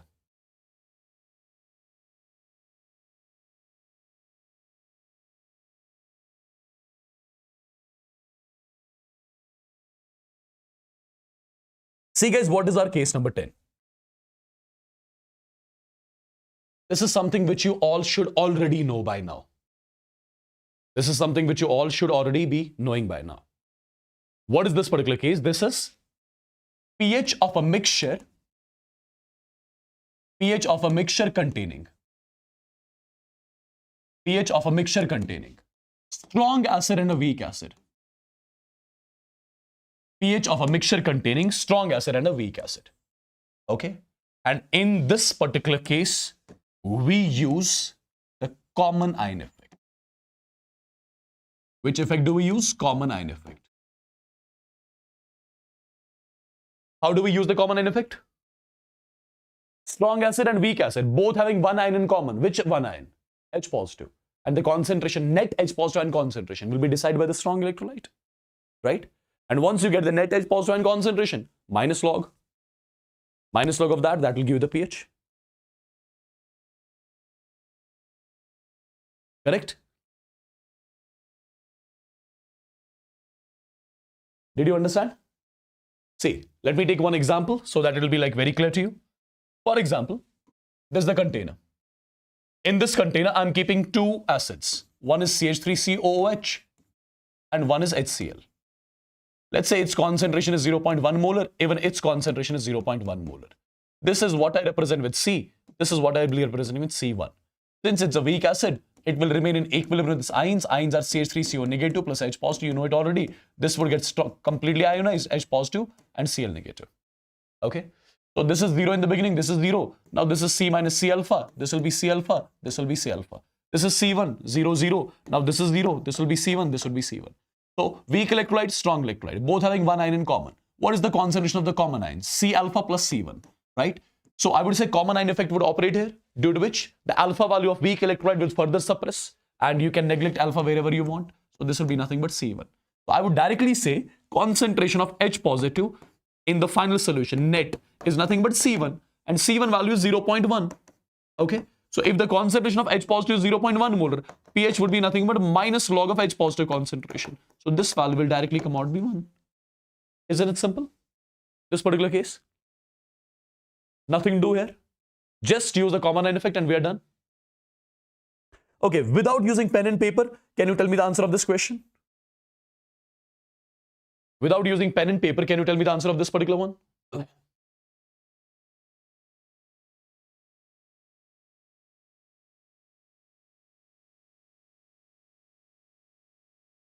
Without using pen and paper, can you tell me the answer of this particular one? Tell me. Quick, quick, quick.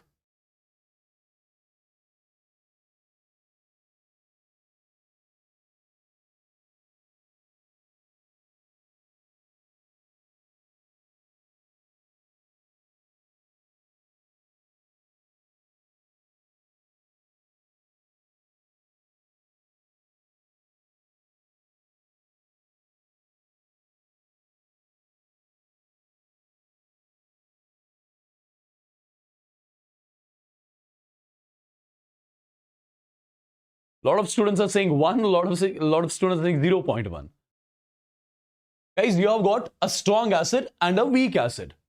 Both are having one ion in common. What is the common ion? That is H positive. So H positive concentration will be completely decided by this HCl, which will come out to be 0.1 only.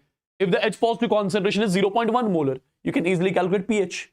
Minus log of 0.1. That will be 1. The answer of this particular equation is 1. pH of the solution is equal to 1. Okay. Similarly, if you will be having a weak base and a strong base, if you will be having a weak base and a strong base, if you will be having weak base and a strong base, both having which ion common? OH negative. So concentration of OH negative will be decided by the strong electrolyte. And once you get the OH negative concentration, you can calculate pOH. And once pOH is done, pH can be calculated. So with this, we are done with the pH calculation. With this, we are done with the pH calculation. Perfect. With this, my dear students, we are done with the pH calculation. Now, let's take a small break and then start new topic, that is your salt hydrolysis. We are left with 3 topics. One is salt hydrolysis, one is your buffer, one is your solubility and solubility product. Okay, so the time right now is 11. So break is till 11:20.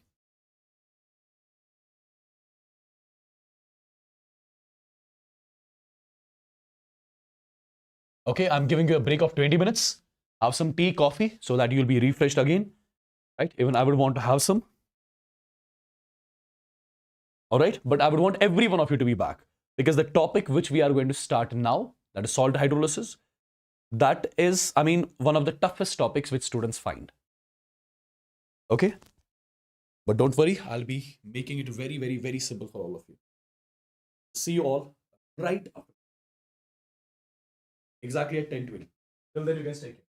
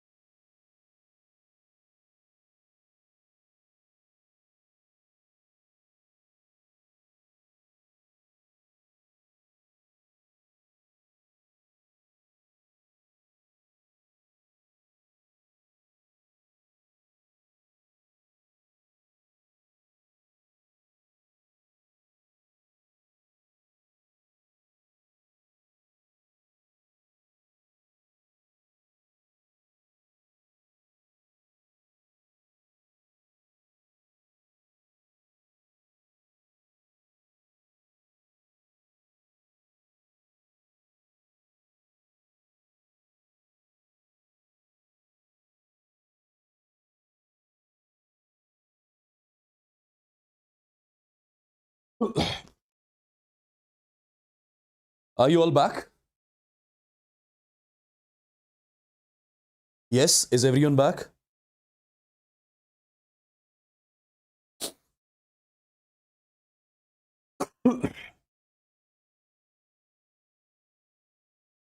All right, so till now we are done with what? Till now we are done with the pH calculation, right? Till now we are done with the pH calculation. So tell me once in the chats if all the things we discussed till now are clear to everyone or not. Let me know once in the chats, everyone. Let me know, everyone in the chats, if every single thing that we discussed till now is clear or not. Quickly, people.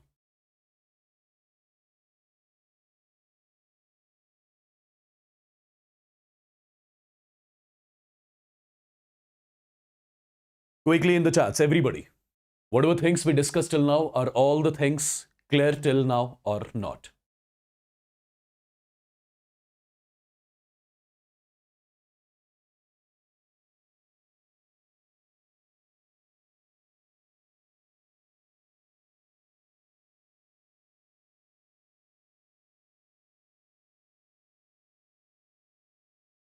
Perfect. So let's move on then. Let's move on to the next topic. What is that? The next topic is going to be a relation between Ka and Kb for a conjugate acid-base pair. A relation between Ka and Kb for a conjugate acid-base pair. So my dear students, what are conjugate acid-base pairs? What are conjugate acid-base pairs? Let's get to know first of all. For example, imagine that I'm taking an acid HA. Let's say I'm taking an acid HA. For example, this acid I'm introducing in water. This acid I'm introducing in water. Okay, let's say this is an acid which I have introduced in water. So basically, imagine that this is a weak acid. If it's a weak acid, I will say it's going to remain in equilibrium with its ions. And its ions are going to be H positive aqueous plus A negative aqueous. Its ions are going to be H positive aqueous plus A negative aqueous. I have taken an acid, right? I have taken a weak acid. I have introduced it in water. After introducing this weak acid in water, this weak acid is remaining in equilibrium with its ions.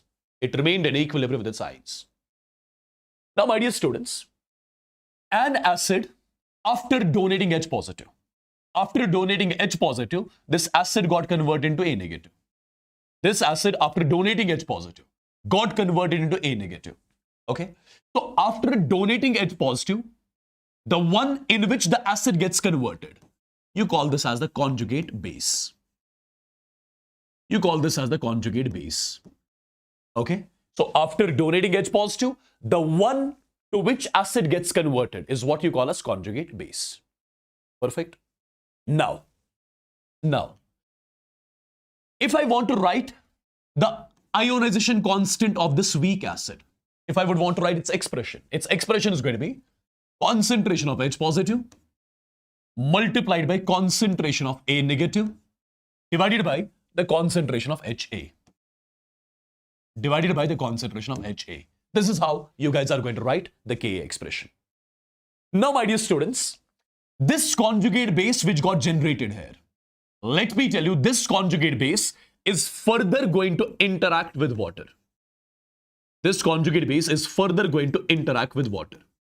Okay? This conjugate base is further going to interact with water. So what we did first of all, I took a weak acid, right? I dropped this weak acid in a container which was full of water. The container was full of water.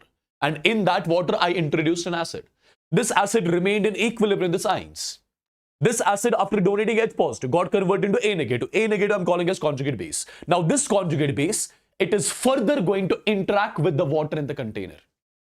This conjugate base is further going to interact with the water in the container. Now let me tell you, in the water you have got two types of ions, H positives and OH negatives.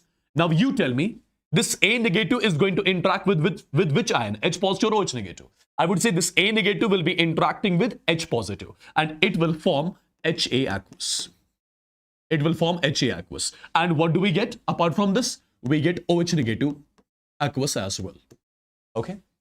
So the conjugate base that gets formed, that further interacts with water like this. Okay. Now, if I ask you, what is the dissociation constant of this weak base? I mean, what is the dissociation constant of this conjugate base? What is the dissociation constant of this conjugate base?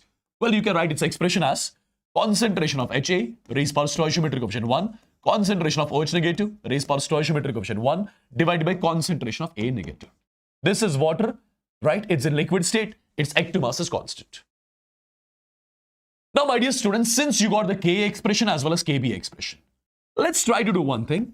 Let's try to multiply Ka with Kb. If I would be multiplying Ka with Kb, what do I get? If I'll be multiplying Ka with Kb, I would say A negative gets cancelled. I would say HA and HA gets cancelled. So I'll be left with concentration of H positive multiplied by concentration of OH negative. So what did we do? We just multiplied Ka with Kb. And once we multiplied Ka with Kb, I got H positive concentration multiplied by OH negative concentration. And this H positive multiplied by OH negative concentration, you already know, we call it as Kw. So my dear students, this is one of the important expressions which you are going to remember from now onwards. What is that? Kw, which is ionic product of water. It is always equal to Ka multiplied by Kb. Ka multiplied by Kb. And at 25 degrees centigrade, if you remember, what is the value of Kw? That is 10 raised power minus 14. At 25 degrees centigrade. I believe this is clear to everyone. Okay. So dissociation constant of the acid multiplied by the dissociation constant of the conjugate base of the same acid, right, is always equal to Kw, which is the ionic product of water. And at 25 degrees centigrade, its value is nothing but 10 raised power minus 14. Now, people, try to understand one more thing. For example, I'm taking an acid CH3COOH. Let's say its dissociation constant is Ka. I'm taking a base NH3. Let's say its dissociation constant is Kb. Here, can I write Ka multiplied by Kb is equal to Kw? Is this expression valid here? Is this expression valid here in this particular case? Can you tell me? Is this particular expression valid here? It's not valid. You cannot randomly take Ka and Kb of some acids and bases. You cannot randomly take. Why is that? See, this Ka is the dissociation constant of the acid. This Kb should be the dissociation constant of the conjugate base of the same acid. What is the conjugate base of CH3COH? Conjugate base of CH3COH would be CH3CO negative. CH3CO negative. So if it would be CH3CO negative's Kb, then only Ka multiplied by Kb will be equal to Kw. Okay, remember this particular thing. You cannot randomly take Ka for some acid, Kb for some base, then you will say Ka multiplied by Kb is equal to Kw. No. If you are taking an acid whose dissociation constant is Ka, then you have to take the conjugate base of the same acid whose dissociation constant should be Kb. Then you can say Ka multiplied by Kb is equal to Kw. Okay, remember this particular thing as well. All right, now comes one more important thing. What is that? That is salt hydrolysis. But before doing the salt hydrolysis, let me make you understand first of all, what all different types of salts do we have? Okay, so first of all, you should know what are the different types of the salts which we have. Types of salts. Types of salts. Okay, types of salts. First of all, if I ask you, how a salt gets formed? Whenever acid reacts with a base, salt and water formation takes place. Acid plus base gives salt and water, right? The first category of the salt which we have, that is salt of strong acid and strong base. First category of salt that we have, that is the salt of strong acid and strong base. For example, let me take the strong acid as HCl. Let me take the strong base as NaOH, right? So strong acid, strong base. When they are going to react, they will form salt, which is NaCl and water. This salt I'll be calling as the salt of strong acid and strong base. NaCl I'll be calling as the salt of strong acid and strong base. Okay? For example, the second category of the salt. The second category of the salt, that is the salt of weak acid and strong base. Weak acid and strong base. For example, I'm taking a weak acid as, let's say, CH3COOH. For example, strong base I'm taking as NaOH. When the acid and base will react, they will lead to the formation of salt. Salt is CH3COONA, and with this you'll be writing water as well. So this is what I call as the salt of weak acid and strong base. This is the salt of weak acid and strong base. For example, the third category of the salt, what is that? That is the salt of strong acid and weak base. Salt of strong acid and weak base. Now, my dear students, strong acid and weak base. Let me take the strong acid as HCl. Let me take the weak base as NH4OH. So what do I get here? I'll be getting NH4Cl. With that, I'll be getting water. This salt I'll be calling as the salt of strong acid and weak base. So what is the last category of salt which we have? You tell me. What is the last category of salt? The last category of salt will be the salt of weak acid and weak base. And if I talk about the salt of weak acid and weak base, for example, weak acid, take any example of weak acid, that is CH3COOH. Take any example of weak base, that is NH4OH. So when these two are going to react, they will form salt and water. Salt is going to be CH3COONH4, and with that you'll be getting water as well. So this particular salt I'll be calling as the salt of weak acid and weak base, right? Okay. Right, people? Am I clear with this?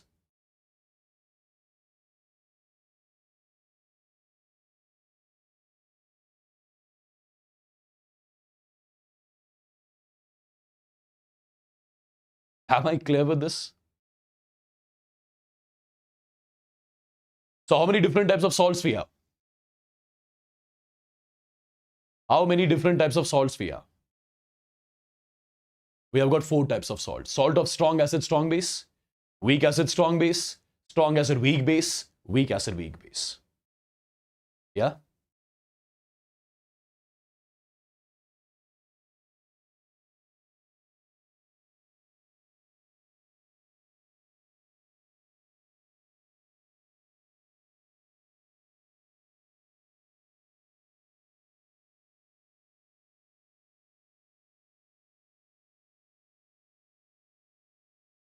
All right.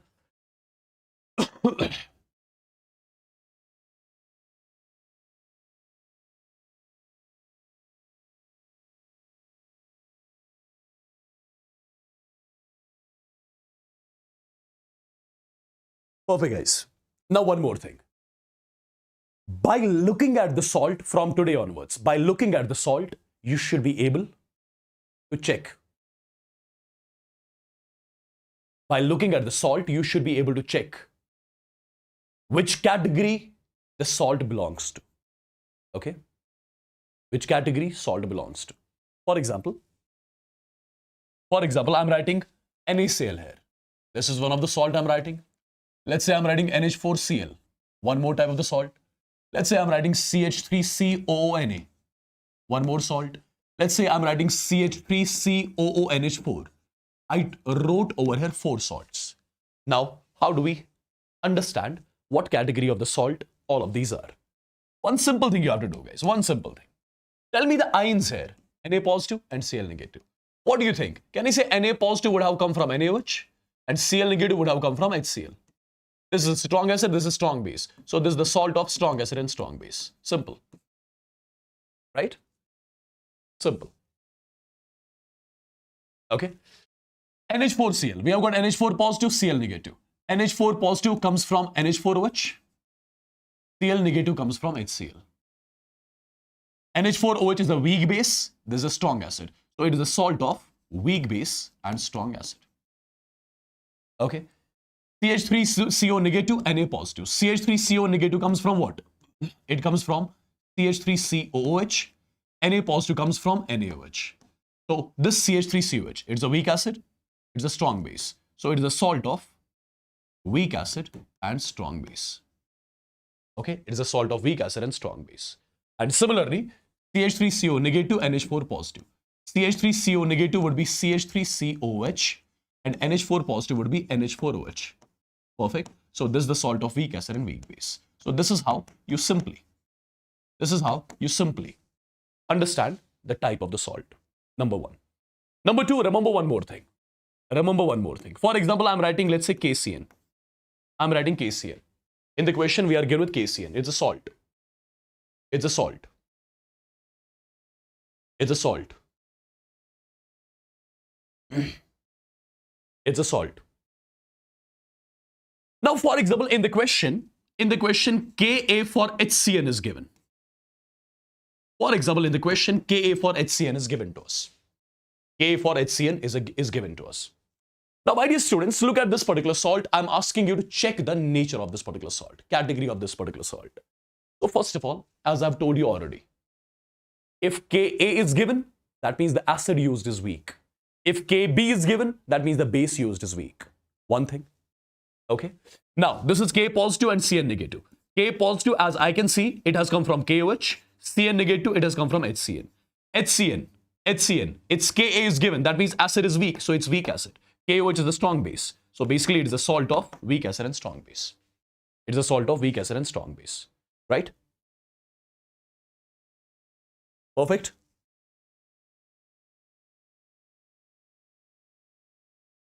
Who is this? Oh, yeah. Bro, can you go to your channel where you're studying? Not here. Just go there.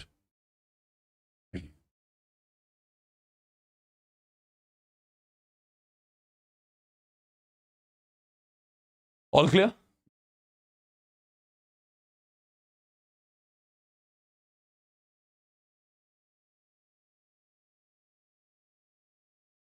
All clear, people? Quickly in the chats.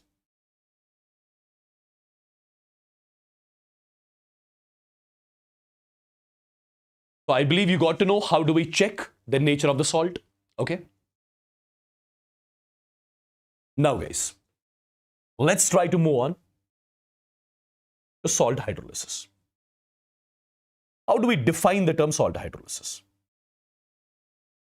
How do we define the term salt hydrolysis? My dear students, salt hydrolysis, it's simply defined as the interaction of ions of the salt. The interaction of ions of the salt with water. Interaction of ions of salt with water to produce either acidic or alkaline solution. The interaction of ions of salt with water. The interaction of ions of salt with water to produce either acidic or alkaline solution. What does it mean? Let's try to understand. For example, I'm taking a salt as AB. Let's say I'm taking a salt AB. Okay. In this salt, there will be two ions, A positive and B negative. Now you are introducing this salt in water. You are introducing this particular salt in water. You are introducing this particular salt in water. In water, already we have two types of ions present. You know it already? H positives and OH negatives. In the salt, we have got two types of ions present. H positive and OH negative. Now here, when you introduce salt in water, the ions of salt are going to interact with water. The ions of the salt are going to interact with water. If, for example, cation of the salt interacts with water, what's going to happen? For example, this is A positive. This is the cation of salt. It is going to interact with which ion? H positive or OH negative? A positive will be interacting with OH negative. And what does it form? It forms AOH. It forms AOH. And with this, you get H positive as such. So right here, as you saw, the cation of salt interacted with water. Let me tell you the interaction of salt with water to produce either acidic or alkaline solution is called as salt hydrolysis. Now remember, when the cation of the salt interacts with water, this hydrolysis is called as cationic hydrolysis. This is what you call as cationic hydrolysis. Similarly, an ion of the salt can also interact with water.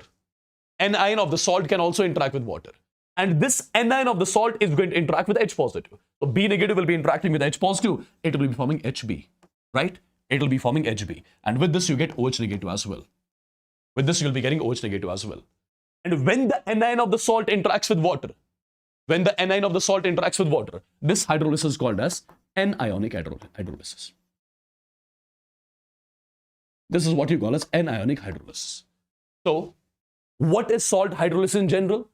The interaction of ions of salt with water to produce either acidic or alkaline solution. Okay, that's called as salt hydrolysis. The salt hydrolysis I divide in two categories, cationic hydrolysis and anionic hydrolysis. When the cation of salt interacts with water, that's called as cationic hydrolysis. When the anion of the salt interacts with water, that's called as anionic hydrolysis. I believe till here things are clear. Okay. Now the point is, which ion of salt actually interacts with water? Which ion of salt actually interacts with water? Take a note of this particular statement. Remember, that ion of salt interacts with water.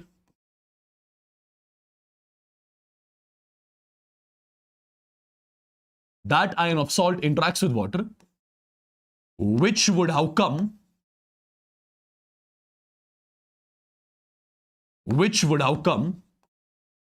either from weak acid or weak base. Which would have come either from weak acid or weak base. That particular ion of salt interacts with water, which comes either from weak acid or weak base. So, for example, if I ask you, among all these, in this particular salt, which ion is going to interact with water? There is no ion which has come from weak. This is from strong acid, this is from strong base. No ion is going to interact with water here. No ion is going to interact with water here. What about this one, NH4Cl? Okay. Strong acid and weak base. So this ion has come from weak base. So NH4 positive is going to interact with water. Okay. In this particular case, CH3CO negative has come from weak component, weak acid. So CH3CO negative is going to interact with water. In this case, this also as well as this also, both have come from weak. This has come from weak acid, this has come from weak base. So both are going to interact with water. Perfect. So that ion of the salt is going to interact with water, which comes either from weak acid or weak base. Perfect. So this particular salt does not have any ion that is going to interact with water because no ion has come from weak acid or weak base. So remember one thing, my dear students, the salt of strong acid and strong base. The salt of strong acid and strong base does not undergo hydrolysis. Does not undergo hydrolysis. Remember this particular point as well. I believe this is clear to everyone. Yeah? I believe this is clear to everyone. All clear, people? All clear? Let me know once in the chats.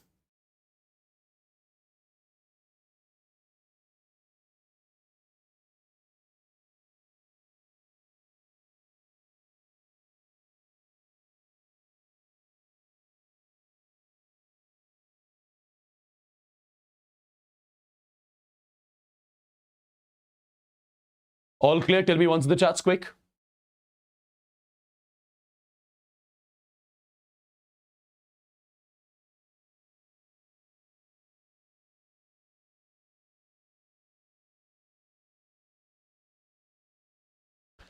All right, perfect.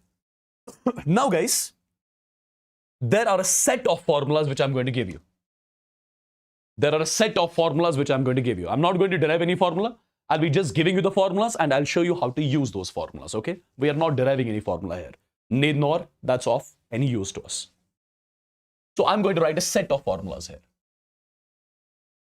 So first of all, here I'm writing the heading as type of the salt.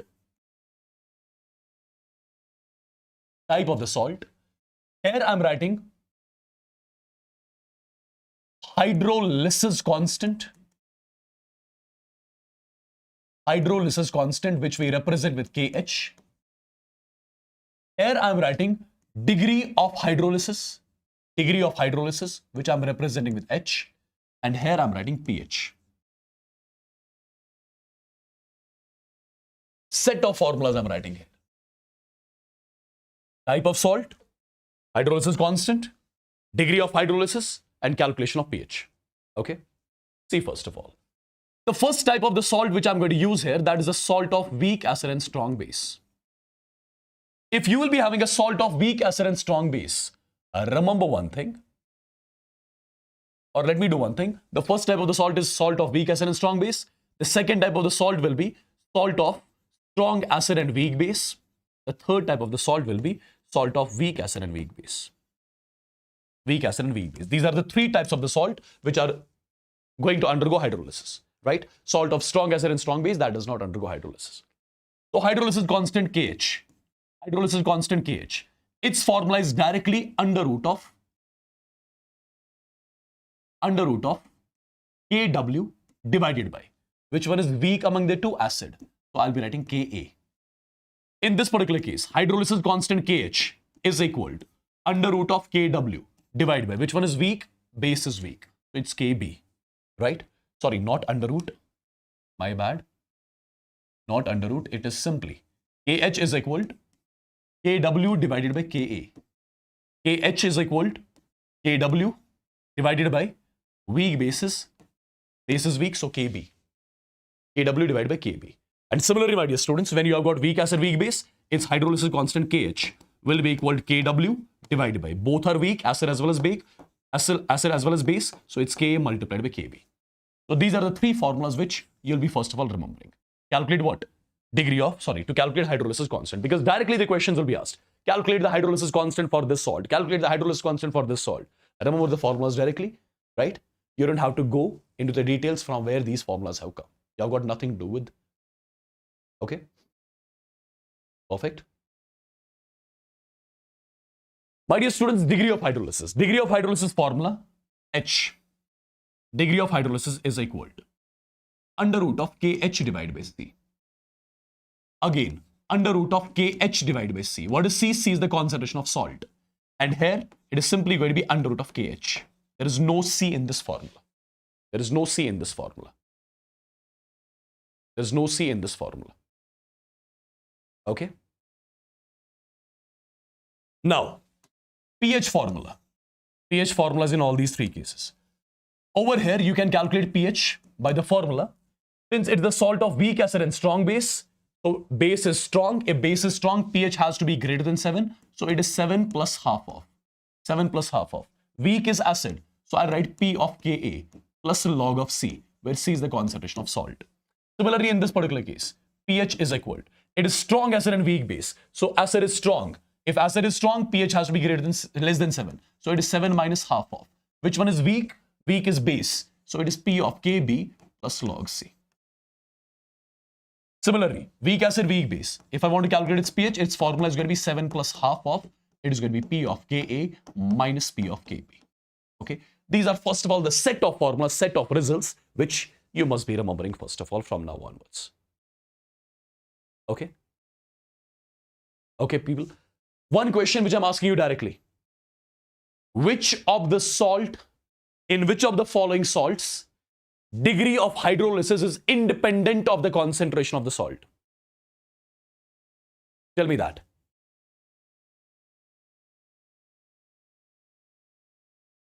Among all these salts, where do you see degree of hydrolysis independent of the concentration of salt? That is here. Degree, H is degree of hydrolysis. Degree of hydrolysis here is independent of the concentration of salt. Remember this particular statement, take a note of it. The degree of hydrolysis of the salt of weak acid and weak base is independent. Is independent of what? Is independent of the concentration of salt. Is independent of the concentration of salt. Yeah? All clear till here, people? All clear till here?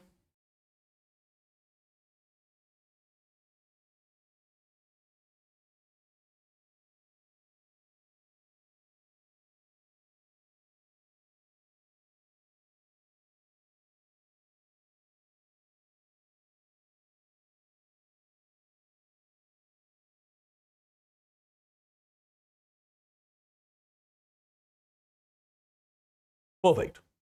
Now, can you tell me the answer of this particular question? Which one of the following has got maximum degree of hydrolysis? Which one of the following has got maximum degree of hydrolysis? See, the salt everywhere is given as NH4Cl. Now, first of all, check the category of the salt, NH4Cl. This is NH4 positive, Cl negative. NH4 positive has come from NH4OH. Cl negative has come from HCl, right? This is the strong acid, this is the weak base. So I have got a salt of strong acid and weak base. Okay. Now, what about its degree of hydrolysis? Degree of hydrolysis H. H is equal to under root of KH divided by C, where C is the concentration of salt. So degree of hydrolysis and concentration of salt, they are inversely proportional. So lesser the concentration of salt, more the degree of hydrolysis. So where is the concentration of salt least? Concentration of salt is least here. So its degree of hydrolysis here will be maximum. Okay. Its degree of hydrolysis will be maximum. Correct? Look at the next one. This is ammonium chloride. NH4 positive. NH4 positive has come from NH4OH, right? Has come from NH4OH. NH4OH is weak base. Here also NH4 positive comes from NH4OH, weak base. NH4 positive comes from NH4OH, weak base, right? Sodium acetate, sodium. Na positive has come from NaOH, strong base. So here base is dominating. A base is dominating. What does that mean? A base is dominating. That means the final solution is going to be basic, right? I was supposed to check that only. In which of the following? Select the compound whose 0.1 molar solution is basic. So it's going to be option D.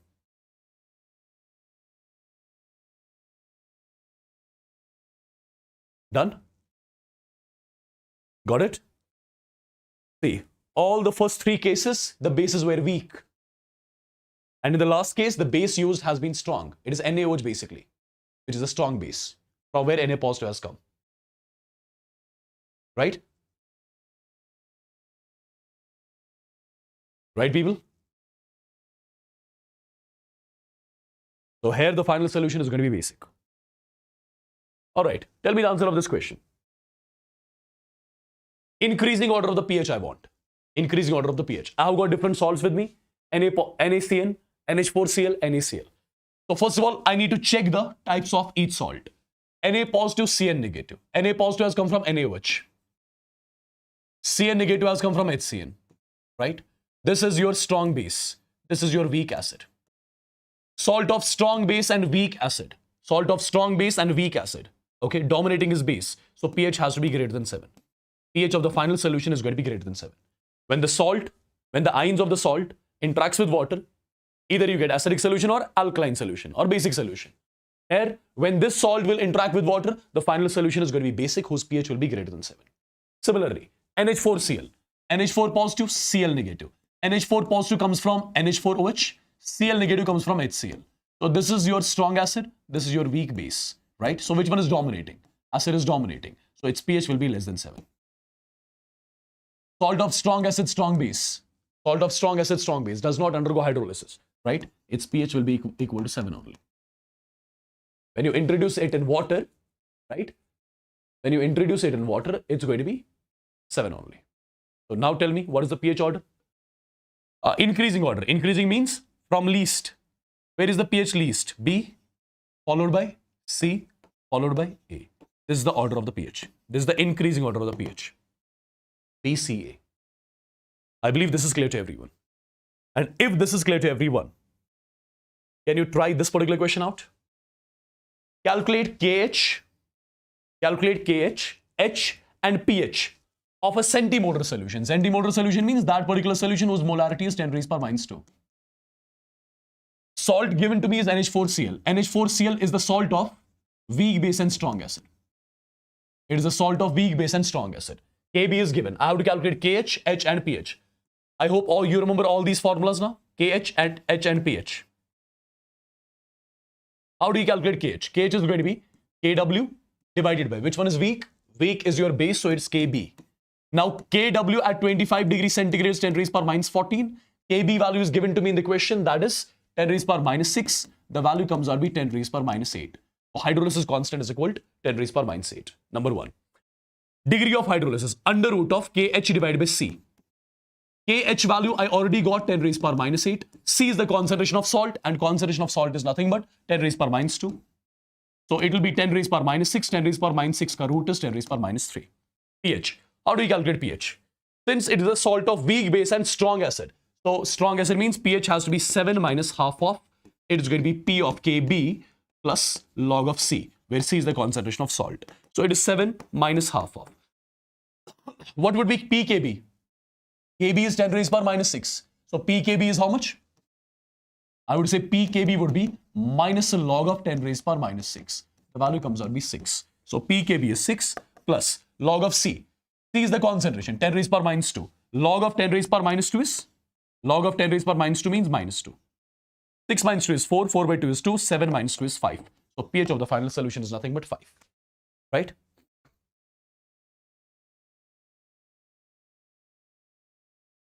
Got it?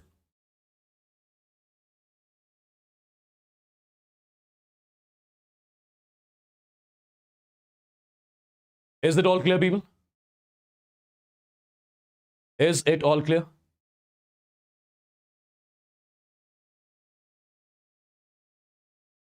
Did you understand how do we deal with such questions? These are just the formula-based questions though, right?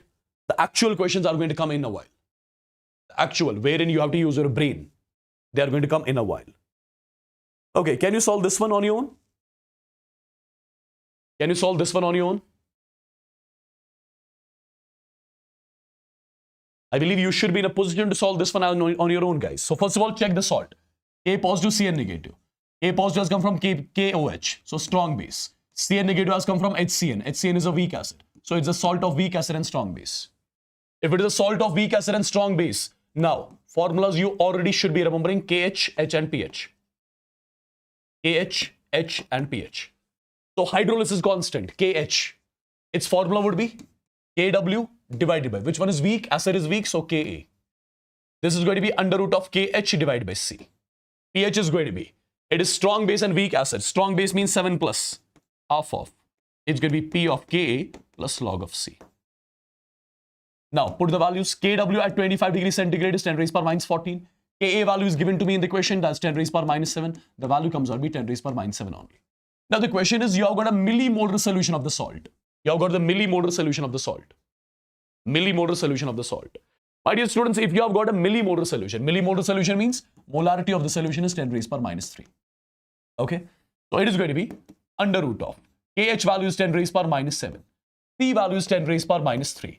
So it is going to come as 10 raised power minus 4. 10 raised power minus 4 ka square root means 10 raised power minus 2. This is going to be 7 plus half of. 7 plus half of. P of Ka. Ka is 10 raised power minus 7. So Pk will be 7 plus log of C. C is the concentration. 10 raised power minus 3. Log of 10 raised power minus 3 will come out to be minus 3 only. So 7 minus 3 is 4. 4 by 2 is 2. 7 plus 2 is 9. So pH of the final solution is 9. Are all the three things clear? Are all the three things clear to you? Are all the three things clear to you, people? Everybody?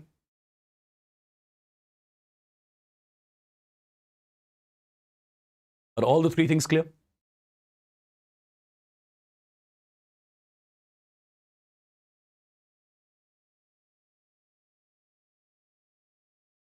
Everyone in the chats.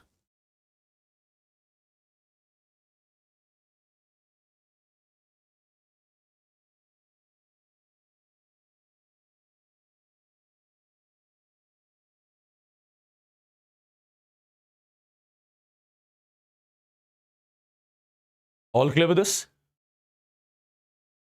Did you understand how do we deal with such kind of the stuff?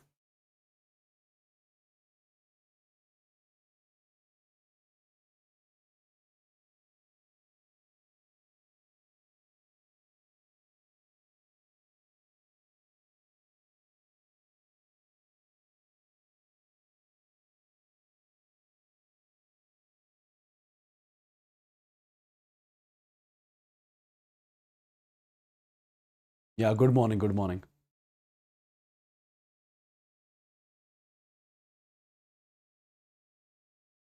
Now, before doing the actual questions of acid-base titration, before doing the actual questions of the acid-base titration, wherein you will have to use the salt hydrolysis, you will have to use the buffer, everything, right? Before doing that, there is one topic which should be covered first. There is one topic that should be covered first. Okay, what is that topic? That is buffer solution. That is buffer solution. So what is buffer basically? How do we define buffer? How do we define buffer? First of all, you need to understand what buffer is. Then I'll tell you exactly how a buffer works. Okay. Then I'll give you its formulas to calculate pH. To calculate pH. Yeah. Let these spammers be here. What's up, guys? How are you? All well? All well? Chota Beam. All well?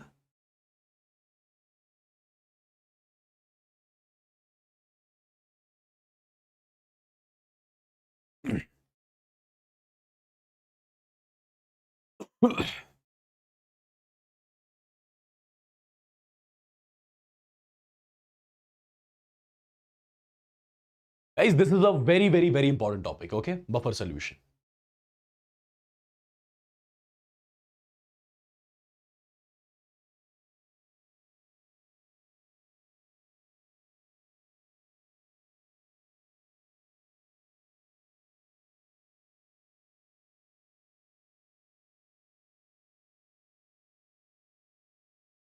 I'll be teaching that as well. Ionization of H3PO4, don't worry.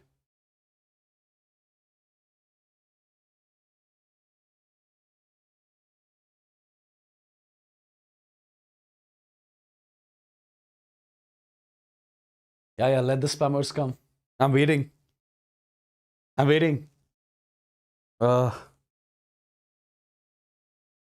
Anyways, they are not going to get this stuff. Okay? They won't get this stuff because this is level up. They are used to level down stuff. Yeah? I'm just kidding, okay?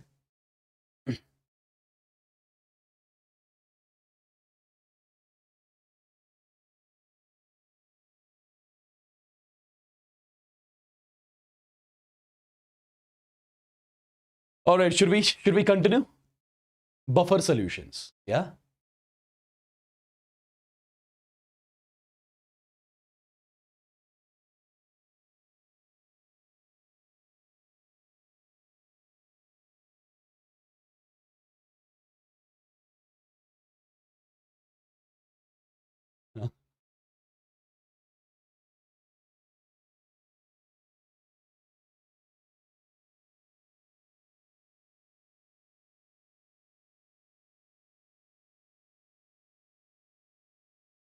Next reel is on the way, huh?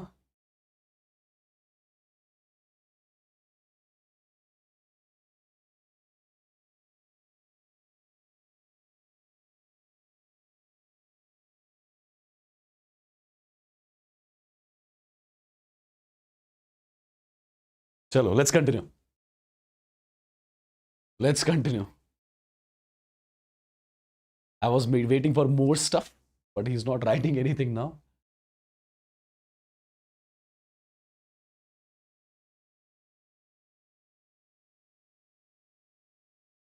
हाँ जी, मैं कश्मीर से हूँ. Yes.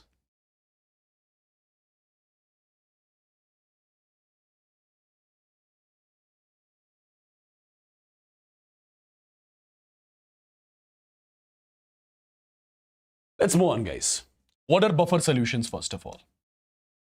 First of all, buffer solutions. These are, first of all, the solutions in which if you introduce small amount of acid or small amount of base. The solutions in which when small amount of acid or small amount of base is added, their pH does not significantly change. Those particular solutions whose pH does not significantly change on adding small amount of acid or small amount of base into them. Those solutions are called as buffer solutions. How it happens basically? How it happens, I'll let you know in some time. Yeah? I'll let you know in some time. So first of all, what is a buffer solution? Buffer solution is basically the one whose pH does not significantly change upon the addition of small amount of acids or bases into them. Yeah? Okay. Now, in other words, I can say the buffers are going to show resistance towards the change in pH. The buffers are going to show resistance towards the change in pH. The buffers are going to show resistance towards the change in pH. Yeah?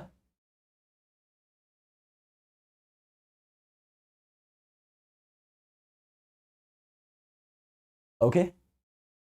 Chota beam, do you know what it's called in Hindi?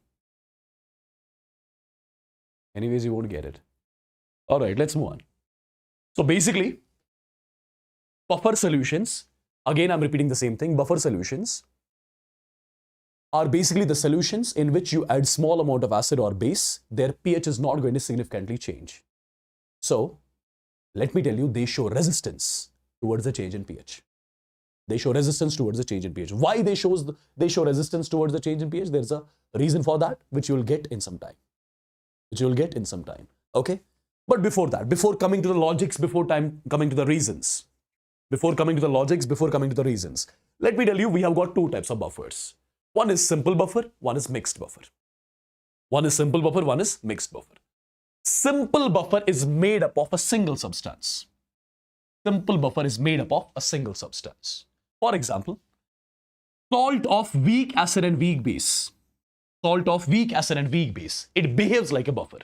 For example, let's say you've got a container. And in this container, you've got CH3COONH4.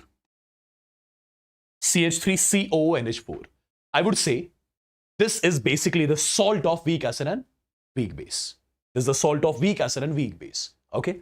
Since it's the salt of weak acid and weak base, so it is going to behave like a buffer. Which buffer? That particular buffer which is made up of only single substance. So basically, you have got a single substance in the container. So it is going to behave like a simple buffer. This will be called as the simple buffer. Okay? So again, I'm repeating the same thing. Simple buffer, it consists of a single substance. For example, when you have a salt of weak acid and weak base in the container, it behaves like a simple buffer. Okay?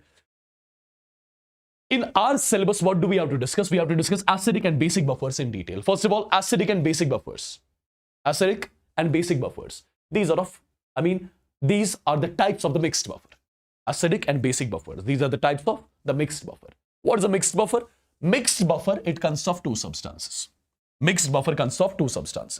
The first type of the mixed buffer is acidic buffer. As you can see here, acidic buffer. And how this acidic buffer is made? Remember, whenever you'll be having a container containing a weak acid, CH3COH, and the salt of same weak acid, or let me write it first of all, whenever I'll be taking a container in which I will be keeping a weak acid and I will be keeping the salt of same weak acid with a strong base. Whenever I'll be taking a container which contains weak acid, and the salt of same weak acid with a strong base. So in the container, do you have one substance or two substances? You have got two substances. So this forms a mixed buffer. And what mixed buffer is it called as? This mixed buffer is called as the acidic buffer. Okay? This mixed buffer is called as the acidic buffer. Similarly, you have got the basic buffer as well. Basic buffer.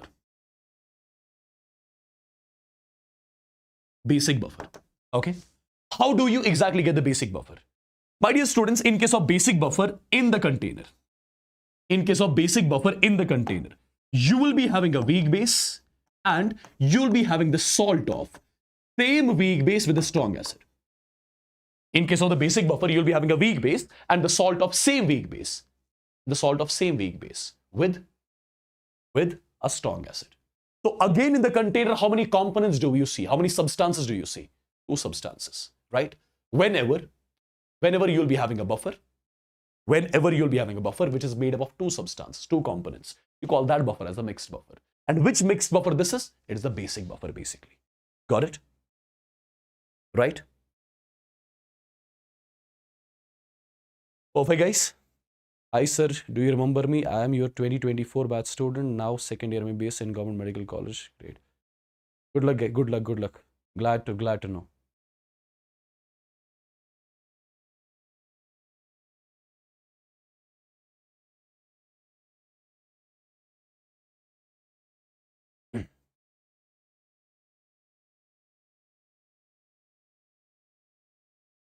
All clear, people? So basically, Acidic buffer consists of weak acid and the salt of same weak acid with a strong base. Basic buffer consists of weak base and the salt of same weak base with a strong acid. Okay. Now, let's take their examples as well. For example, if I ask you, in the container, I have got CH3COOH, and with CH3COH, I'm keeping CH3COONA as well. So first of all, tell me, is it the simple buffer or mixed buffer? Tell me quickly.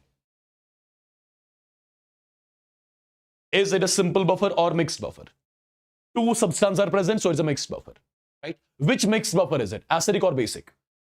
Weak acid, salt of same weak acid with a strong base. It is the acidic buffer. Okay? It is the acidic buffer. It is the acidic buffer.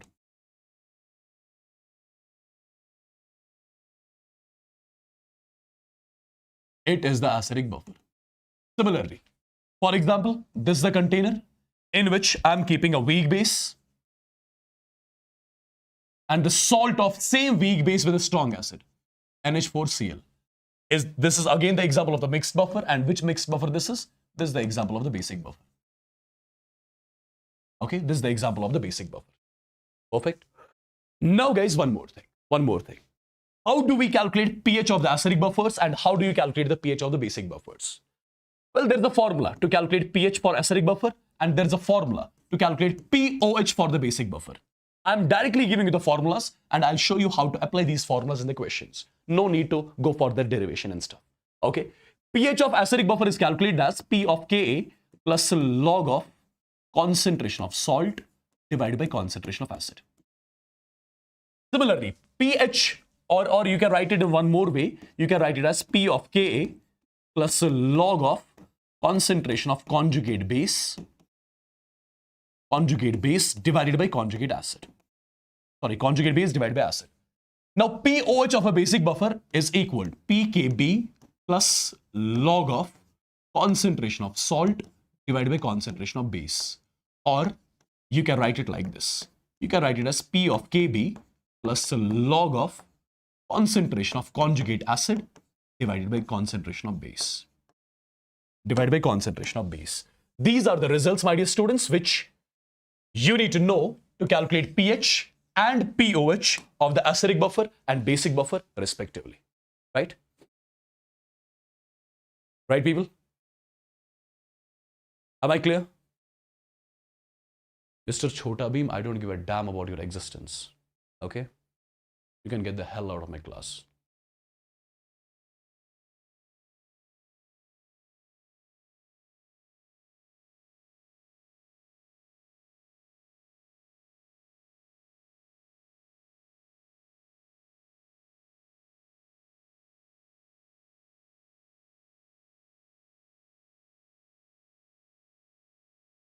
So these are the two formulas, my dear students, by means of which you can calculate pH and pOH of acidic buffer and basic buffer respectively.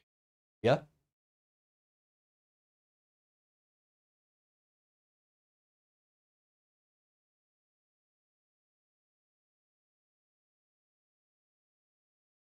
Blocked. Don't worry.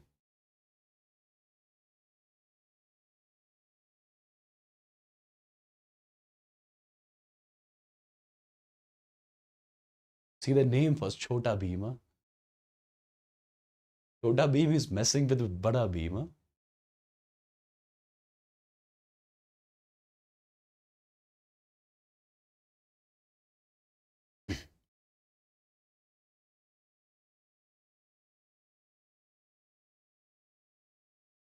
By the way, this equation is called as Henderson-Hasselbalch equation, okay? Remember that as well. This equation is called as Henderson-Hasselbalch equation.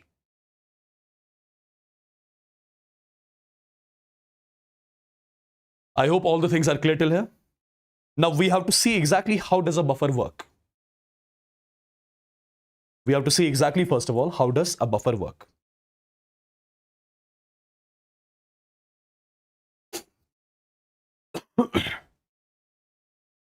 Just give me a second.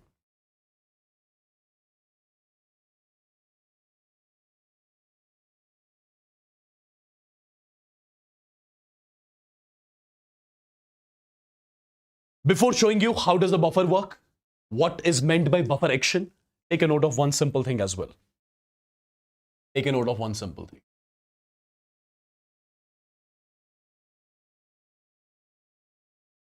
Remember, a solution can act as a buffer. A solution can act as a buffer only if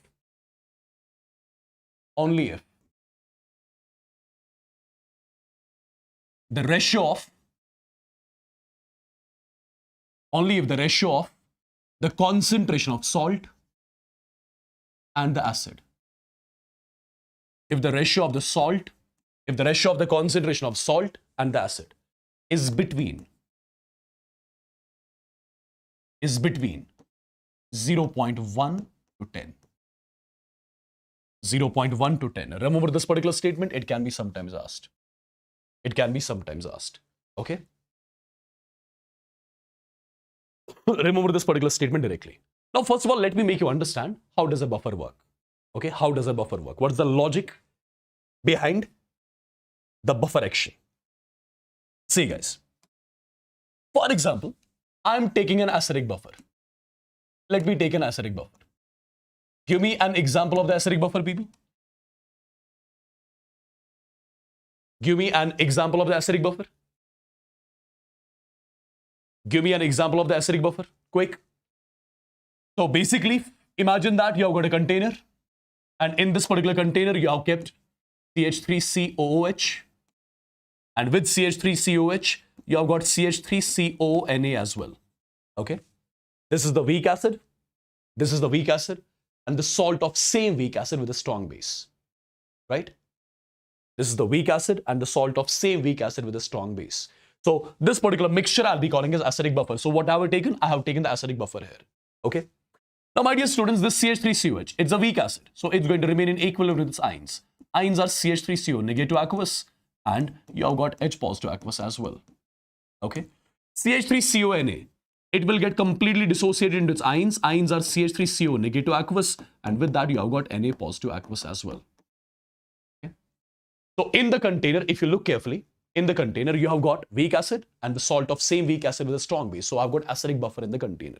So if you will be introducing small amount of acid or base into it, if you will be introducing small amount or acid or base in the container, the pH is significantly not going to change. The pH is significantly not going to change. Why? Understand. Understand the logic. Understand the reason. My dear students, imagine that I am going to introduce some 10 H positive ions. I'm just making you understand by taking some numbers. Okay? Just to make you understand. Nothing else. Let's say I'm introducing 10 H positive ions in the container. Okay? If I'll be introducing H positives in the container, what should happen to the acidic strength of the solution? Acidic strength of the solution should increase, right? That means pH should decrease. My expectation was on adding 10 H positive ions in the container, pH should decrease by 2 units. pH should decrease by 2 units. This was my expectation. This was my expectation. My expectation was if I'll introduce some 10 H positives in the container, pH will decrease by 2 units. But in reality, what happened? When you introduced H positives in the container, I would say concentration of H positives, I increased. I increased the concentration of H positives by adding H positives. What am I doing? I'm increasing the concentration of H positive. This reaction was in equilibrium. And at equilibrium, if you try to increase the concentration of H positive, system will shift in such a direction that will decrease the concentration of H positive. So, I would say backward reaction will happen. Due to the backward reaction, H positives are combining with CH3CO negative. Due to the backward reaction, H positives are combining with CH3CO negative and forming what? CH3COH. Forming what? CH3COH. Perfect. So due to backward reaction, H positives are decreasing. I was adding some 10 H positives. Imagine that, for example, I was adding some 10 H positives. Out of 10 H positives, imagine that 8 H positives, they participated in the backward reaction.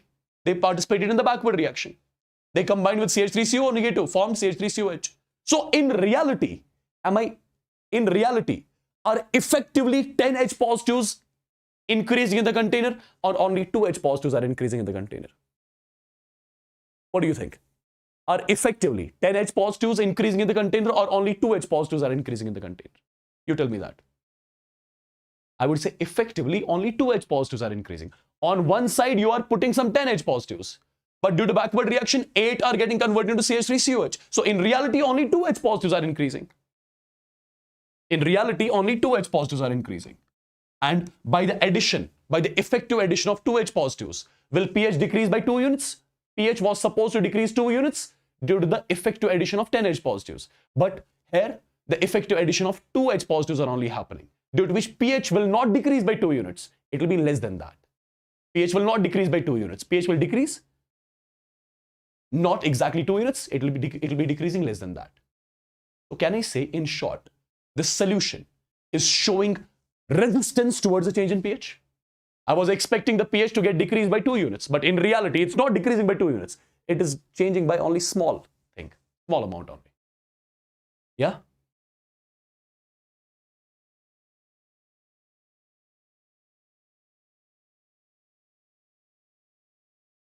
Perfect. So the buffer will be showing small pH change. So technically, I would say this particular buffer is showing resistance towards the change in pH. Its pH is not getting changed as expected by us. Okay? I wanted the pH to change by 2 units, but in reality, pH won't be changing by 2 units. It will be changing less than that. Okay?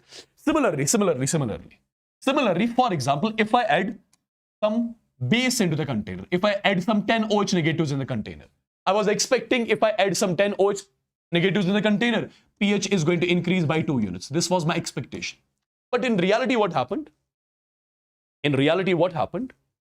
When you introduce 10 OH negatives here in the container, the OH negatives are going to react with H positives. OH negatives are going to react with H positives. And when OH negative reacts with H positive, it leads to the formation of water. Okay? It leads to the formation of water. My dear students, when OH negative reacts with H positive, it leads to the formation of water. So the concentration of H positives in the solution, they are decreasing. If concentration of H positive are decreasing, equilibrium will shift forward. Right? The reaction will shift in the forward direction.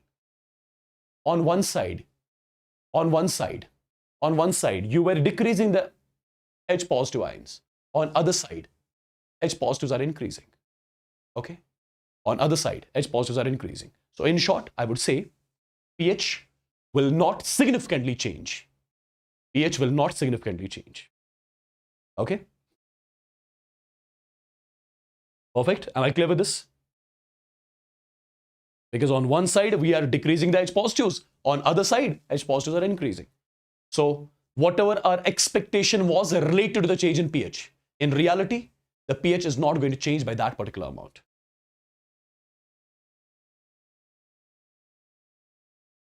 Yeah?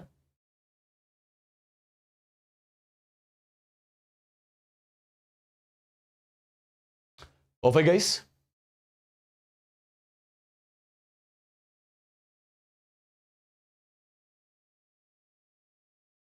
Did you understand how this pH works? And this working of pH is what you call as buffer action. Sorry, this working of buffer is what you call as buffer action, basically. Okay. Now, guys, let's try to solve a few questions based on this buffer. Okay. And before solving the question, let me quickly recap this. Buffer is what? Buffer is a solution whose pH does not significantly change on adding small amount of acid or base into them. So when you add small amount of acid or base into buffers, the pH is not going to change as expected. Okay? I would say buffers are going to show resistance towards the change in pH.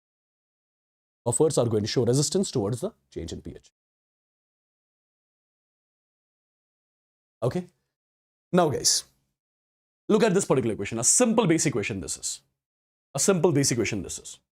Calculate the pH of 1 liter solution containing 0.01 molar CH3COH and 0.02 molar CH3CONA. So basically, you have got a container, and in this particular container, you have kept CH3COH, whose concentration you have kept as 0.01 molar, and in the same container, you have kept CH3COONA, whose concentration you have kept how much? It is 0.02 molar. So first of all, see what is there in the container.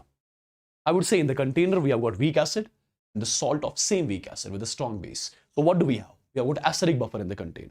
How do you calculate pH of the acidic buffer?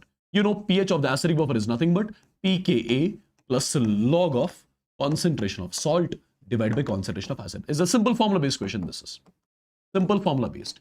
pKa value, since Ka is this much, pK will be 4.74 plus log of concentration of salt. What is the concentration of salt? 0.02 molar.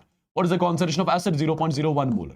So this is log 2. Log 2 is 0.3. So this will be 5.04. So 5.04 is the pH of the solution. Okay, 5.04 is the pH of the solution. I believe this is clear to everyone.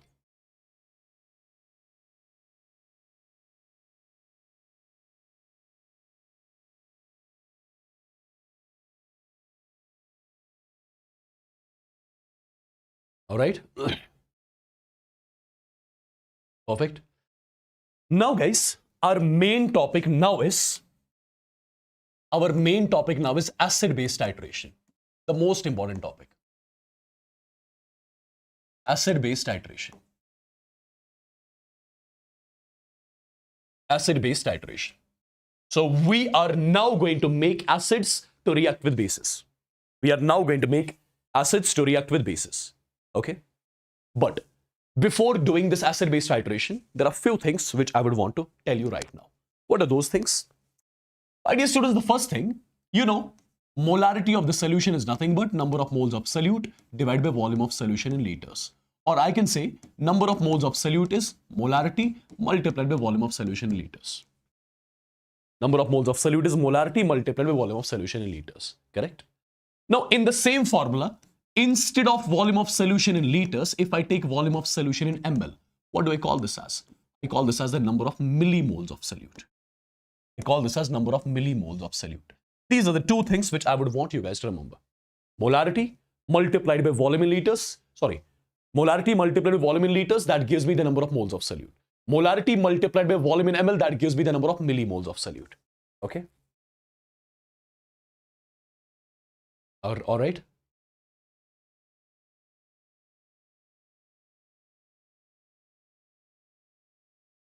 Got it? One more thing, remember it like this. If you know the millimoles of solute, when you divide the millimoles of solute with the volume of solution in ml, when you divide millimoles of solute with the volume of solution in ml, what do you get? At that time, you get molarity. At that time, you get molarity. Okay? One more thing, guys. One more thing. Just make one table and remember it the way I'm telling you to remember. You'll understand it in some time. Yeah? You'll understand it in some time. Say, guys. Just remember it the way I'm telling you to remember. Right here, the salt hydrolysis and buffer. Salt hydrolysis and buffer. Okay? Salt hydrolysis and buffer. Mark a tick here on buffer. Mark a tick here on buffer. Salt hydrolysis, strong base. Mark a tick on strong base. Salt hydrolysis, strong acid. Mark a tick on strong acid. I'll tell you what it means in some time. Okay? Similarly, complete neutralization. Complete neutralization. Here mention salt hydrolysis. Here mention salt hydrolysis. Take a note of these four things first of all. I'll tell you where I'm going to use them. Where I'm going to use them. Salt hydrolysis buffer. Buffer is prioritized. Salt hydrolysis strong base. Strong base is prioritized. Salt hydrolysis strong acid. Strong acid I'll be prioritizing. Complete neutralization. I'll be prioritizing salt hydrolysis. Now. Try to understand what exactly am I going to do. Try to understand what exactly I'm going to do.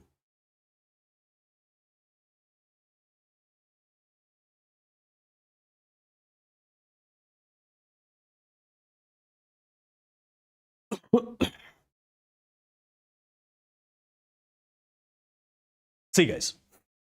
For example, you need to look at this particular question. Just look at this particular question. Understand. This is the first question on your acid-base titration. The question is, calculate the pH of the solution obtained on mixing 100 ml of 0.1 molar CH3COH aqueous with 100 ml of 0.1 molar NaOH aqueous. Understand what I'll be doing. As far as the question is concerned, you have got CH3COOH aqueous solution, and with CH3COH aqueous solution in a different container, for example, you have got NaOH aqueous solution. Okay, you have got two solutions. CH3COH aqueous solution, yeah, NaOH and NaOH aqueous solution. Now, as far as the question is concerned, the two solutions which I'm given with, what is the molarity of the first solution? Molarity of this CH3COH aqueous solution is 0.1. Volume of this aqueous solution is how much? Volume of this aqueous solution is given to me as 100 ml. Similarly, molarity of NaOH aqueous solution, this is given to me as again 0.1, and volume of this particular solution is given to me as how much? It's given to me as 100 ml. It is given to me as 100 ml, correct?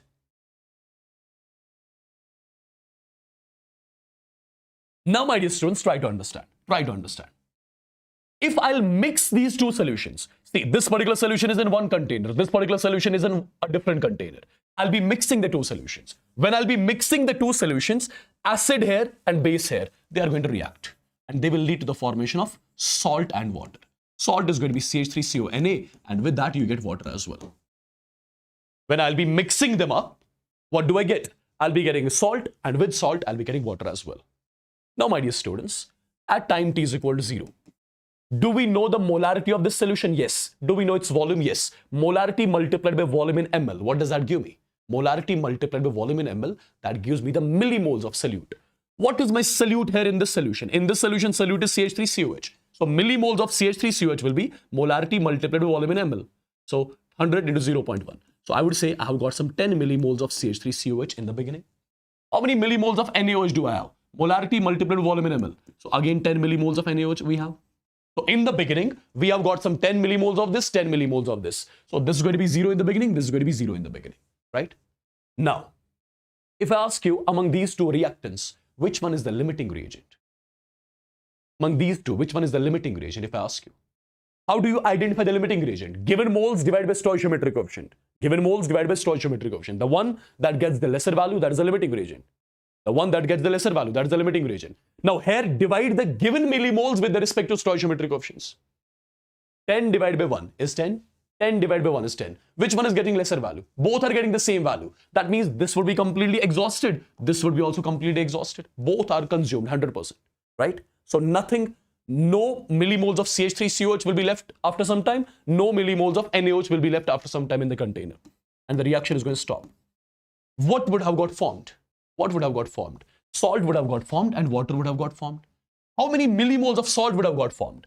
Take one of the two as a reference. 1 gives 1, so 10 gives 10. So I would say 10 millimoles of salt would have formed and 10 millimoles of water would have formed as well. Now you tell me one thing. At the end, when the reaction has stopped, what all things are there in the container? Is there any acid present? No. Is there any base present? No. There is only salt and water. There is only salt and water. Can I say there is only salt and water present? Now the ions of salt are going to interact with water to produce either acidic or alkaline solution, depending on whether cationic hydrolysis will be happening or anionic hydrolysis. See, I'm left with salt and water. Now salt is going to interact with water to form either acidic or alkaline solution. So basically, in short, these two will be doing what? They'll be doing salt hydrolysis. So pH of the final solution will be calculated with the help of salt hydrolysis.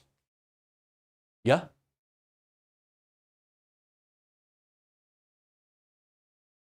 Right? I'm still on my words. If you show me those 9 graphs, I'll tell you which all graphs. Log of Kp versus log of RT. Number 1. For the reaction whose delta Ng is 0, delta Ng greater than 0, delta Ng less than 0. Number 2. Graph between log of Kp versus log of Pt.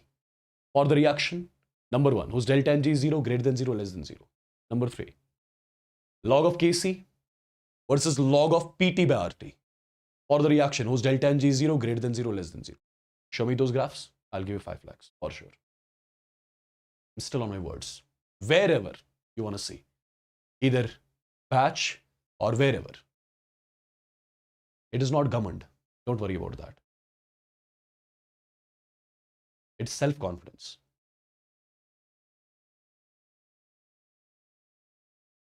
Okay?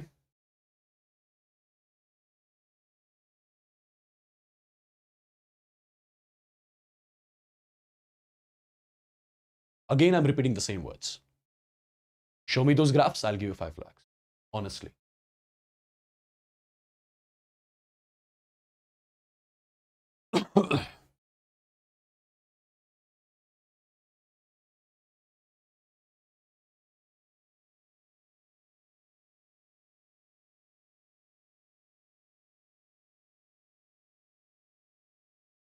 किसी book से नहीं पढ़ा है, खुद दिमाग लगाया है और बनाया है खुद.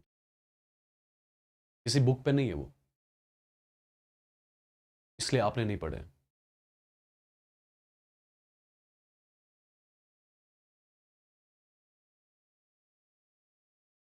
I'm ready. You be ready also. Okay. So guys, what is happening here? I will be calculating the pH of the final solution with the help of salt hydrolysis. Okay. Now, which salt do we have? This is the salt of weak acid and strong base. This is the salt of weak acid and strong base. How do we calculate the pH when the salt of weak acid and strong base undergoes hydrolysis? How do we calculate the pH when the salt of weak acid and strong base undergoes hydrolysis? There is a formula for that. pH will be equal. pH will be equal. It is going to be 7 plus, this is weak acid and strong base, 7 plus half of P of Ka plus log of C, where C is the concentration of salt. So it's going to be 7 plus half of pKa value directly will be 4.74 plus log of C. What is C? C is the concentration of salt. C is the concentration of salt. C is the concentration of salt. Now, my dear students, do we know the concentration of salt? No. We know the millimoles of salt. We know the millimoles of salt, right? How do we convert millimoles into concentration? How do we convert millimoles into concentration? You just need to divide the millimoles with the total volume. Total volume is how much? 100 plus 100. That's 200. Okay? Perfect. So it's going to be log of 1 by 20. Log of 1 by 20 is nothing but it's going to be log 1 minus log 20. Perfect. Log 1 is how much? 0. Log 20 is 1.3. So it is going to be 7 plus half of.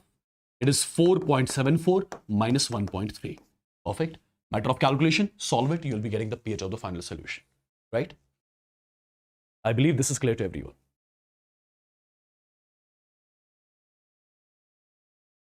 Is it clear?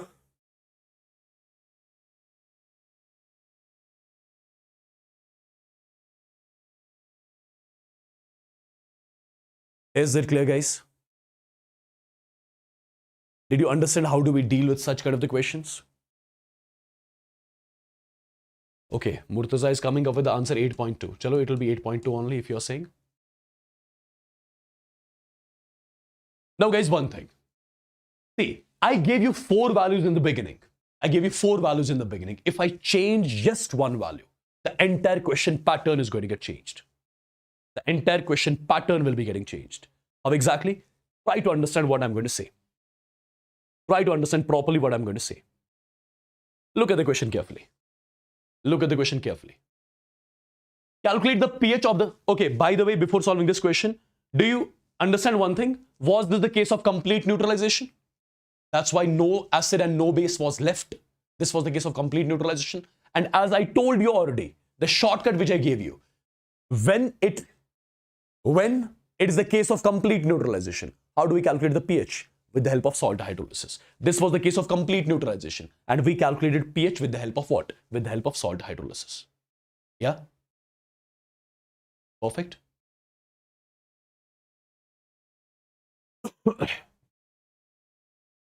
All right, look at this one.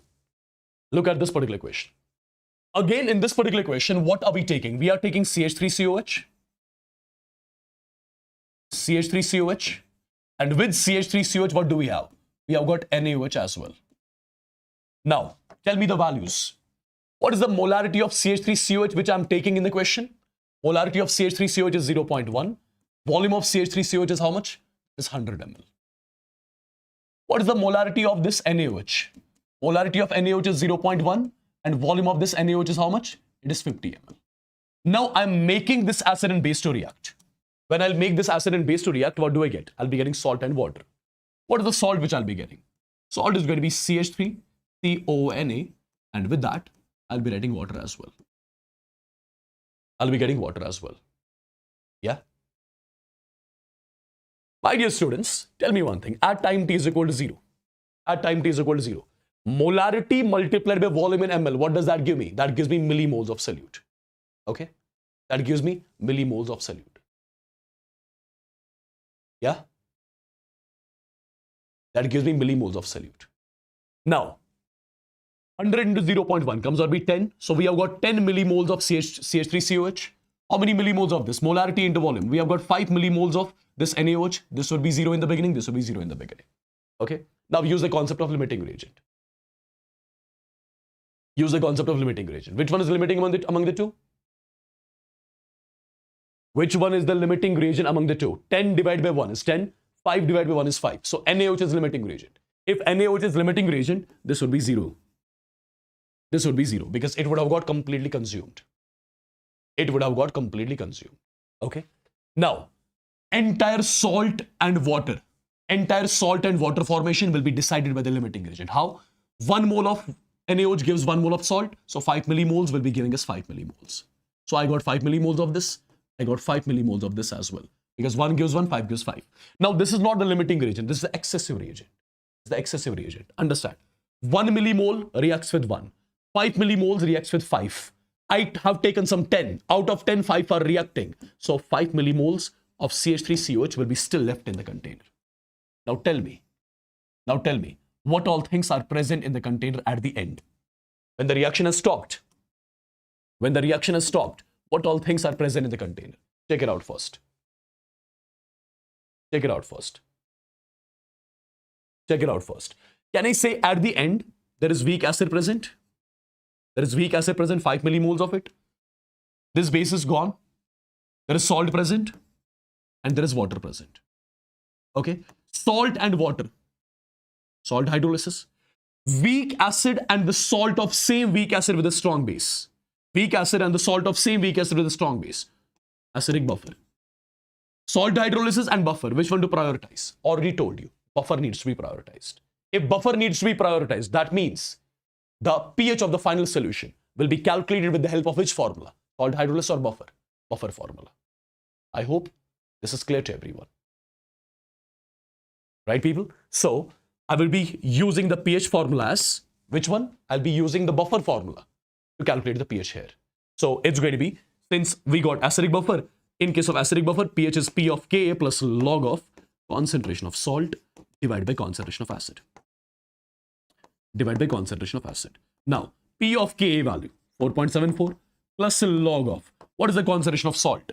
Concentration of salt means millimoles of salt divided by total volume. Total volume is 150.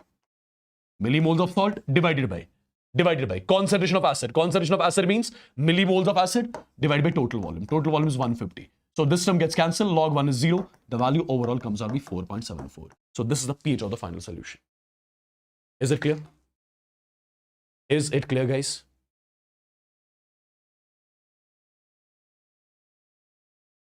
Is it clear?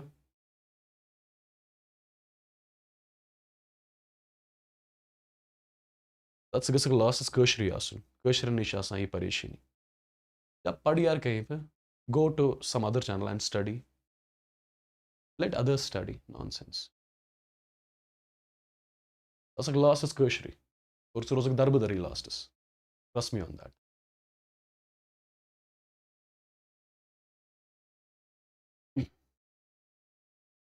Is it clear, guys?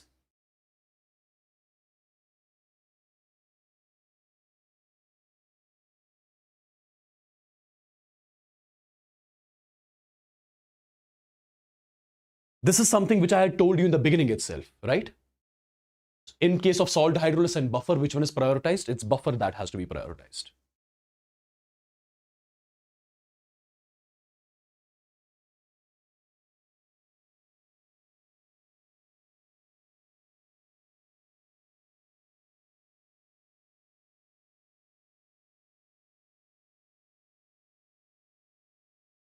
Perfect. Okay, one more thing. If I again change just one value in the same question, the question will entirely get changed. If I again change just one value in the question will again get changed. For example, look at this question. Look at this particular question. If you look at this particular question, the question says calculate the pH of the solution obtained on mixing 50 ml of 0.1 molar CH3COH with 100 ml of 0.1 molar NaOH. So basically, as far as the question is concerned, again you are making CH3COH aqueous to react with what? You are making it to react with NaOH aqueous. And when acid reacts with a base, what does it form? It forms salt and water. What is our salt here? Salt is CH3CONa, and with that you'll be getting water as well. You'll be getting water as well. Okay? Yeah? Perfect.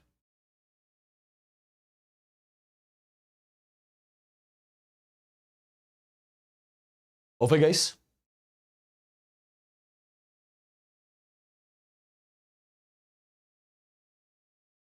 Now tell me, what are the values which are given to us? CH3COH aqueous, its molarity and volume is given. Molarity is equal to 0.1. Its volume is equal to 50 ml. Sorry, volume is equal to 50 ml. NaOH, its molarity is given to me as 0.1. Its volume is equal to 100 ml. Its volume is equal to 100 ml. Okay? Perfect. Now we will tell me one thing. At time t is equal to 0, can you tell me the millimoles of acid which we have? Molarity multiplied with volume in ml, that is 5. Molarity multiplied with volume in ml, that is how much? That will be 10. Perfect.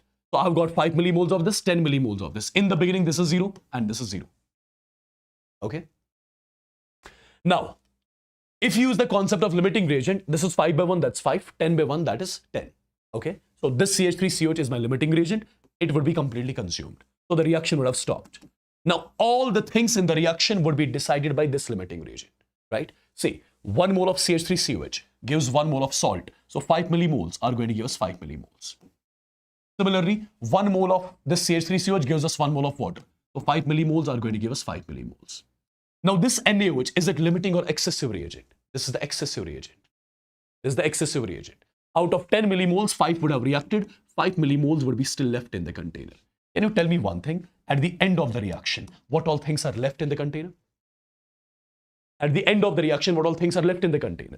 See, acid is not left in the container. It's consumed, over. You got a base here. Base is left in the container, right? Similarly, a salt got formed and you have got water. Now, first of all, try to understand. Salt plus water can do what? It can do salt hydrolysis. Salt plus water can do what? It can do salt hydrolysis. Now, base and salt, will it form buffer? What do you think? Will it form buffer? Base and the salt of same base with a strong acid, will it form buffer? This is not going to form buffer. Why? Because for the basic buffer, you need a weak base here. Weak base and the salt of same weak base with a strong acid. But this is not a weak base here. It's a strong base. It's a strong base. So it's a strong base here. Perfect. Now, I had already given you one trick. What is that trick? Salt hydrolysis and strong base. Which one to prioritize for pH calculation? Strong base needs to be prioritized for pH calculation. Right? Strong base needs to be prioritized for pH calculation.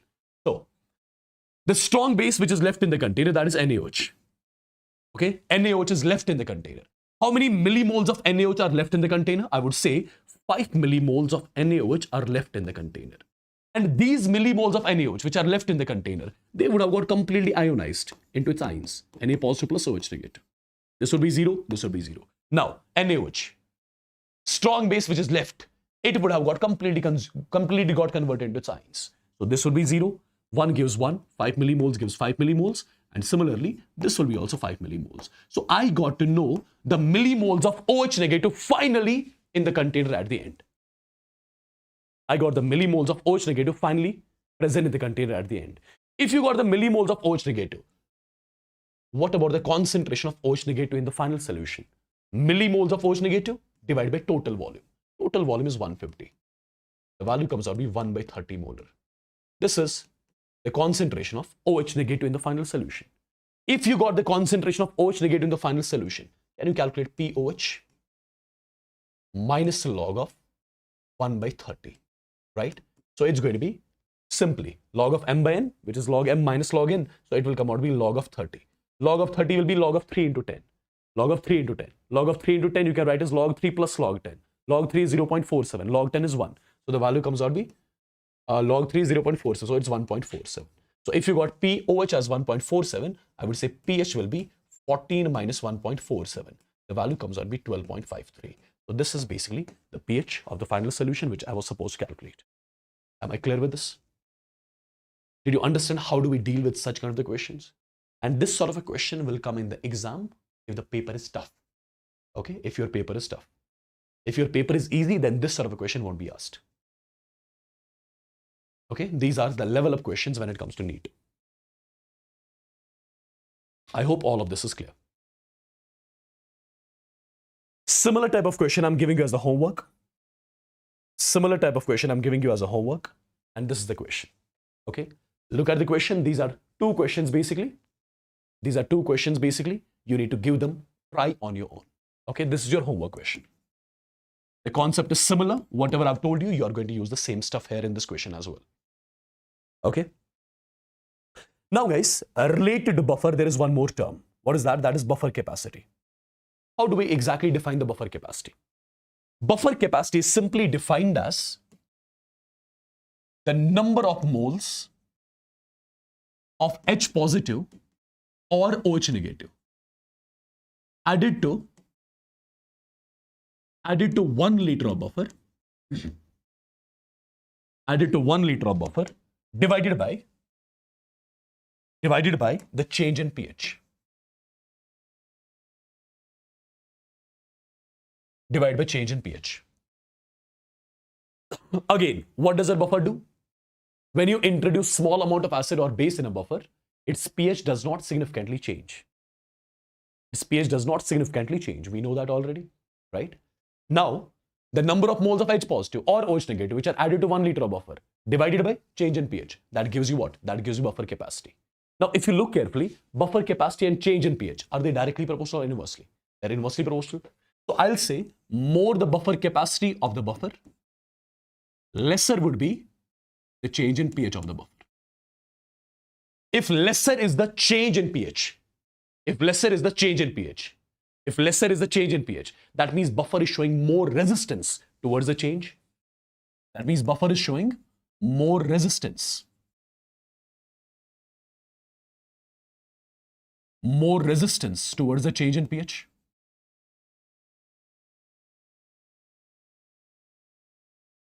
Buffer is showing more resistance towards the change in pH. And that buffer which shows more resistance towards the change in pH, we say the efficiency of that buffer is more. We say the efficiency of that particular buffer is more. Okay? Remember this particular point. This is very important.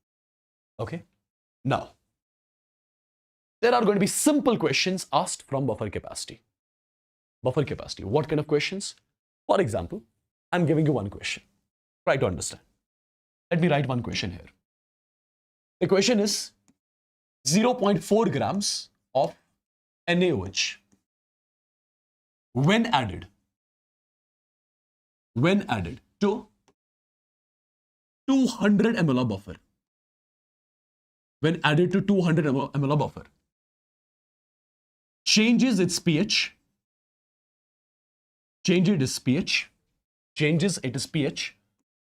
by 0.01.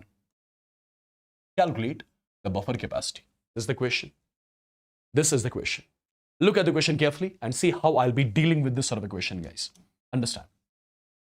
As far as the question is concerned, we are given with some 200 ml of buffer. As far as the question is concerned, we are given with 200 ml of buffer. We are given with 200 ml of buffer. And in this 200 ml of buffer, what are we adding? We are adding 0.4 grams of NaOH. We are adding some 0.4 grams of NaOH, due to which the change in the pH of the buffer is coming out to be how much? The change in the pH of the buffer is coming out to be 0.01. What do I need to calculate? I need to calculate buffer capacity. Okay. First of all, if I ask you, since we are adding 0.4 grams of NaOH, That means how many moles of NaOH we are adding? Mass of NaOH divided by molar mass of NaOH. The value comes out to be 0.01.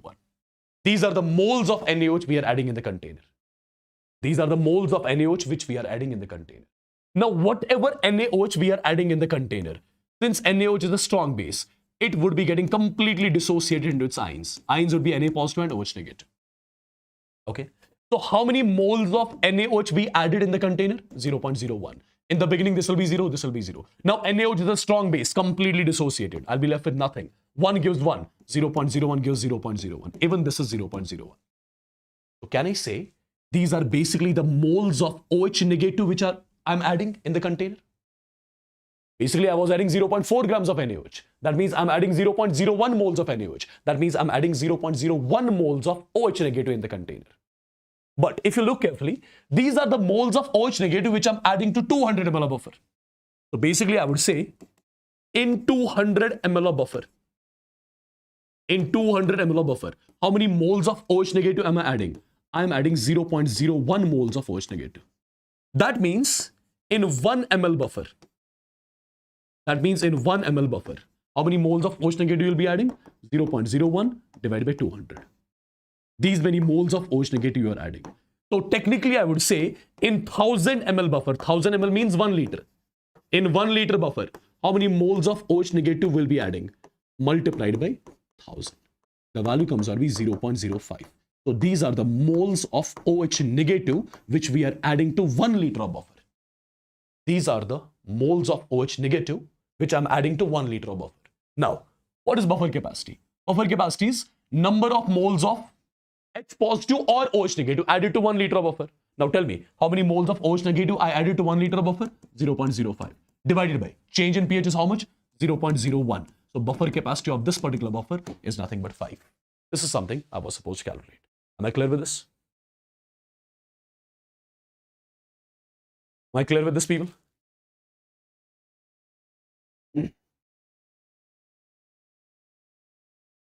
Yeah?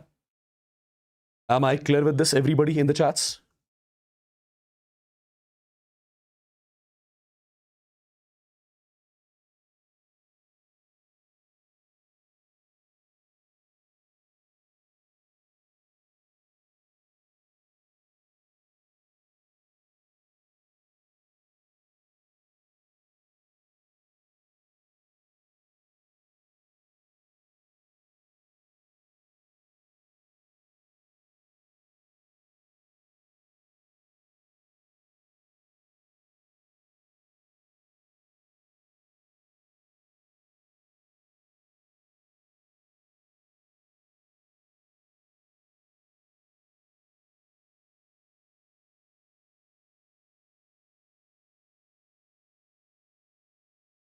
Perfect.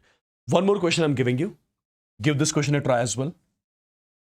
And after this question, we'll be left with only one topic, okay? That is solubility and solubility product. But before doing that, I'm giving you one question, just try it out. The question is 100 ml of 0.1 molar KOH when added to 200 ml of buffer, change the pH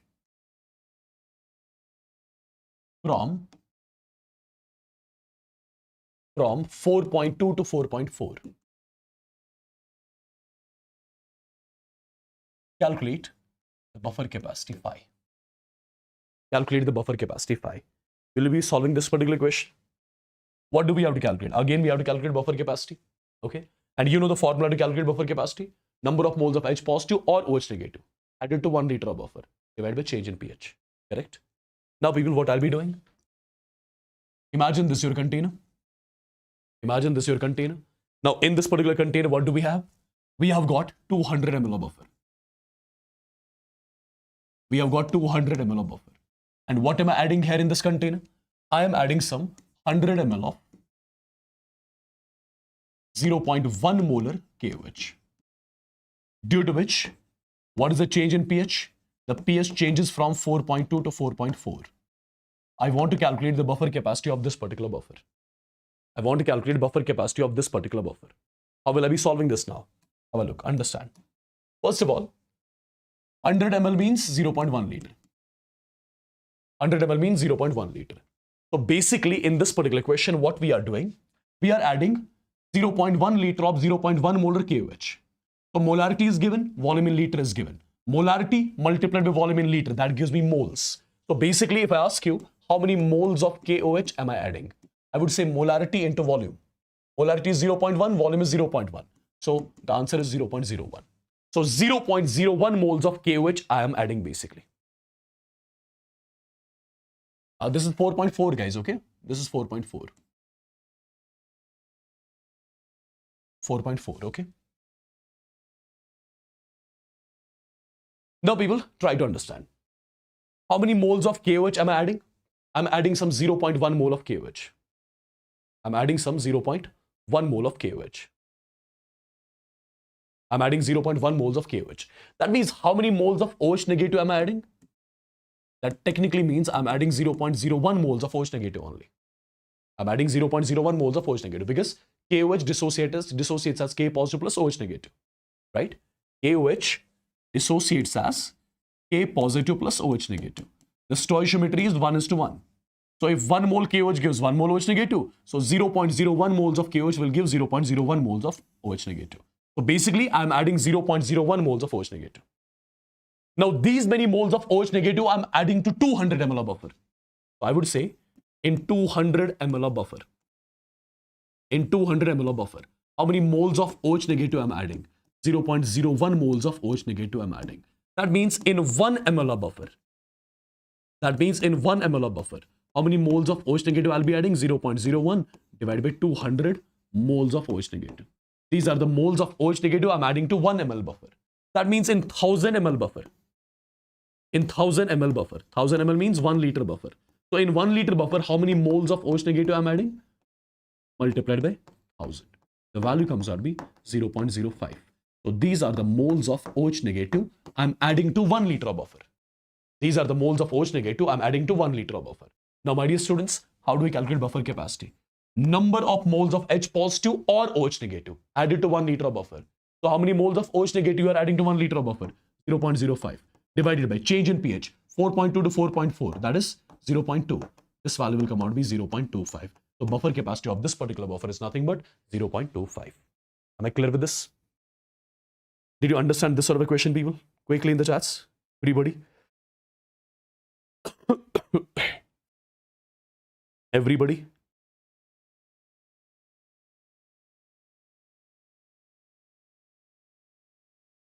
Yes?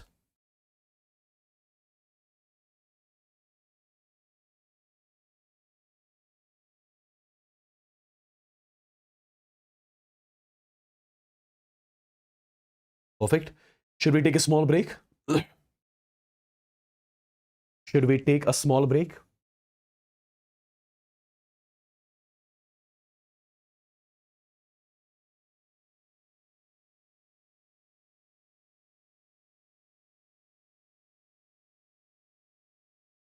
I'll be taking 1 more hour to complete this chapter. Don't worry.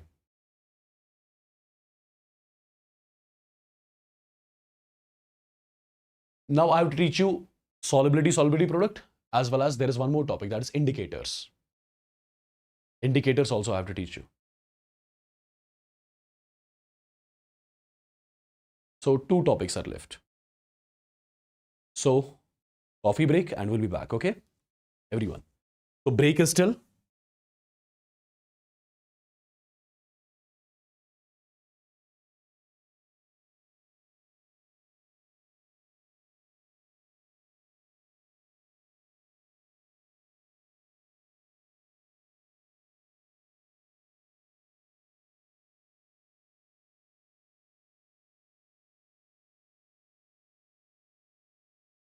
It's 1:06.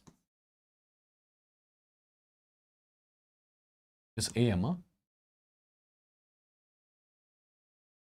I'll be starting exactly at 1:30 back. Okay?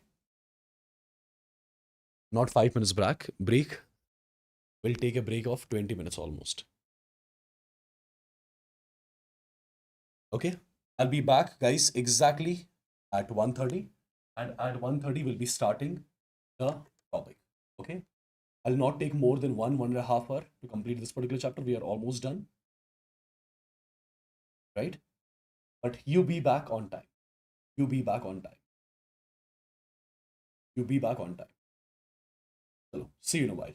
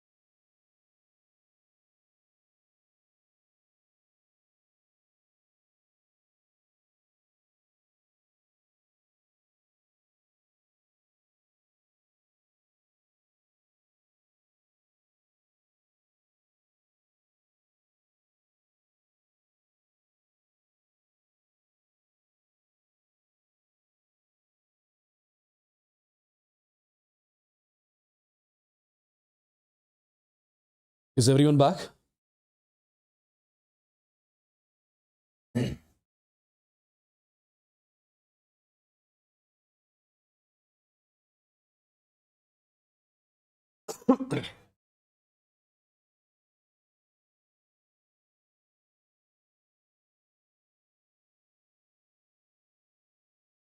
Is everyone back, or people slept already? Huh?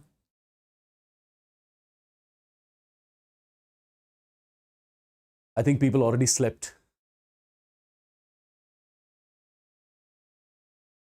But still, there are a lot of students. Good.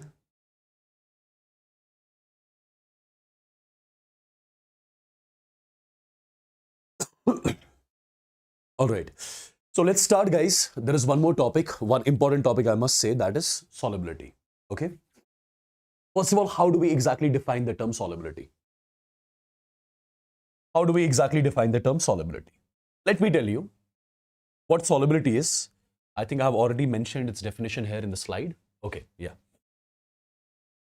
Solubility is first of all defined as, look at the definition, then I'll make you understand what this definition is all about. Solubility is defined as the maximum number of moles, maximum moles per liter, which can be dissolved in a solution. The maximum moles of solute that can be dissolved in 1 liter of solution. Or in other words, let me write it.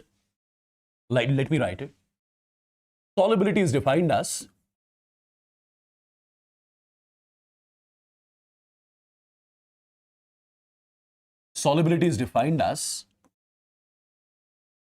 the maximum moles,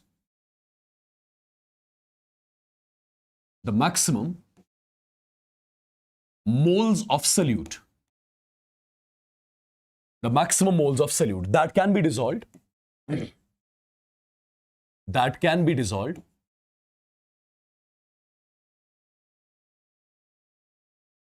in 1 liter of the solution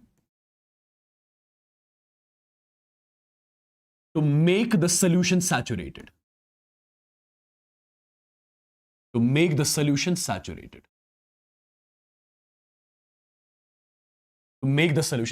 Point number 1, what does it mean? You'll get the idea in some time.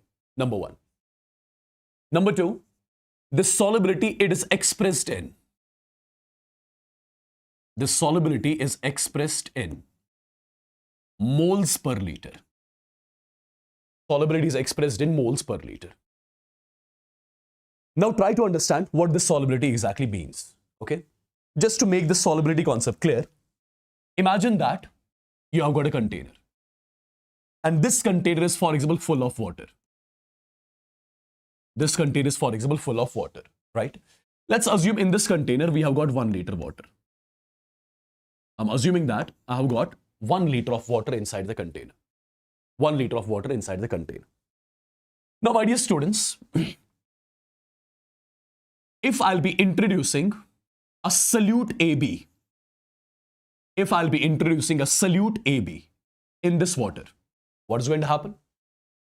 When I'll be introducing the solute AB in water,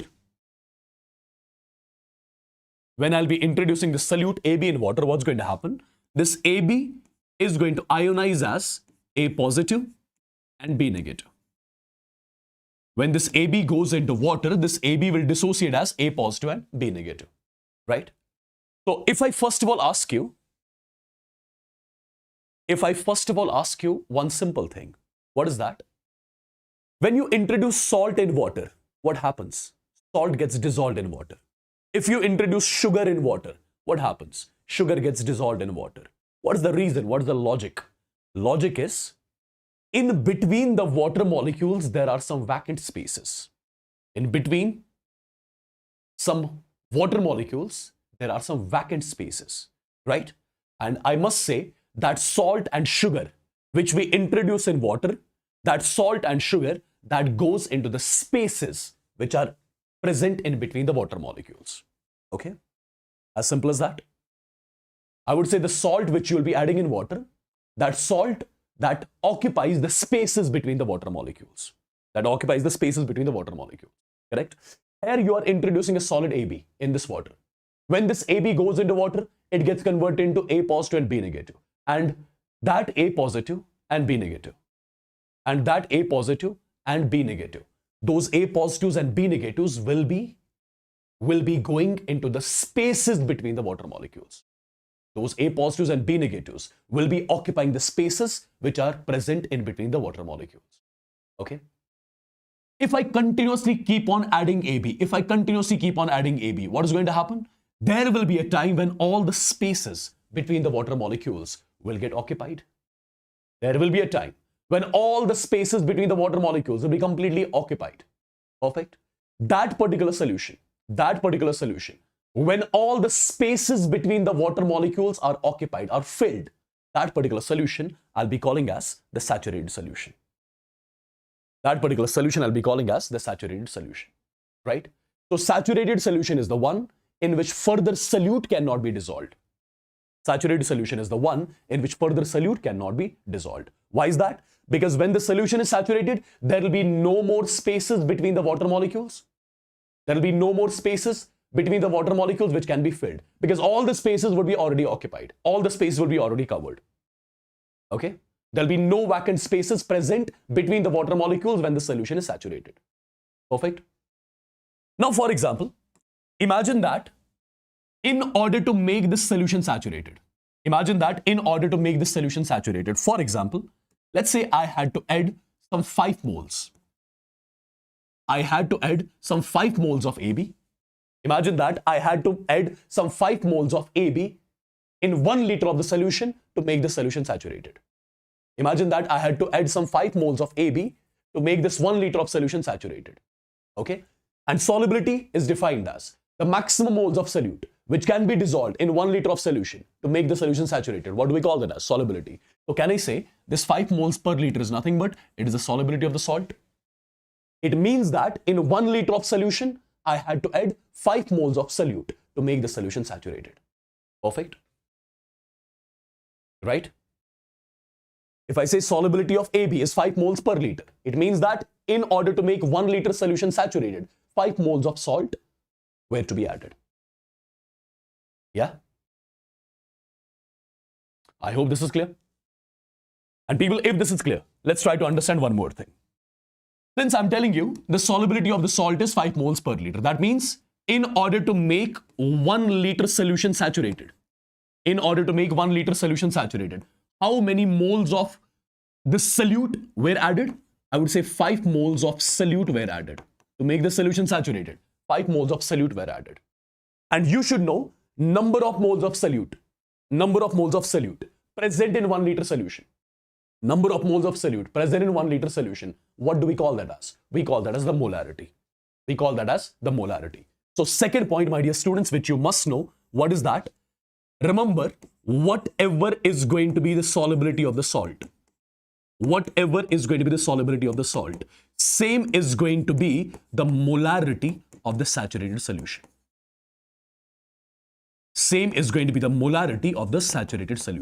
This is a very, very, very important point.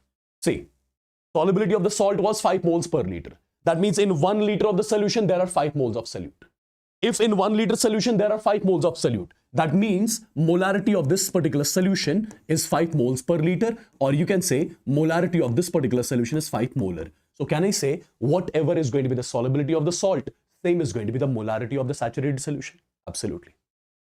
Whatever is going to be the solubility of the salt, same is going to be the molarity of the saturated solution. Perfect. Now, my dear students, understand one more thing.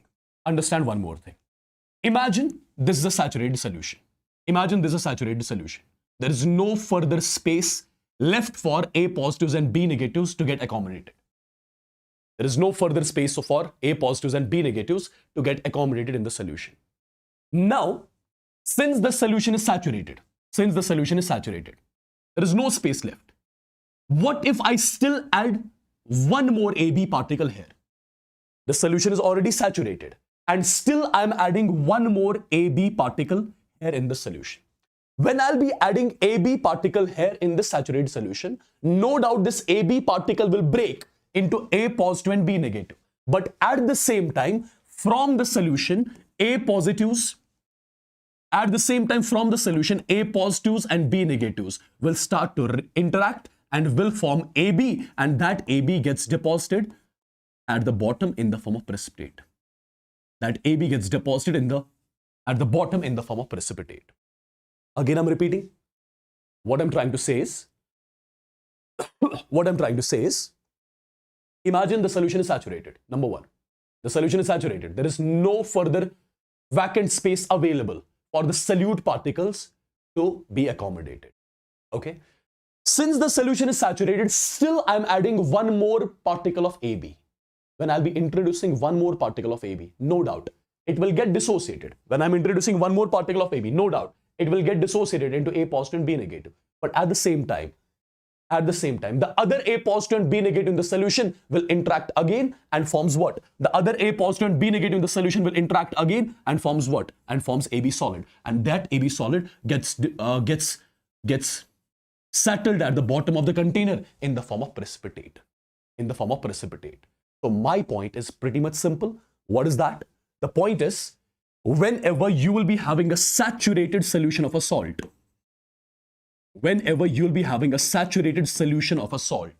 remember the salt and its ions, they'll be in equilibrium with each other. Whenever I'll be having a saturated solution of the salt, remember the salt and its ions, they'll be in equilibrium with each other. That means in the saturated solution, if you introduce AB gets dissociated as A positive and B negative, but from the solution, other A positives and B negatives, they'll interact and form AB, and that AB gets deposited, that gets settled at the bottom of the container in the form of precipitate. Okay? See, this forward process is what you call as dissolution of salt. This forward process is called as dissolution of salt, and this backward process is called as crystallization, or you can call it simply as precipitation. Okay, backward process, what you call as precipitation or crystallization. And since the salt and its ions, in case of the saturated solution, they'll be in equilibrium. That means rate of dissolution and rate of precipitation will be equal. Okay, am I clear with this? People? Quickly in the chats. Am I clear? Quickly in the chats. Everybody.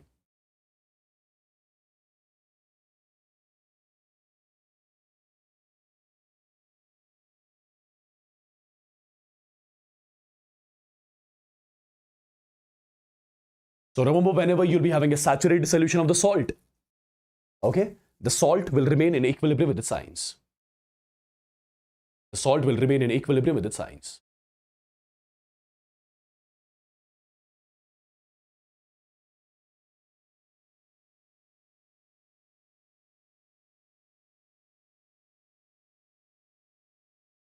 Yeah? Okay. One more thing, guys. One more important thing. As I told you, solubility of the salt is nothing but that is the molarity of the saturated solution. Okay? So I can say solubility, or you call it as the molarity of the saturated solution, will be nothing. It will be number of moles of solute.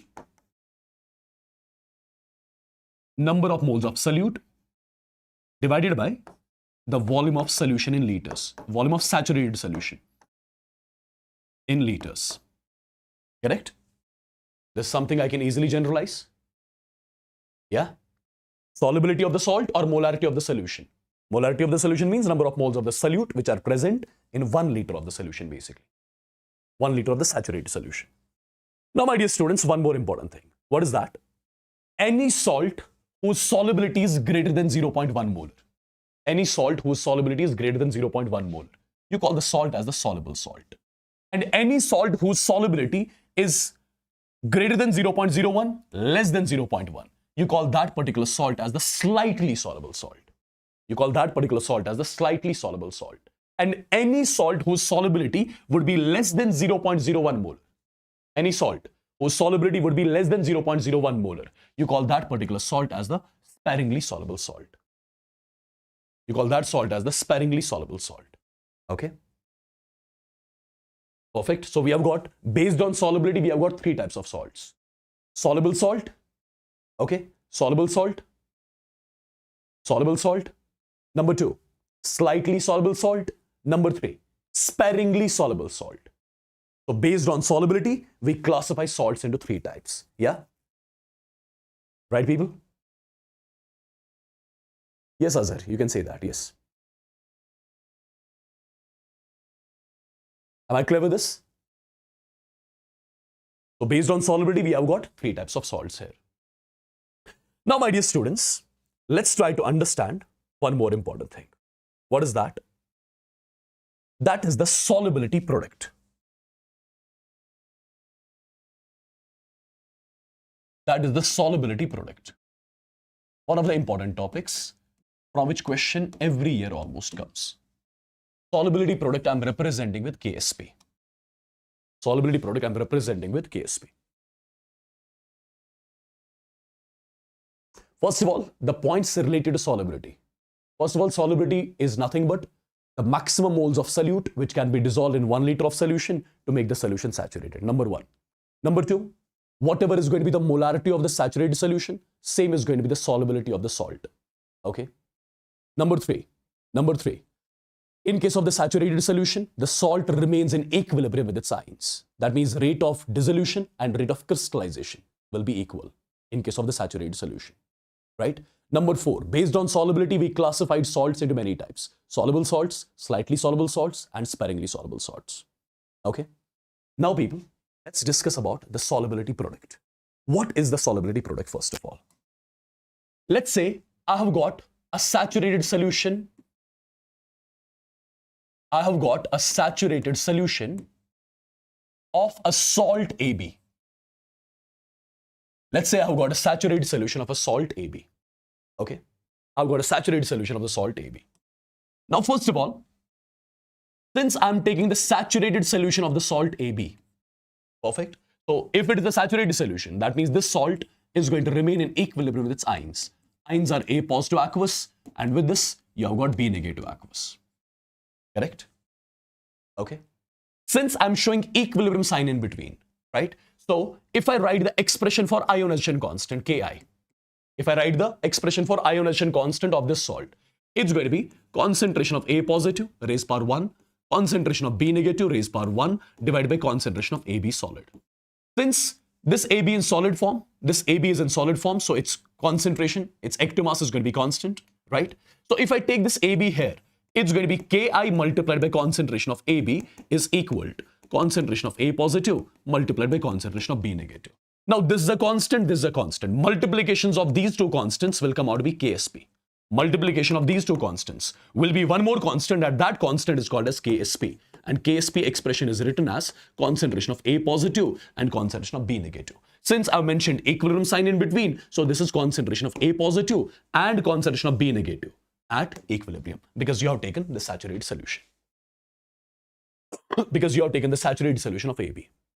Perfect. So my dear students, try to understand what I'm going to say. Try to understand what I'm going to say. Try to understand what I'm going to say. Whenever from now onwards, you will have to write the KSP value, solubility product of a salt. Okay? You have got nothing to do with the reactant. You just have to multiply the concentrations of these products raised to the power their stoichiometric coefficients 1 and 1. Raised to the power their stoichiometric coefficients 1 and 1. Okay? I believe I'm clear. I believe I'm clear. Okay? So whenever you will have to write the expression of solubility product of a salt, okay, it's going to be concentration of these ions raised by their stoichiometric coefficients. But you have to take these concentrations at equilibrium. Okay? You have got nothing to do with the reactant. Now, again, I'm taking the saturated solution of the salt AB. Now, this salt AB, right, it will be in equilibrium with its ions. Ions are A positives and B negatives. Correct? Let's assume that the solubility of this salt is S moles per liter. Let's assume that the solubility of this salt is S moles per liter. What does that mean? That means in order to make 1 liter solution saturated, S moles of AB are added. S moles of AB are added. In order to make 1 liter solution saturated, S moles of AB are added. Now, all these S moles of AB in the solution would have dissociated into its ions, and those ions would have gone between the spaces between the water molecules, right? Now, use the stoichiometry. 1 mole gives 1. So, S moles of AB would have given S moles of A positive as well as S moles of B negative in the solution. Correct? Since I'm assuming the solubility of the salt is S moles per liter.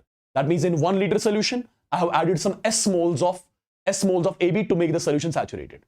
Right? To make the solution saturated. Now all these S moles of AB would be dissociating in water and getting converted into A positives and B negatives. So 1 mole gives 1, S gives S. 1 mole gives 1, S gives S. Right? So as you can see, I would say in the saturated solution, you will find the concentration of AB as S moles per liter. You'll find the concentration of B negative as S moles per liter again. Okay. Now, if I would want to write the expression for KSP expression is pretty much simple now. Concentration of A positive at equilibrium raised power stoichiometric coefficient. Concentration of B negative at equilibrium raised power stoichiometric coefficient. What is the concentration of A positive at equilibrium? S. Concentration of B negative? S. So S into S comes out to be S square. Right? So this comes out to be the solubility product here for the salt which is of the type AB. Now, for example, let's say you have got the salt of the type AB2. Let's say you have got the salt of the type AB2.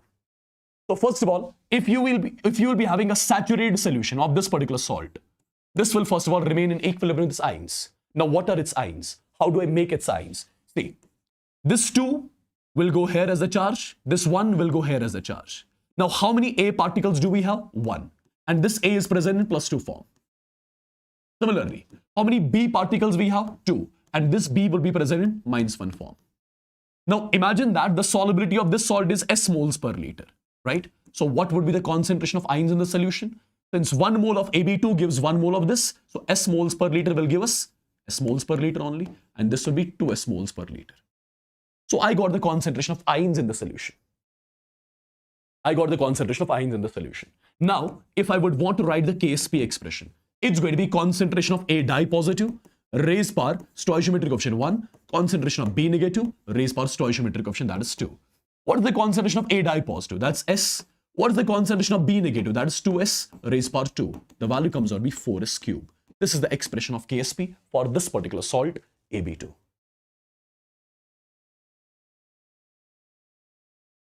Azhar, it's not mandatory that solute's degree of dissociation will be, solute's percentage dissociation will be 100. No, it's not mandatory.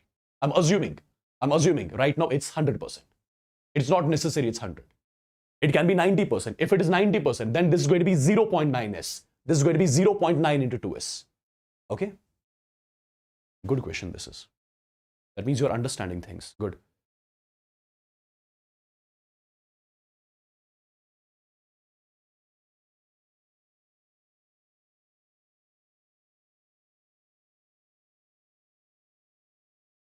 Perfect.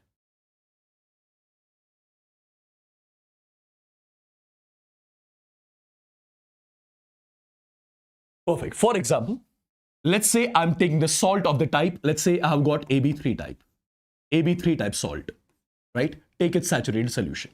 First of all, what will be the ions? This 3 will be going the charge here. This 1 will be the charge here. Now, how many A particles do we have? 1. And this A is present in +3 form. How many B particles do you see? 3. And this B will be present in -1 form. Okay. If its solubility is S, this is going to be S moles per liter. This is going to be 3S.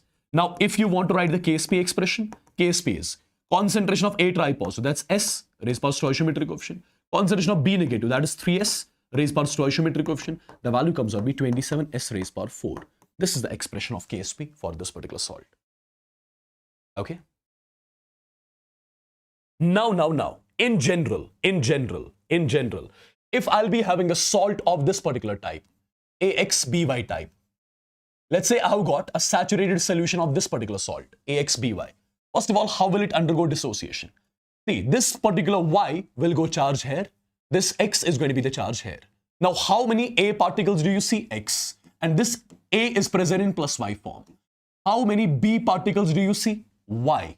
And B is present in which form? -X form. Okay. If the solubility of this salt is S moles per liter, now 1 gives X. So S will give X times S. So this is the concentration of A plus Y ions in the saturated solution. And this is going to be Y times S moles per liter. This is the concentration of B minus X present in the saturated solution. Okay.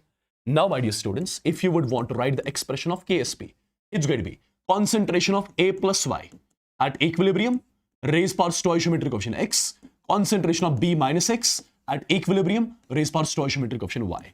So KSP expression is simply going to be, what is the concentration of AY positive?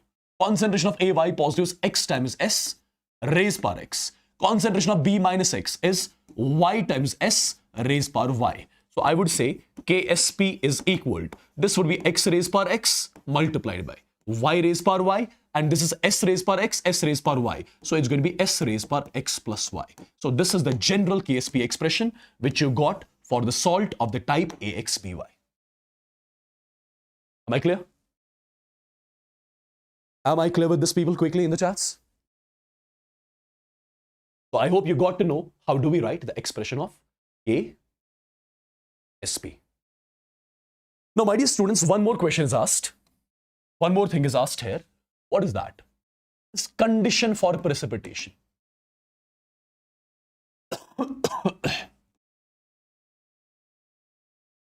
Condition for precipitation. Condition for precipitation. Okay. Now, first of all, for example, I have got the salt of the type AB. This is the salt. Okay. Here you have got A positives and you have got B negatives. And you have got B negatives. Now, here I'm going to write two expressions. Here I'll be writing two expressions. First expression is going to be concentration of A positive at equilibrium, raised power 1. Concentration of B negative at equilibrium, raised power 1. The second expression I'm going to write, I'm simply going to write concentration of A positive at any stage apart from equilibrium. Concentration of B negative at any stage apart from equilibrium. Concentration of A positive and B negative at equilibrium. That means right now the solution is saturated. Right now the solution is saturated. That means that's the reason why I'm using the terms equilibrium here. Because whenever you have got a saturated solution of the salt, in the saturated solution, salt and its ions will be at equilibrium. Now here, I'm just writing concentration of A positive and concentration of B negative at any stage apart from equilibrium. That means the solution is not saturated right now. That means the solution is not saturated right now. This particular expression you'll be calling as KSP. This particular expression you call as KIP, ionic product of salt. Okay? One is called as KSP, one is called as KIP. Perfect? One is called as KSP, one is called as KIP. KSP is defined when the solution is saturated. KIP is defined when the solution is not saturated. KIP is defined when the solution is not saturated. Okay? I'll give you its analogy. If you remember in chemical equilibrium, I gave you equilibrium constant and reaction quotient. In chemical equilibrium, if you take the analogy here, this was the equilibrium constant, this was the reaction quotient. And I had told you what? Every reaction wants its QC to get equal to equilibrium constant. Every reaction wants its QC to get equal to Kc. Why? Because when QC becomes equal to Kc, then only equilibrium is established in the reaction. And when equilibrium is established in the reaction, system would be present at its maximum stability. System would be present at its maximum stability. Similar procedure you are going to use here. KSP means solution is saturated. KIP means solution is not saturated. And if the solution is not saturated, that means salt and its ions are not in equilibrium. If they are not in equilibrium, that means the system is not present at its stable state. So in order to be at the stable state, in order to attain stability, can I say if the solution is unsaturated, it has to go to the saturated one. It has to attain the saturation, then only equilibrium will be established, then only stability will be more. Can I say something like that? Understand one more time, I'm telling you. KSP is used when equilibrium is established. That means the solution is saturated here. The solution is not saturated here, right? The solution is not saturated here. Perfect. When the solution is saturated, the salt and its ions are at equilibrium. When the solution is not saturated, the salt and its ions, they are not in equilibrium. Okay? But every system wants to be present at the equilibrium. Every system wants to be present at the equilibrium. Why? Because at equilibrium, the stability of the system is maximum. So every unsaturated solution would want to become saturated. Then only equilibrium will be established. And once equilibrium is established between the salt and its ions, I would say the stability would be maximum. So can I say in short, every salt wants its KIP to get equal to KSP. Because when KIP gets equal to KSP, then only solution becomes saturated. Then only equilibrium is established. Yeah?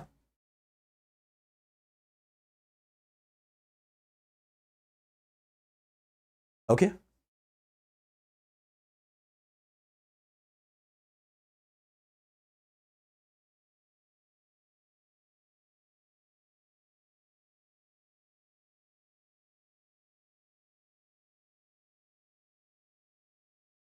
Perfect?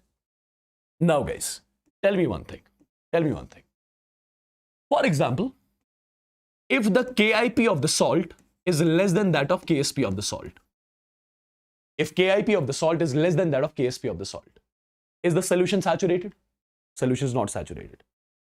So, for the solution to be saturated, KIP should increase its value. KIP should increase its value. Then only, KIP should increase its value. Then only it will become equal to KSP. Right? For example, I've got the salt whose KIP is less than KSP. KIP is less than K. This is KSP. This is KIP. KIP is less than KSP. That means there is no equilibrium right now. So, what do we have to do? The solution is not saturated. The solution is not saturated. For the solution to be saturated, KIP has to increase its value. How KIP will increase its value? KIP will increase its value only if the concentration of A positive and B negative will increase. How concentration of A positive and B negative will increase? If more salt gets dissolved. If more salt gets dissolved, right? So when KIP is less than KIP, remember, more salt can be dissolved in the solution. More salt can be dissolved in the solution, then only the solution will become saturated. Then only the solution will become saturated, right? For example, if KIP is already equal to KSP, if KIP is already equal to KSP, that means the solution is already saturated. The solution is already saturated. And imagine if KIP is greater than KSP. If KIP is greater than KSP. If KIP is greater than KSP, KIP would want to decrease its value, then only it will be equal to KSP. How KIP will decrease its value? When the concentration of A positive and B negative will decrease. How concentration of A positive and B negative decreases? When backward reaction happens. And when backward reaction happens, from the solution, A positive and B negative will combine and form AB solid. And that AB solid will settle down at the bottom in the form of precipitate. Right? So I would say this is the case of PPT formation. This is the case of precipitate formation. And you call this particular solution as the supersaturated solution.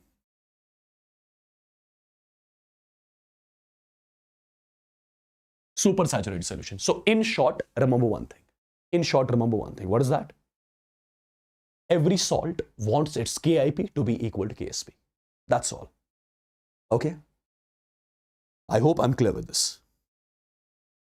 I hope I'm clear with this. Yeah? Let me know once in the chats. Quickly.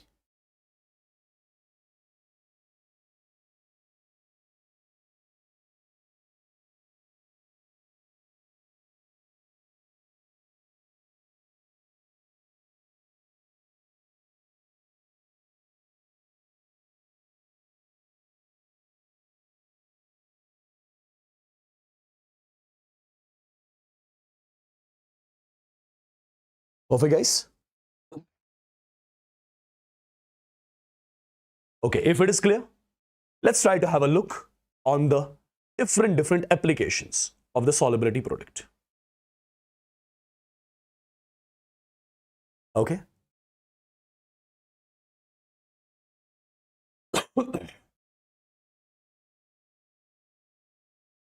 Just a second.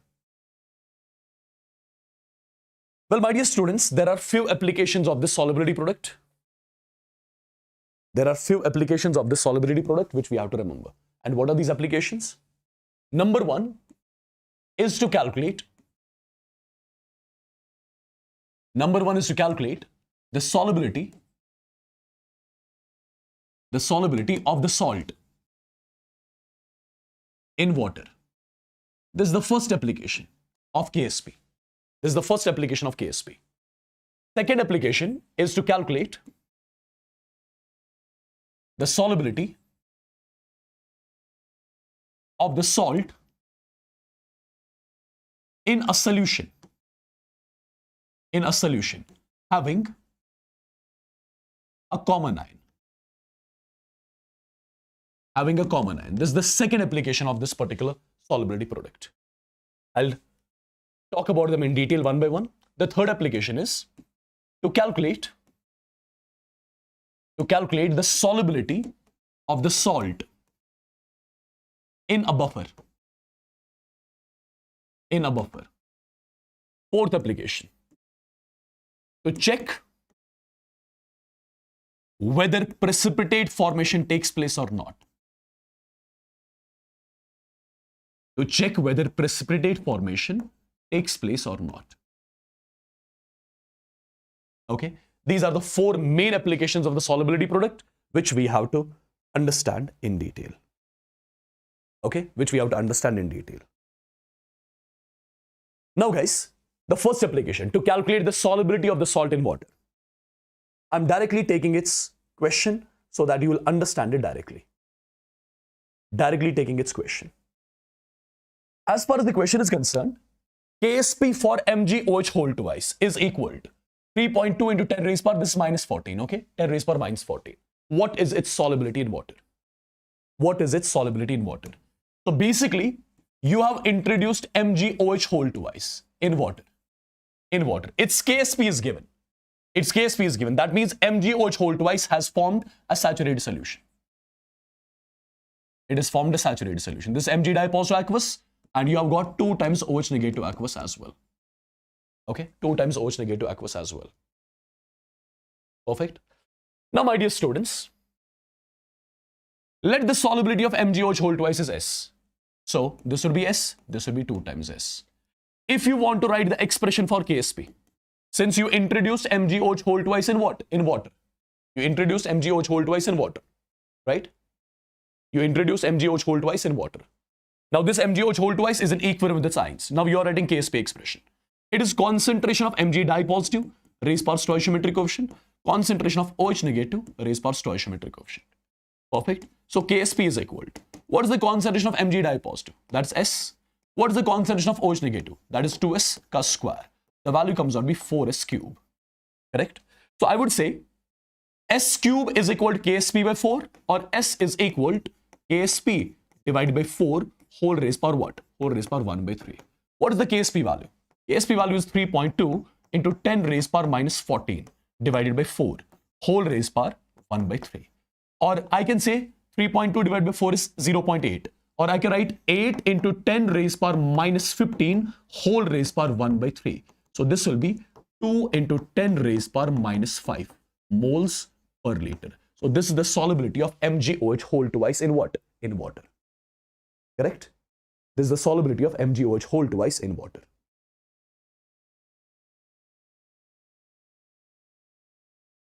Am I clear with this? This was the solubility of mgOH whole twice in water. Now, look at the second question. Second question is, calculate the solubility of mercurous chloride in water. Again, we have to calculate solubility in water, but this is mercurous chloride.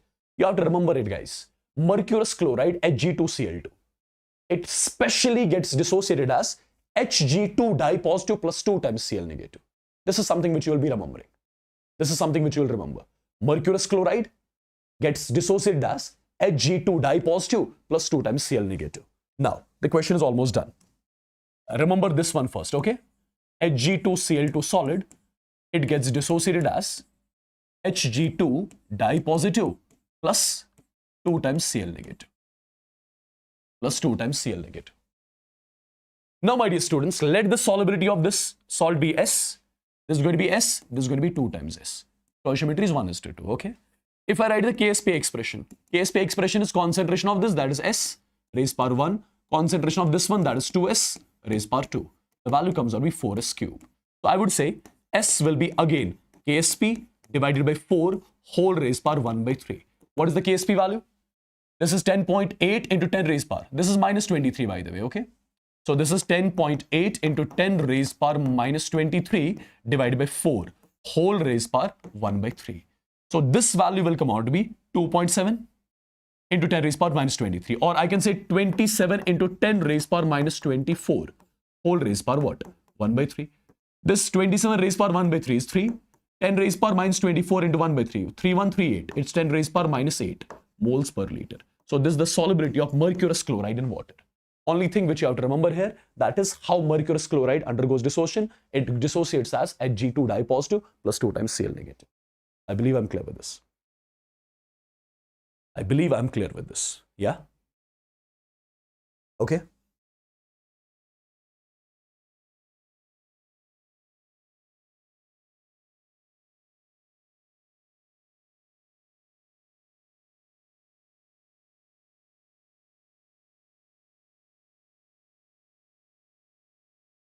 So this was the first application of your solubility product. What was the name of the application? The name of the application was calculation of solubility in water. Okay. Now, second application. What was the second application? Second application was to calculate the solubility of the salt in a solution having a common ion. Let me write it's one of the questions. Just give me a second. Let me write it's one of the questions so that you'll understand what it means. Okay. I'm writing the question as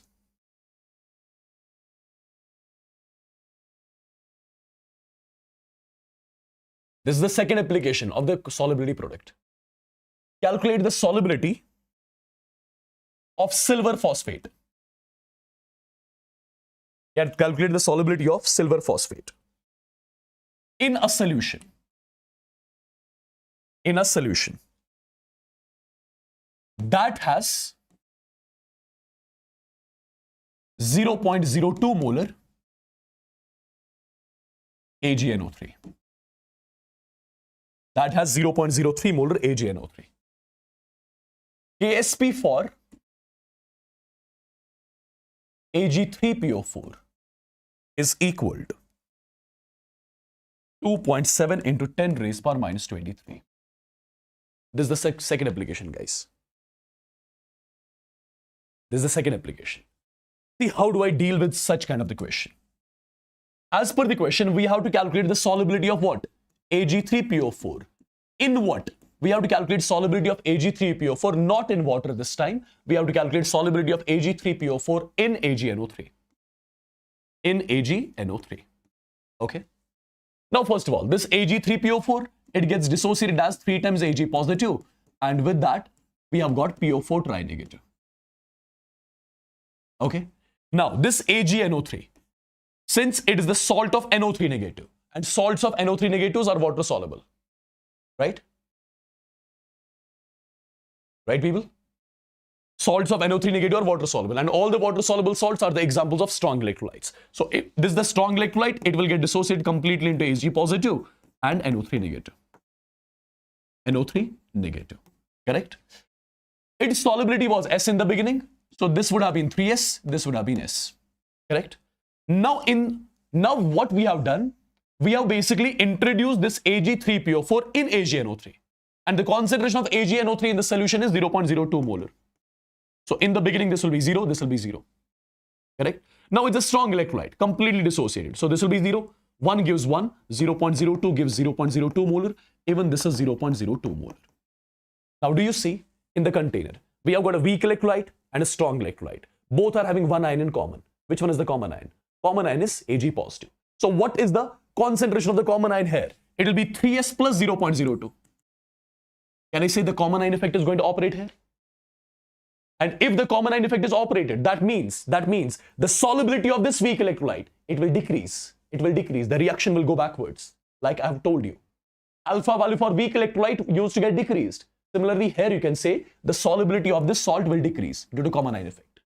And it will decrease to such an extent, wherever you would want to neglect S, you can do that. That means instead of 3S plus 0.02, you can just write 0.02 molar. Correct? You can just write 0.02 molar. Right, people? Now, guys, tell me one thing. Initially, the solubility of Ag3PO4 was S. Now, due to common ion effect, solubility has decreased. Now the new solubility of this will be S dash. This is old. This is new. After the common ion effect is operated. This S dash. Concentration of Ag positive is 0.02 molar. Concentration of PO4 tri-negative is now S dash. This is the new S. Okay, it's S dash. Do you understand? What do we have to calculate? Calculate the solubility of Ag3PO4 in what? In AgNO3. The solubility of Ag3PO4 in AgNO3 is what? That is S dash. So we have to calculate S dash value basically. We have to calculate S dash value basically. Yeah. Now, write the KSP expression now. KSP expression is concentration of Ag positive raised power stoichiometric coefficient 3. Concentration of PO4 tri-negative raised power stoichiometric coefficient 1. What is the KSP value? 2.7 into 10 raised power minus 23 is equal to Ag positive concentration now after the common ion effect is operated. That is 0.02 raised power 3. PO4 tri-negative concentration now after the common ion effect is operated is S dash, right? So it will come out to be 2.7 into 10 raised power minus 3. This will be 2 into 10 raised power minus 2 ka square. So this will be 4 into 10 raised power minus 6, right? Is equal to S. So the answer will be in moles per liter. So this is the new solubility. This is the new solubility of Ag3PO4 in AgNO3. What was this earlier S? What was this S? This was the solubility of Ag3PO4 in water.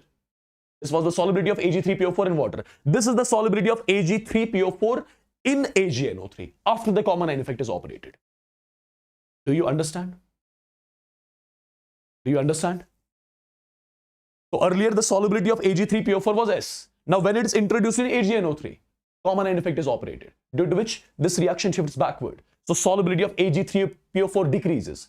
Earlier if it was S, now after the common ion effect is operated, it's going to be S dash. That's my point. Okay, that's my point, people. One more similar question. Look at this question. Look at this question, guys. The solubility of Ag2CO3 in water. So solubility of Ag2CO3. How Ag2CO3 will dissociate in water? 2 times Ag positive aqueous and CO3 dinegative aqueous. Okay. Let its solubility is S. This is going to be 2 times S. This is going to be S. Perfect. The solubility of Ag2CO3 in water. That means S is given. If S is given, people, if S is given, can we calculate KSP for it? Since in the question KSP is not given. So let's calculate KSP right now. So KSP expression will come out to be 4S cube when you calculate it. So S will be KSP divided by 4 whole raised power 1 by 3. What is KSP? Sorry. We have to calculate KSP first. So it is 4 multiplied by solubility of Ag2CO3 in water. Solubility of Ag2CO3 in water. I am representing with S, and this S value is given to me as 1 into 10 raised power minus 4, and this is raised power 3. So this comes out to be 4 into 10 raised power minus 12. So this is the KSP expression. This is the KSP value for Ag2CO3. Right?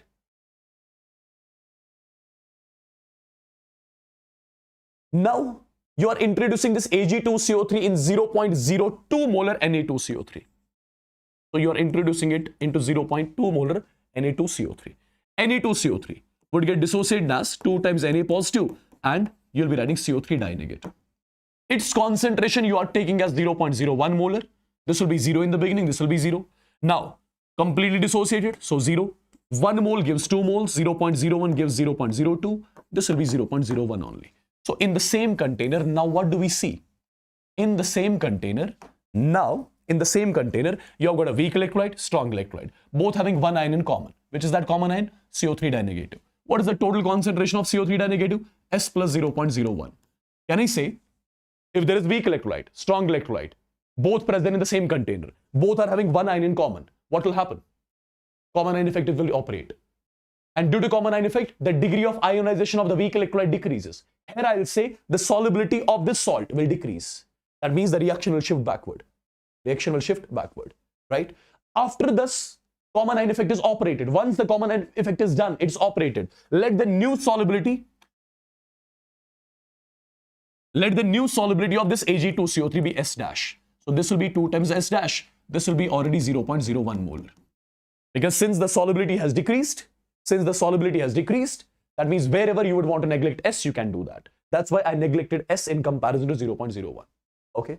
Now, what do I have to calculate? I have to calculate the solubility of Ag2CO3, the solubility of Ag2CO3 in 0.01 molar Ag2CO3. This S was the solubility of Ag2CO3 in water. This S dash is the solubility of Ag2CO3 in Na2CO3.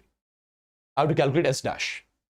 I have to calculate S dash. I have to calculate solubility of Ag2CO3 in Na2CO3. I have to calculate S dash. Now, again, I would want to write the expression of KSP. KSP expression is concentration of Ag positive. Concentration of Ag positive. Raised power stoichiometric option 2. Concentration of CO3 di negative. Raised power stoichiometric option 1.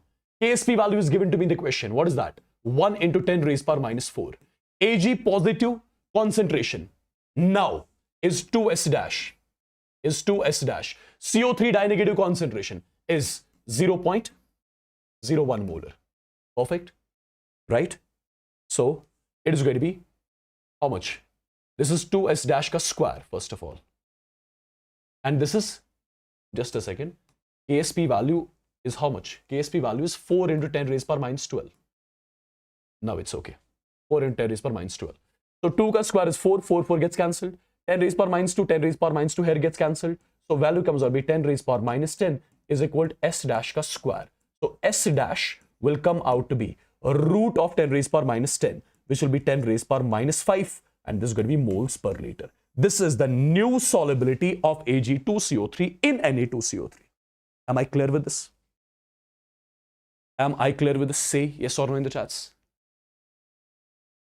Did you understand how the solubility of the salt is calculated in a solution having a common ion? Yeah? If you want to check also, earlier when there was only Ag2CO3 in water, its solubility was how much? 10 raised power minus 4. Now due to common ion effect, as I keep on telling you, solubility will decrease. Now check what is the new solubility, 10 raised power minus 5. Has solubility actually decreased? Yes, solubility has actually decreased. Due to what? Due to common ion effect. Because this reaction has shifted backwards. This reaction has shifted backwards. Yeah? Okay. The third application. Third application was solubility in buffer. Third application was solubility in buffer. Solubility in buffer. Correct? Look at this question. Calculate the solubility of FeOH whole twice in a buffer. So first of all, you have got FeOH whole twice. FeOH whole twice. So this would be Fe di positive plus 2 times OH negative. Correct? In a buffer with pH 6.5. So in the container, you have got buffer whose pH is how much? Whose pH is 6.5. Whose pH is 6.5. Do you understand one thing? If the buffer has got the pH of 6.5, since buffer has got the pH of 6.5, that means pOH would be equal to how much? 40 minus 6.5, 7.5. If pOH is 7.5, I can say OH negative concentration would be 10 raised power minus 7.5. 10 raised power minus 7.5, correct? I got the OH negative concentration. Now think logically. If this is S, this is going to be S, this is going to be 2 times S. Just write the expression for KSP directly. KSP is going to be equal to concentration of Fe di positive, that is S raised power 1. Concentration of OH negative, already I know how much? 10 raised power minus 7.5. Raised power stoichiometric option, that is 2. KSP value in the question is given to me as 8 into 10 raised power minus 16 is equal to S into 10 raised power minus 15. So S value will come out to be 0.8 moles per liter. Simple. This is the solubility of FeOH whole twice in the buffer. Do you understand how do I deal with this sort of equation? Yeah. This is the solubility of FeOH whole twice in the buffer. Something I was supposed to calculate. Done and dusted. Perfect, guys. Perfect. One more question. One more question. Look at this one. Look at this one, guys. Look at this one. Will there be any precipitate formation in a solution that is 2.5 into 10 raised power minus 3 molar MgCl2 and is a pH of 10? KSP of MgOH whole twice is given. See, MgOH whole twice, its KSP is given. So first of all, if it is KSP is given, then write it like this. Mg di positive plus 2 times OH negative. Its KSP is given. We have got MgCl2 as well. So tell me how MgCl2 would have dissociated. It would have dissociated as Mg di positive plus 2 times Cl negative. Okay. Its solubility is S. This is S. This is 2 times S. Right. Concentration of MgCl2 is 2.5 into 10 raised power minus 3 molar. In the beginning, this is 0. This is 0. Now this is 0. 1 gives 1. So 2.5 into 10 raised power minus 3 gives 2.5 into 10 raised power minus 3. 1 mole gives 2 moles. So these many moles will give 2 into this. 2 into this means this will be 5 into 10 raised power minus 3 molar. Okay. Now, check carefully. In the same container, is there any common ion? Mg dipositive is a common ion. So concentration of Mg dipositive will be S plus 2.5 into 10 raised power minus 3. Right? Now, due to common ion effect, solubility would have decreased. So you can neglect S in comparison to this. You can just write 2.5 into 10 raised power minus 3. Okay, 2.5 into 10 raised power minus 3. Till now, I did something like this. Now, what do I have to do? pH is given. If pH is given as 10, that means POH would be equal to 4. That means OH negative concentration in the solution is equal to 10 raised power minus 4 molar. OH negative concentration in the solution is equal to 10 raised power minus 4 molar. KSP is given to me. KSP is given to me. KSP is given to me. Now, I would want to calculate KIP value. How do I calculate KIP for MgOH whole twice? KIP for MgOH whole twice will be concentration of Mg dipositive raised power stoichiometric coefficient, concentration of OH negative raised power stoichiometric coefficient. Now, KIP would be equal to, what is the concentration of Mg dipositive? Concentration of Mg dipositive is 2.5 into 10 raised power minus 3. What is the concentration of OH negative? That is 10 raised power minus 4 raised power 2. This value will come out to be 2.5 into 10 raised power minus 11. Now, compare KIP with KSP. KIP is 2.5 into 10 raised power minus 11. KSP is 1.8 into 10 raised power minus 11. So can I say KIP value is actually coming out to be greater than KSP? And already I have told you, when KIP is greater than KSP, at that point of time, does the precipitate formation take place? Yes, precipitate formation will take place right now. Yes, the precipitate formation will take place right now. Got it? Precipitate formation will take place right now. That is something I was supposed to check. Is that clear, people?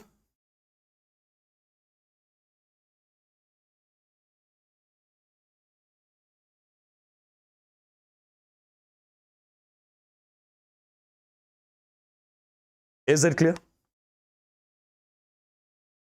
Now, one more small topic. What is that? That is simultaneous solubility. That is simultaneous solubility. The way we have discussed simultaneous equilibrium. The way we have discussed simultaneous equilibrium. Guys, just wait. Give me some 15 to 20 minutes more. 15 to 20 minutes more. That's it.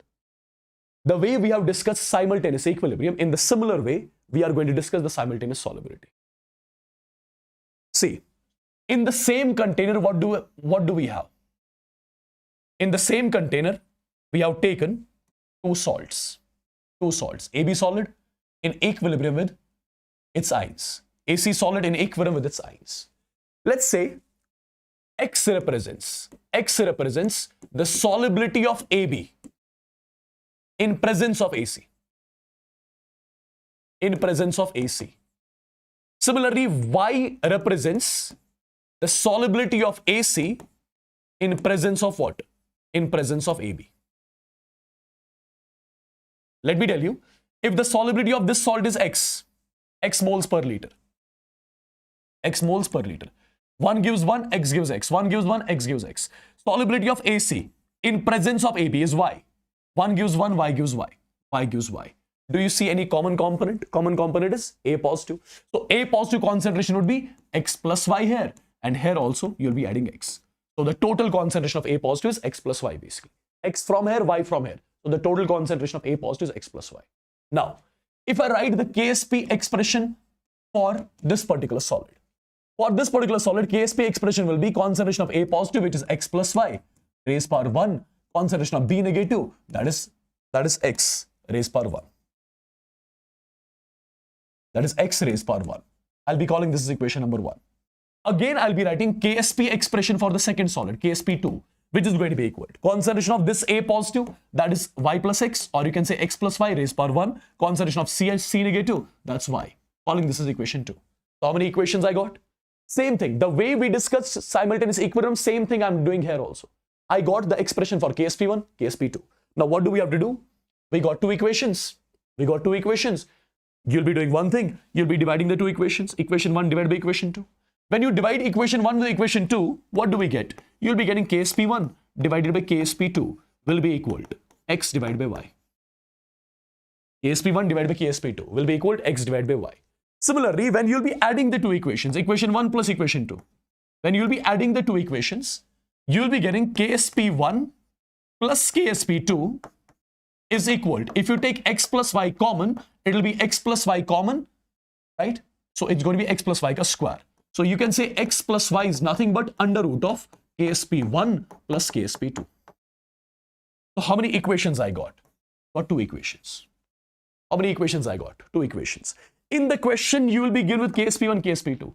In the question, you will be given with KSP1, KSP2.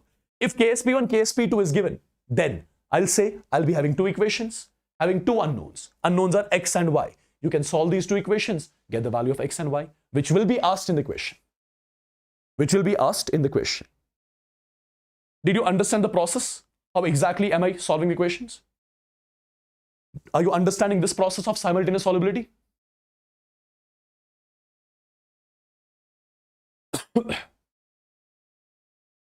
I'll show you one question. With that, you'll be clear. One question I'm showing you. With that, things will be clear to you. See guys, a mixture of strontium sulfate, SrSO4, and you have got barium sulfate, BaSO4. Okay. Now, first of all, their ions will be Sr di positive aqueous, and you have got SO4 di negative aqueous. BaSO4, it will be Ba di positive aqueous plus SO4 di negative aqueous.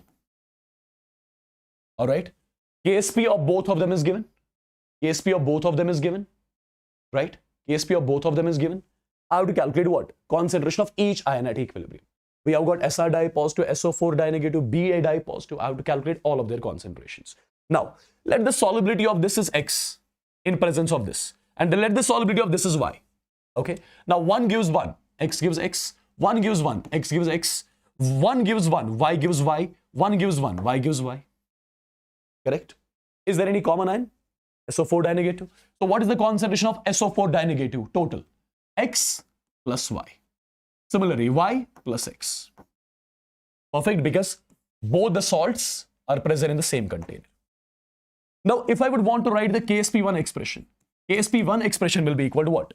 KSP1 expression will be concentration of this into concentration of this. So x multiplied by x plus y. Calling this is equation number 1. Okay. If I want to write the KSP2 expression, KSP2 expression will be equal, KSP2 expression will be y into x plus y. Y into x plus y. Okay. Calling this is equation number 2. Now, already I told you, divide the two equations. When you divide the two equations, Kp1 by Kp2 will come out be x by y. X by y. When you add these two equations, KSP1 plus KSP2 will be equal to how much? When you add them up, x plus y you take common, x plus y into x plus y will come out be x plus y square, or you can say x plus y is equal to under root of KSP1 plus KSP2. Now put the values. KSP1 in the question is how much? KSP1 is 7.5 into 10 raised power minus 7. KSP2 is 6 into 10 raised power minus 8 is equal to x divided by y. Is equal to x divided by y. Correct? Is equal to x divided by y.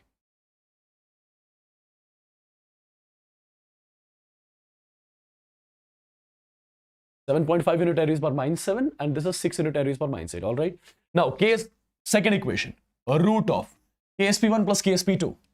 KSP1 plus KSP2. Well, let me do one thing. Let me make a calculation a bit easy. This I can write as 75 into 10 raised power minus 8. Now, KSP1 plus KSP2. I can take 10 raised power minus 8 common. It will be 75 plus 6, which will be 81 into 10 raised power minus 8 is equal to x plus y. Correct? So this will be 9 into 10 raised power minus 4 is equal to x plus y. 9 into 10 raised power minus 4 is equal to x plus y. Now you can calculate x from here. X will be equal to what? X will be 75.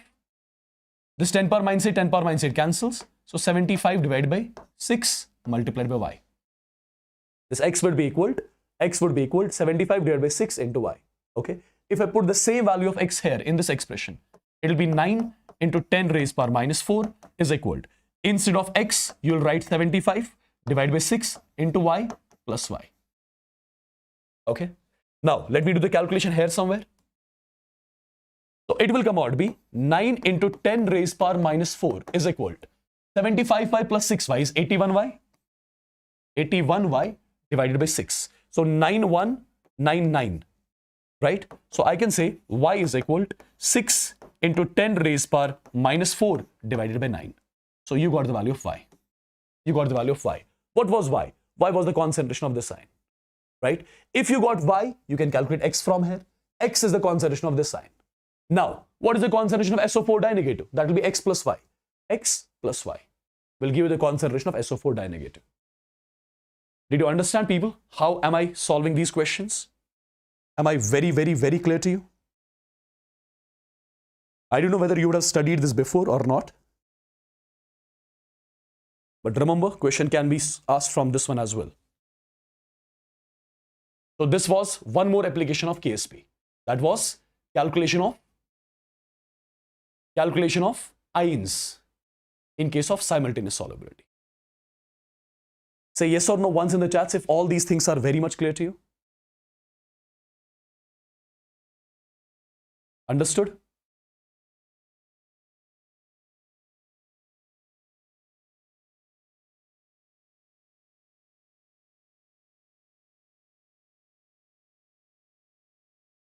Okay. Now guys, I'm giving you two tables. Remember those two tables directly. Okay. Two tables I'm going to make here. I would want you guys to remember these tables directly because a memory-based question can be asked from this table. Memory-based question you can get from these two tables which I'm going to give you. Here I'm writing name of the indicator. Name of the indicator. Okay. Then here I'm writing color in acidic medium.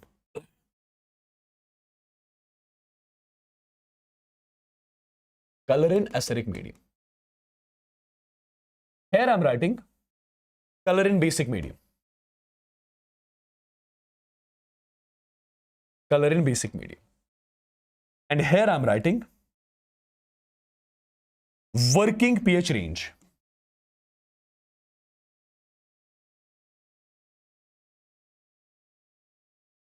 Working pH range. See, 4 indicators you will be using here. I mean 4 indicators you'll be remembering. The first indicator is your methyl orange.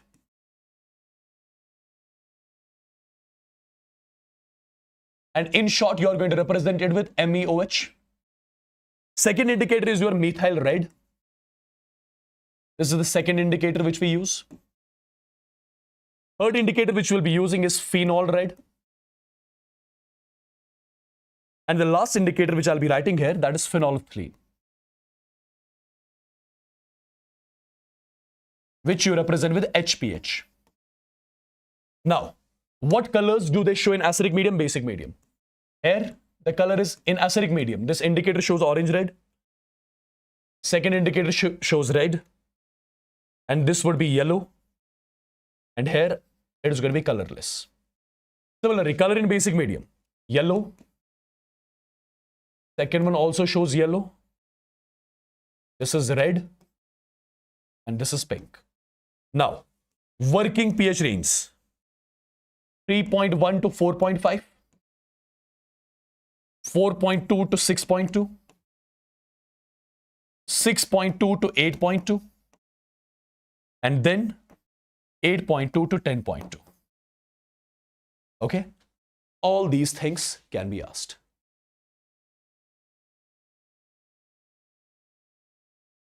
Yeah?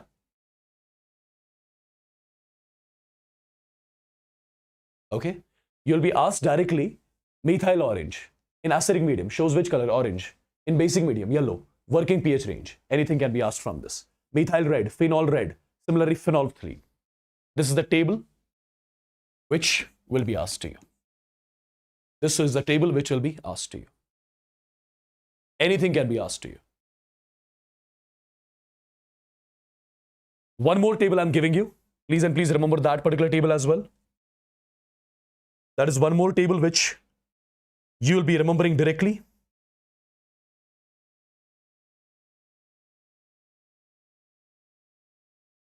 Okay.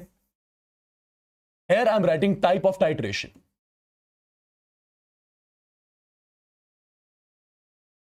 Type of titration.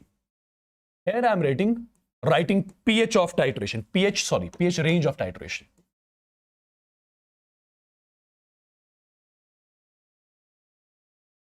pH range of titration. And here I'm writing suitable indicators which are used.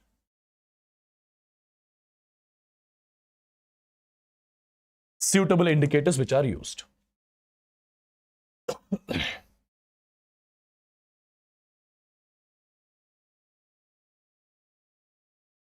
The first type of the titration which I'm using here, that is strong acid and strong base titration. During strong acid, strong base titration, pH range of titration is kept between 3 to 11. Okay? And all the indicators here can be used. All the indicators, all the 4 indicators which I've shown you already, those can be used. Like you have got methyl orange, you have got phenolphthalein, right? They can be used. When you do the titration of strong acid, strong base, all the indicators can be used. When you do the titration of strong acid and weak base, pH range is from 3 to 7. And here you can use methyl orange. You can use methyl orange and methyl red. And methyl red. Okay? Methyl orange and methyl red. The third titration which we have, that is a titration of weak acid and strong base. What is the pH range here? It is 7 to 11. Okay? What indicator is used here? Only one, that is phenolphthalein. HPH. Phenolphthalein is used. And fourth titration is your weak acid, weak base titration. Weak acid, weak base titration. pH range is 6.5 to 7.5. Right? And the indicator which you use here, that is phenol red. The indicator which you use here, that is phenol red. Okay? Perfect. From this particular table also question can be asked. Memory based question directly. Memory based question directly. Got it?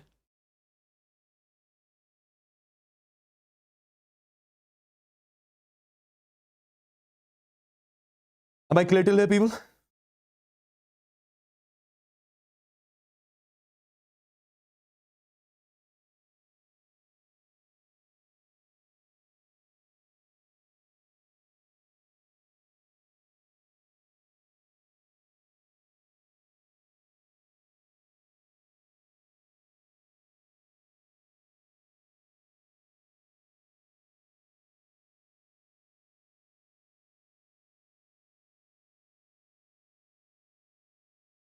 Two more points, let me tell you, and with that we'll be done.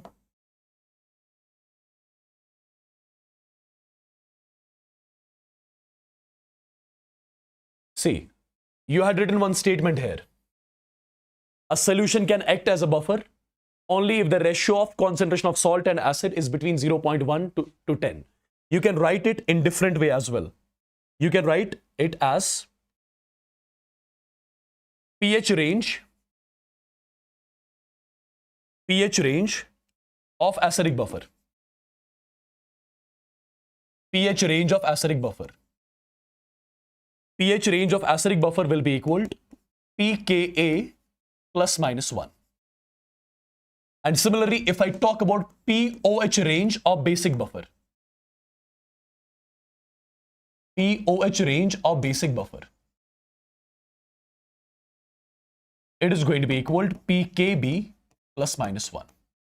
This is something I had forgotten to mention.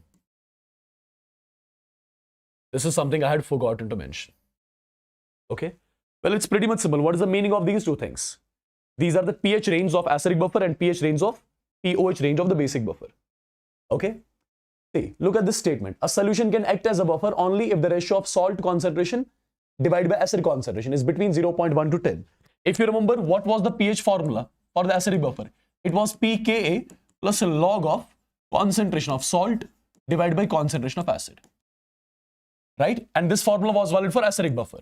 Now in the question, in this statement, they are mentioning that concentration of salt divided by concentration of acid, it should be between 0.1 to 10. So concentration of salt divided by concentration of acid, it can be 0.1, it can be 0.1, as well as it can be 10. Let me take the value of concentration of salt divided by concentration of acid as 0.1. So right now pH will be equal to pKa, it will be -1. Now if I take the concentration of salt divided by concentration of acid as 10, so it is log of 10, log of 10 is 1, then at that point of time, pKa value, it will be pKa plus log of 10. So it will be at that point of time pKa plus 1. So here it is pKa -1, here it is pKa plus 1. That's why I've shown you in case of acidic buffer, pH is equal to pKa plus -1. It can be pKa plus 1 or pKa -1, right? Same goes for the basic buffer. For the basic buffer, the statement would be a solution can act as a basic buffer only if the ratio of concentration of salt and the concentration of base will be 0.1 to 10. That's why this particular concept comes. Okay, pOH for the basic buffer will be equal to pKb plus -1. This is the pOH range of the basic buffer. Or let's do one thing. Do not complicate this. Just remember these two things like this only. Remember these two things like this only. Okay.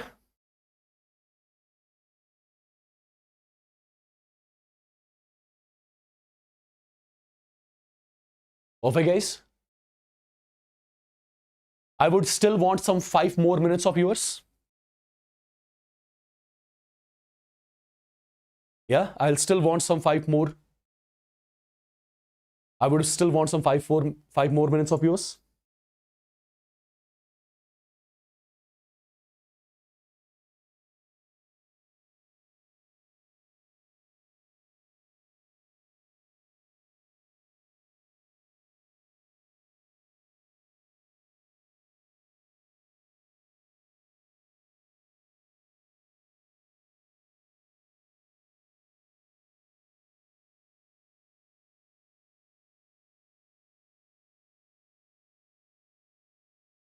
See guys, if you talk about the polybasic acids,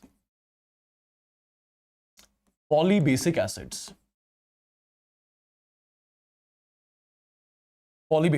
like H3PO4, like you have got H3PO4, it gives 3 times H positive plus PO4 trinegative, right? Let the dissociation constant of this particular acid is Ka. Let it is Ka. Now, what happens in reality? This H3PO4, how it gives 3 H positives? Pretty much simple. The first step is H3PO4 would be first of all giving 1 H positive. And if it gives 1 H positive, it gets converted into H2PO4 negative. Let the dissociation constant of this particular step is Ka1. Now, this H2PO4 negative, right? Take 1 more H positive out of it. When you take 1 more H positive out of it, it becomes HPO4 dinegative. Let its dissociation constant be Ka2. Now this HPO4 dinegative, take 1 more H positive out from it. It becomes PO4 trinegative. Let its dissociation constant be Ka3. Perfect. The first thing, my dear students, if you will be adding these 3 steps, this term gets cancelled, this term gets cancelled, what do I get? I get H3PO4 plus 3 times H positive. H3PO4 gives 3 times H positive plus PO4 trinegative. Can I say if I'm adding these 3 steps, I'm getting this reaction? If I'm adding these 3 steps, I'm getting this reaction. Correct? And when you add the steps which are at equilibrium, you have to multiply their equilibrium constants. So Ka value would be equal to nothing but Ka1 multiplied by Ka2 multiplied by Ka3. Okay? Ka1 will be equal, Ka will be equal to Ka1 into Ka2 into Ka3. Simple, this particular reaction, how you are making this reaction when you are adding these 3 reactions. And when you add the reactions, equilibrium constants are to be multiplied. Something which we have discussed in the chemical equilibrium. Perfect? At the same time, remember one more thing. See, when you take the first H positive out, you get H2PO4 negative. Now, to take H positive out from H2PO4 negative, it's comparatively difficult. To take H positive out from HPO4 dinegative, it's very difficult. Okay? Remember, Ka1 value would be always greater than that of Ka2, will be always greater than that of Ka3. Or reverse of it, pKa1 will be less than that of pKa2, will be less than that of pKa3. Okay? Perfect.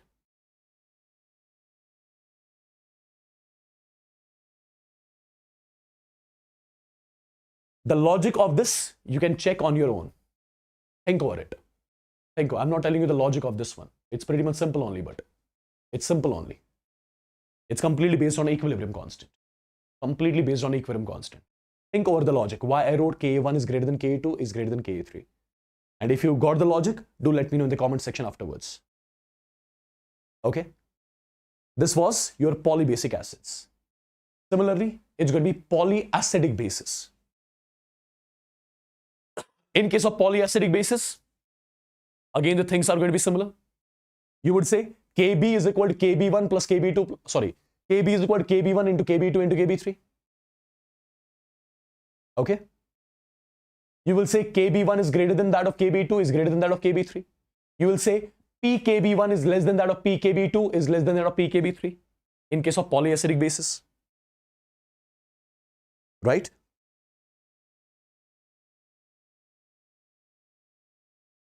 Or do you want me to show? Let me show that. And that is the last thing which we have for today. So if I talk about the polyacidic bases, for example, if I talk about the polyacidic bases, let's say you have got AlOH whole thrice. It will get dissociated as Al tripositive aqueous plus 3 times OH negative aqueous. Correct? Let's say the dissociation constant is Kb. Now this reaction basically happens in 3 steps. What is the first step? First step is AlOH whole thrice. It will be first of all losing one OH negative. After losing one OH negative, it gets converted into AlOH2 positive. Let its dissociation constant as Kb1. Now this AlOH2 positive, take one more OH negative out from it. It becomes AlOH dipositive plus one more OH negative. Let its dissociation constant be Kb2. Now from this AlOH dipositive, take one more OH negative out. It becomes Al tripositive plus OH negative. Its dissociation constant will be Kb3. Now if you will be adding these 3 steps, after adding these three steps, you will be getting this reaction. And when you will be adding the reactions, you will have to multiply the equilibrium constants. So this will be Kb1 multiplied by Kb2 multiplied by Kb3. And as I told you already, Kb1 value will be maximum, followed by Kb2, followed by Kb3. And similarly, I can say pKb1 will be less than that of pKb2, will be less than that of pKb3. Okay? Do tell me the answer of this one in the comment section. Why Kb1 is more than that of Kb2? Why it's more than that of Kb3? With this,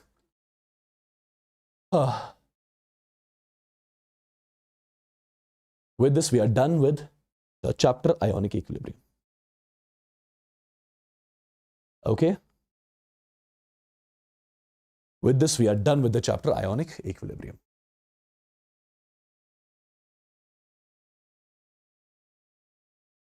Perfect, guys?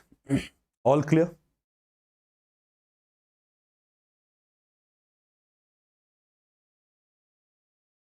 Guys, I have discussed every single thing that can be asked from this. Only one topic I have not touched here, that is the acid-base theories. Arrhenous acid, similarly Arrhenous base, Lowry-Bronsted, right? Similarly, this Lewis acid. That is a theoretical part that I believe you can remember the definitions on your own. You can remember their definitions on your own. Okay, that's a complete theoretical part. So with this, we are done with the Ionic equilibrium chapter as well. Do let me know in the comment section which chapter do you want the next. Okay. I've tried to start from the basics, from the scratch, right? I think I've touched all the things which can be asked from the chapter, complete every single thing in detail, every problem pattern I've discussed, right? Now, the material that I have sent in my Telegram, those ELPs, just solve those ELPs now. That is more than sufficient. More than sufficient. But before solving the ELPs, go through these notes again.